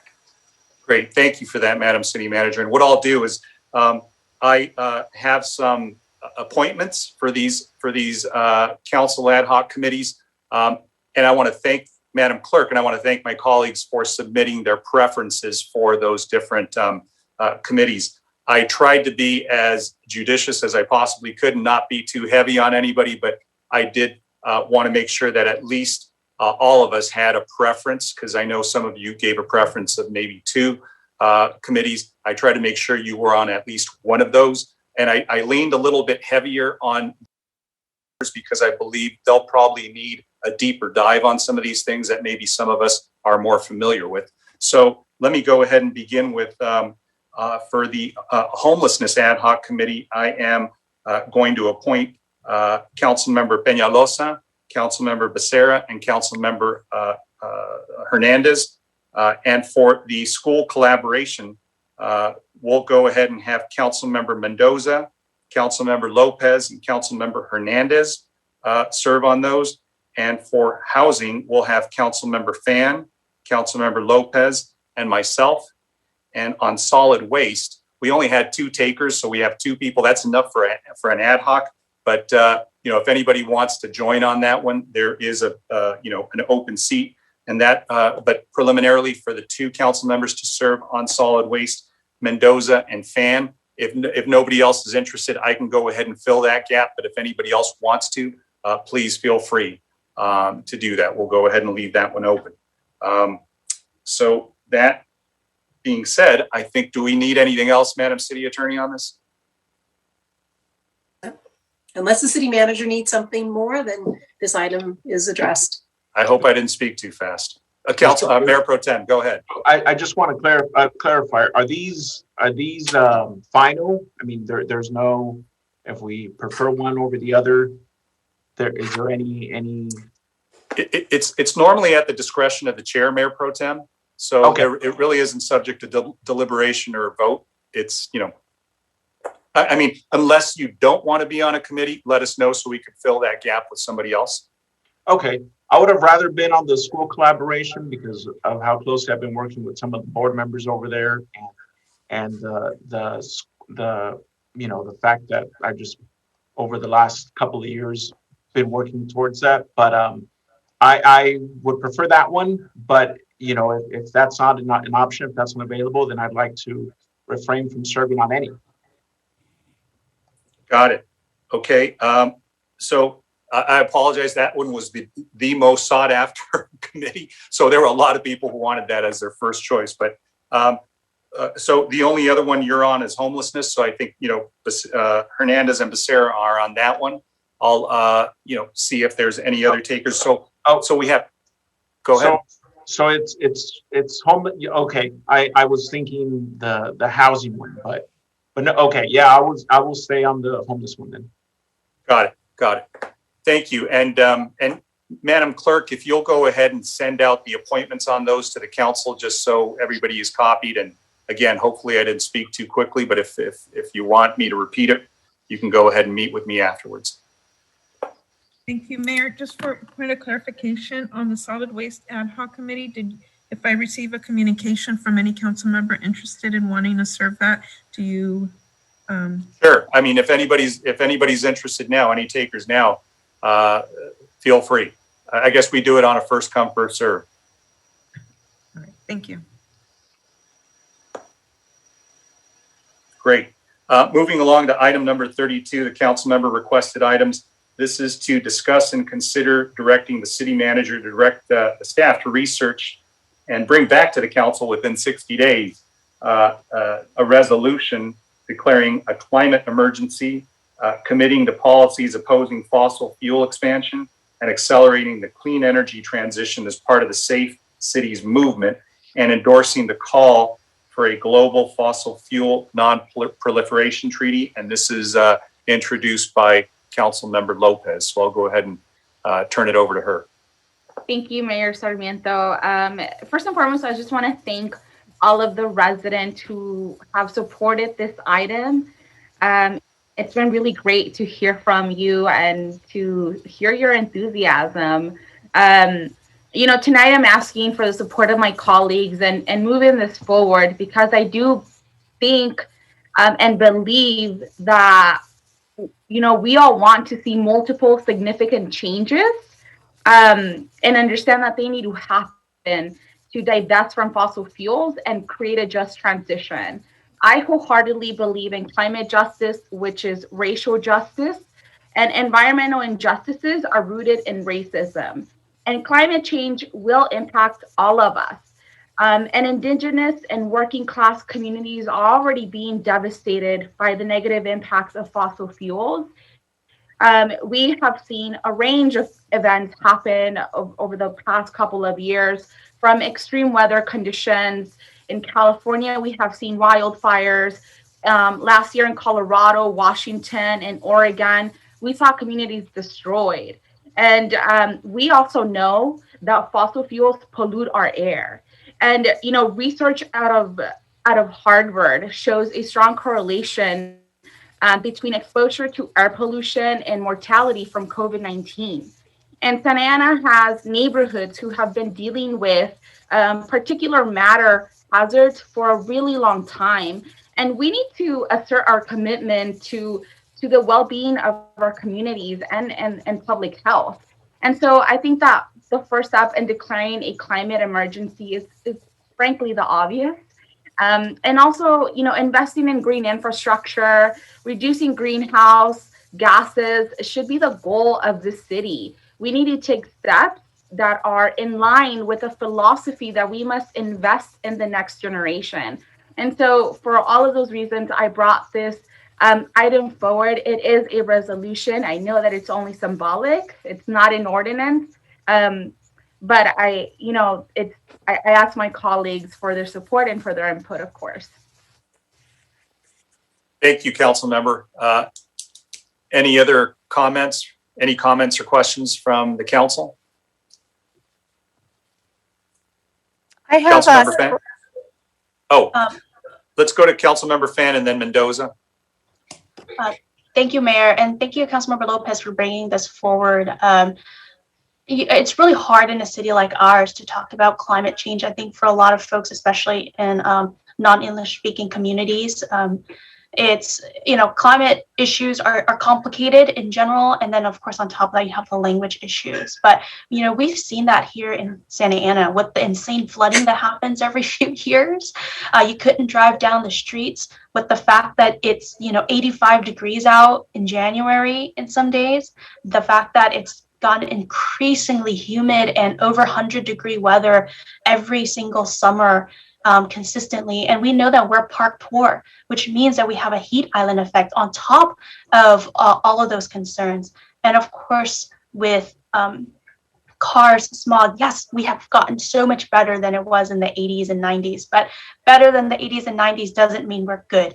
And we know that our city being younger, they are going to inherit an earth that might be unlivable, and I think that is the biggest concern for me, because sometimes with these kinds of issues, we take care of the immediate urgency, which is COVID, but we also have to be stewards of the future and stewards of the land for our communities. And so I definitely support especially declaring a climate emergency. And for the city, as we are planning and building, I know that we've had, support for more electric car charging stations and doing what we can to help our educate our constituents and help them get services like for SCE, where you can get more fuel efficient or energy efficient refrigerators and things like that, helping to do that communication and that outreach to our community so that they can benefit from those programs too, which will, of course, serve all of us. So thank you so much for bringing this forward. And I'm excited to see what we can do to green up our city and make sure that, we still have a place to return to, or our families have a place to be 50 or 100 years from now. Thank you. Thanks, Councilmember. Councilmember Mendoza. Yes, I have several questions that when staff does their research and analysis, maybe they could answer these 5 short questions. So the first one is, if cities are not to use fossil fuels / natural gas, then what is the proposed energy material that we are to use in order to meet the city's energy needs? And second question is, what is the city's current energy costs for electricity and for natural gas, maybe on a yearly basis? Number 3, what is the cost to upgrade existing city infrastructure other than natural gas infrastructures? Number 4, where would the city look for to pay for these additional funds, state or federal grants? And number 5, what is the plan for resiliency in case of an emergency or a natural disaster, such as what Texas recently experienced? So if responses to those 5 questions would be answered in the staff report, it would help me make a decision that would benefit our communities. Thank you, council member. Any other questions or comments for staff? Council member Becerra. Thank you, Mayor. I really appreciate where this is coming from. I think that this is something that we do need to think about. And, as we're updating our general plan, we hear more and more about environmental justice, and I think our staff is doing a fantastic job of trying to address those issues. And so, knowing that it's very thin, I think that, as we're looking at these goals to try to accomplish, I would suggest that maybe the general plan update is the place to focus our energies, because as those of us that have been on the council know, we were getting close to a point where after 4 or 5 years we were at a point where we were about to adopt a general plan. And I think with SB 1000 and really looking at our general plan and making sure that it really addresses the concerns that some of our impacted communities have, I think that we are seeing a lot more, or just additional, not more, just additional outreach when it comes to this particular issue. I mean, very specifically, environmental justice and the impacts of fossil fuels and what our resiliency as a city looks like. So I would just caution us, rather than to duplicate efforts to accomplish what I think are the same goals, I think we should probably, steer staff's energy towards continuing that fantastic outreach that they're doing now through the EJ efforts on the general plan update. Thank you, Mr. Mayor. Thanks, council member. Any other comments from staff? Or excuse me, from council for staff? Okay, seeing none. So I think that the comments that were made about this being incorporated into this discussion about environmental justice, I think, are helpful. I think, we've had a lot of discussions about how do we create an environment in the city where we don't have, lead everywhere. And I know I was formerly on the Orange County Water District, and I know Councilmember Mendoza is now representing us there. But I just saw some very odd things when I was there, like what used to be called kind of in vernacular, the Pineapple Express, which are these just weather patterns and hydrology events that are just not common, right? I mean, they're just really irregular.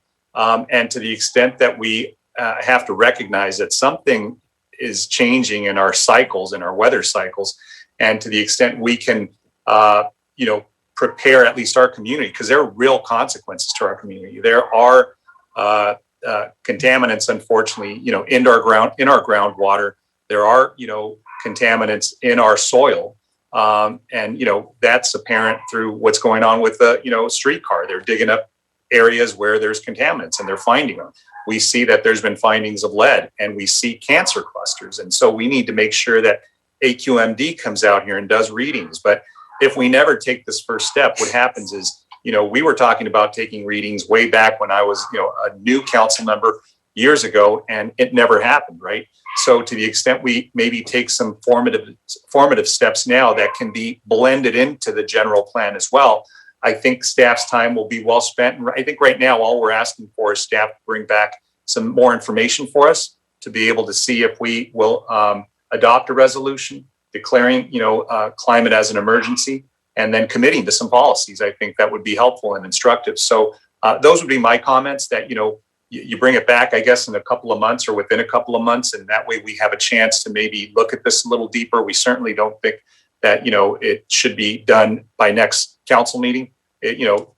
Take some time and we're going to have to, do a little bit of research, but a lot of this stuff is already apparent, right? So I would say connect with the water district as well. They've done a lot of preliminary research. There's been tons of, investigative work done in Santa Ana. There's something called the South Basin case, where they found, areas, unfortunately, where there's just a lot of contaminants and plumes, underneath the waterbed in the city. So that's what those are my comments. That's where I would say we start. But hopefully you had sufficient direction, Madam City Manager. Or Mayor Pro Tem, your hand went up. Go ahead.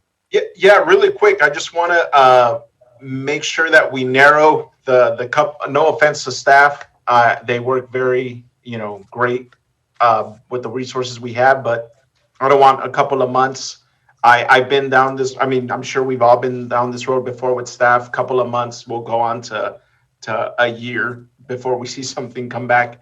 So maybe if we want to give like maybe 90 days, see it back in 3 months, which is still under the definition.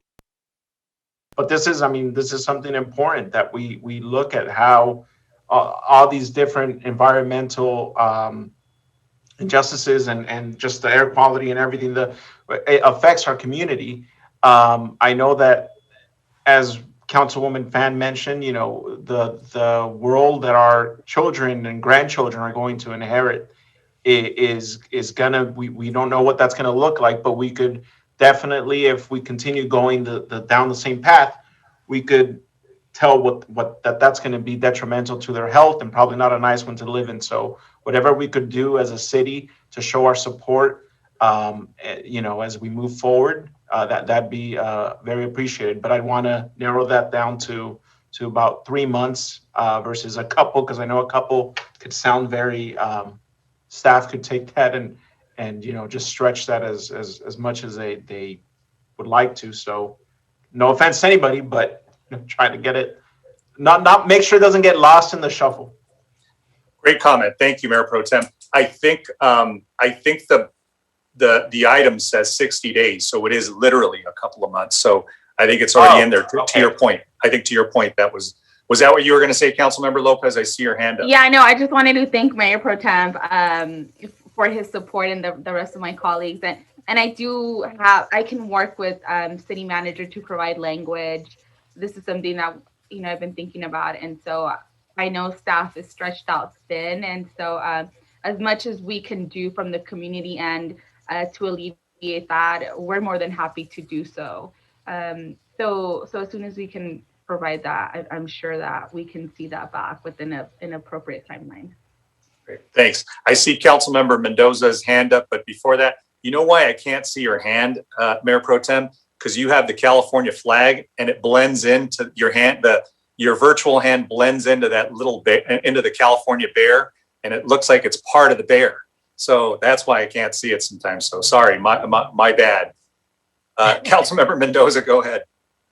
Yes, I just wanted to emphasize, as my colleague Becerra mentioned, to ensure that we incorporate this issue with our general plan, and so that we're not doing a duplicative efforts on this, so that we do it as together, so that it's just one smooth issue, and we don't double the work or the efforts for our staff. So be sure to take a look at the general plan on this.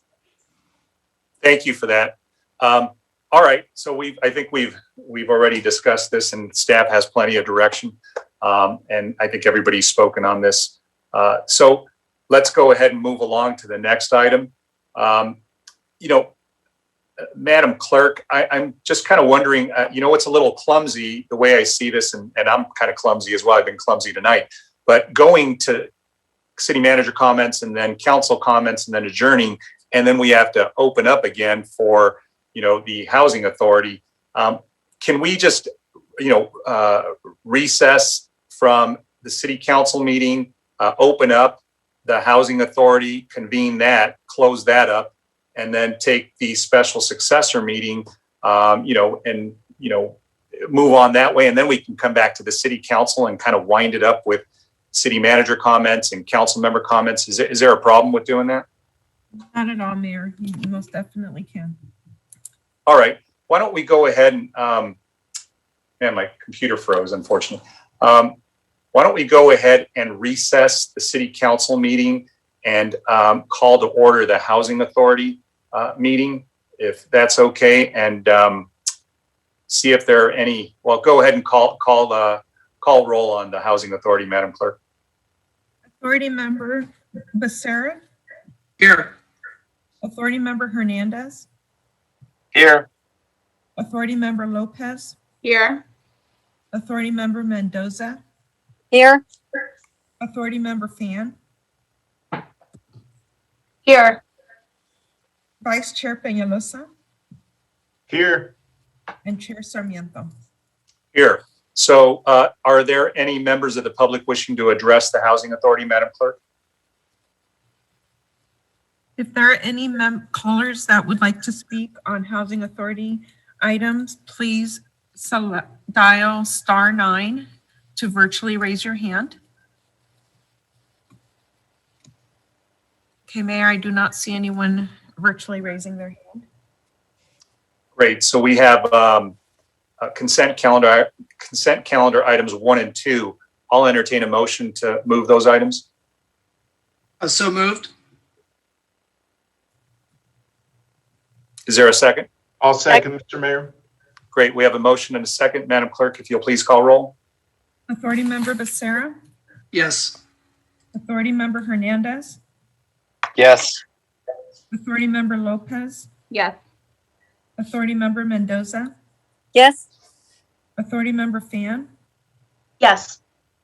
Vice Chair Peñalosa, Yes. Chair Sarmiento. Yes. Thank you, everybody. That's the end of the consent calendar. Seeing no Housing Authority member comments, I'll go ahead and adjourn the Housing Authority and call to order the Special Successor Agency meeting. Madam Clerk, if you'll please call roll. Councilmember Becerra, Here. Councilmember Hernandez, Here. Councilmember Lopez, Here. Councilmember Mendoza, Here. Councilmember Fan, Here. Mayor Pro Tem Peñalosa, Yes. I mean, here. Mayor Sarmiento. Here. Now you can say yes after this. I've got a consent calendar items 1, 2, and 3. I'll entertain a motion on those. So moved. Second. Motion by Councilmember Mendoza, second by Becerra. Madam Clerk, please call roll. Councilmember Becerra, Yes. Councilmember Hernandez, Yes. Councilmember Lopez, Yes. Councilmember Mendoza, Yes. Councilmember Fan, Yes. Mayor Pro Tem Peñalosa, Yes. Mayor Sarmiento. Yes. Thank you, everybody. I'll go ahead and adjourn the Special Successor Agency meeting, seeing no comments from any agency members, and I will reconvene the City Council meeting and bring it back to the City Manager for her closing comments. No comments, sir. Great, thank you. I'll bring it back to the Council. Let me start with, boy, I lost my order here. Councilmember Becerra, go ahead. No comments this evening. Great, thank you. Councilmember Hernandez. Yes, Mr. Mayor, I just wanted to take the time to send my condolences to AFSCME Local 2076 and the Fox family. We lost a labor warrior to COVID-19 earlier this month, in the month of February, to COVID-19 complications and an unexpected loss for many of us. I started my career in labor, and I saw her as somebody that was very much a mentor and a champion for labor, and just wanted to send my condolences to her family and to all the members of Local 2076. We are with you. Thank you, Councilmember Hernandez. Councilmember Lopez. Yes, thank you, Mayor. And I too want to send my condolences to the folks that Councilmember Hernandez just mentioned. And I wanted to give 3 updates. As Laura Young said earlier today, my office is working with vector control to bring 2 presentations, 3 presentations, I should say, for Ward 3 residents. I know that come the end of spring and summer, we have a big mosquito issue. And so we're going to be presenting in English, Spanish, and Vietnamese for Ward 3 residents. And the first day is going to be March 23rd, and then the second is going to be March 30th. And we're going to be pushing all of that information out from my Facebook page, our social channels. I'm also meeting with the Riverview Neighborhood Association next week and Portola Park and the Sherry Lane residents to discuss the parking issues that they are experiencing. And if anybody has any questions, feel free to reach out to me via email or text. And those are all the updates from me. Thanks. Thank you, Councilmember Lopez, and happy birthday once again. So glad you're spending it with us. I'm sure this is exactly the way you wanted to spend your birthday. Councilmember Mendoza. Yes, I wanted to bring to the attention of the public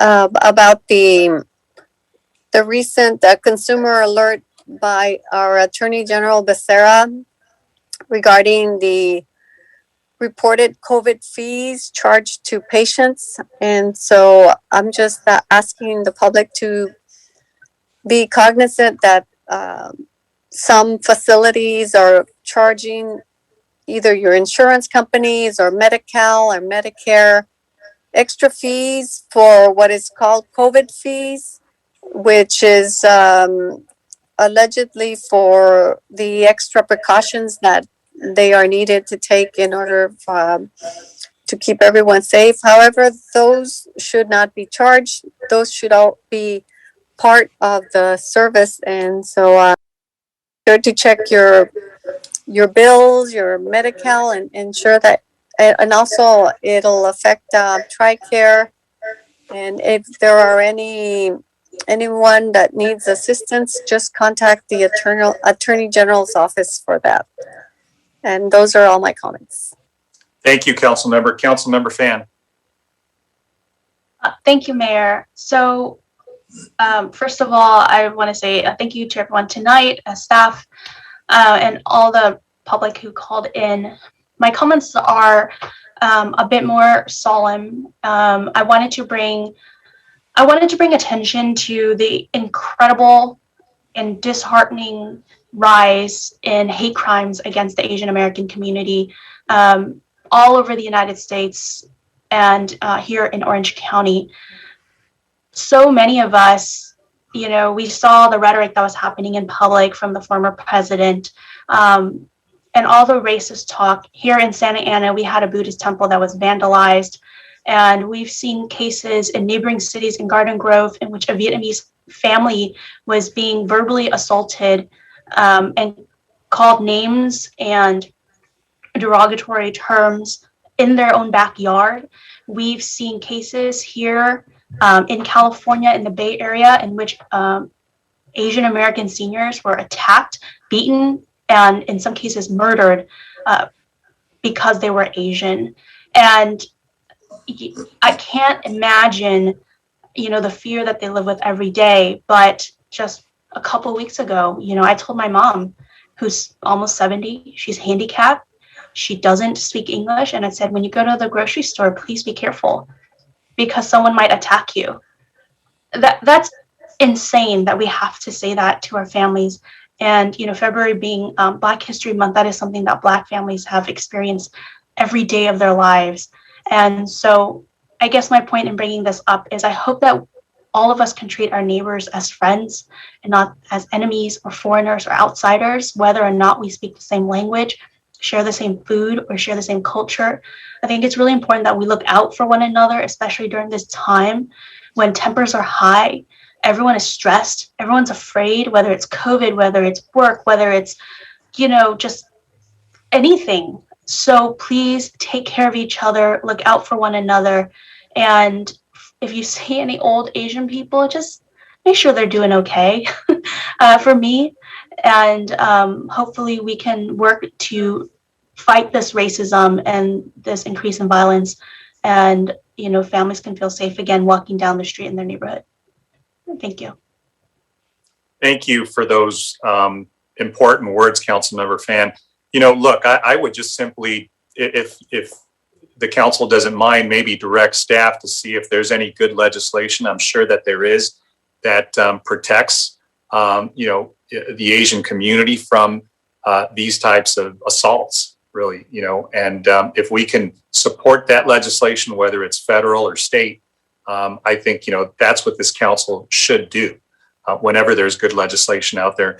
And if there isn't, maybe what we do is we, send a resolution to that effect to some of our especially our local delegation, both federal and state, and let them know how important it is because we represent many that are victims. And I think to the council member's point, I mean, we got to protect one another, but sometimes we have to be vocal about it as well. And this council's never been timid about that, and that's one of the good things. So, in any event, thank you for that, Councilmember Fan. Mayor Pro Tem Peñalosa.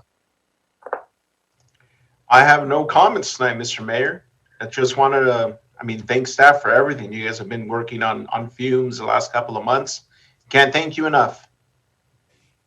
Great.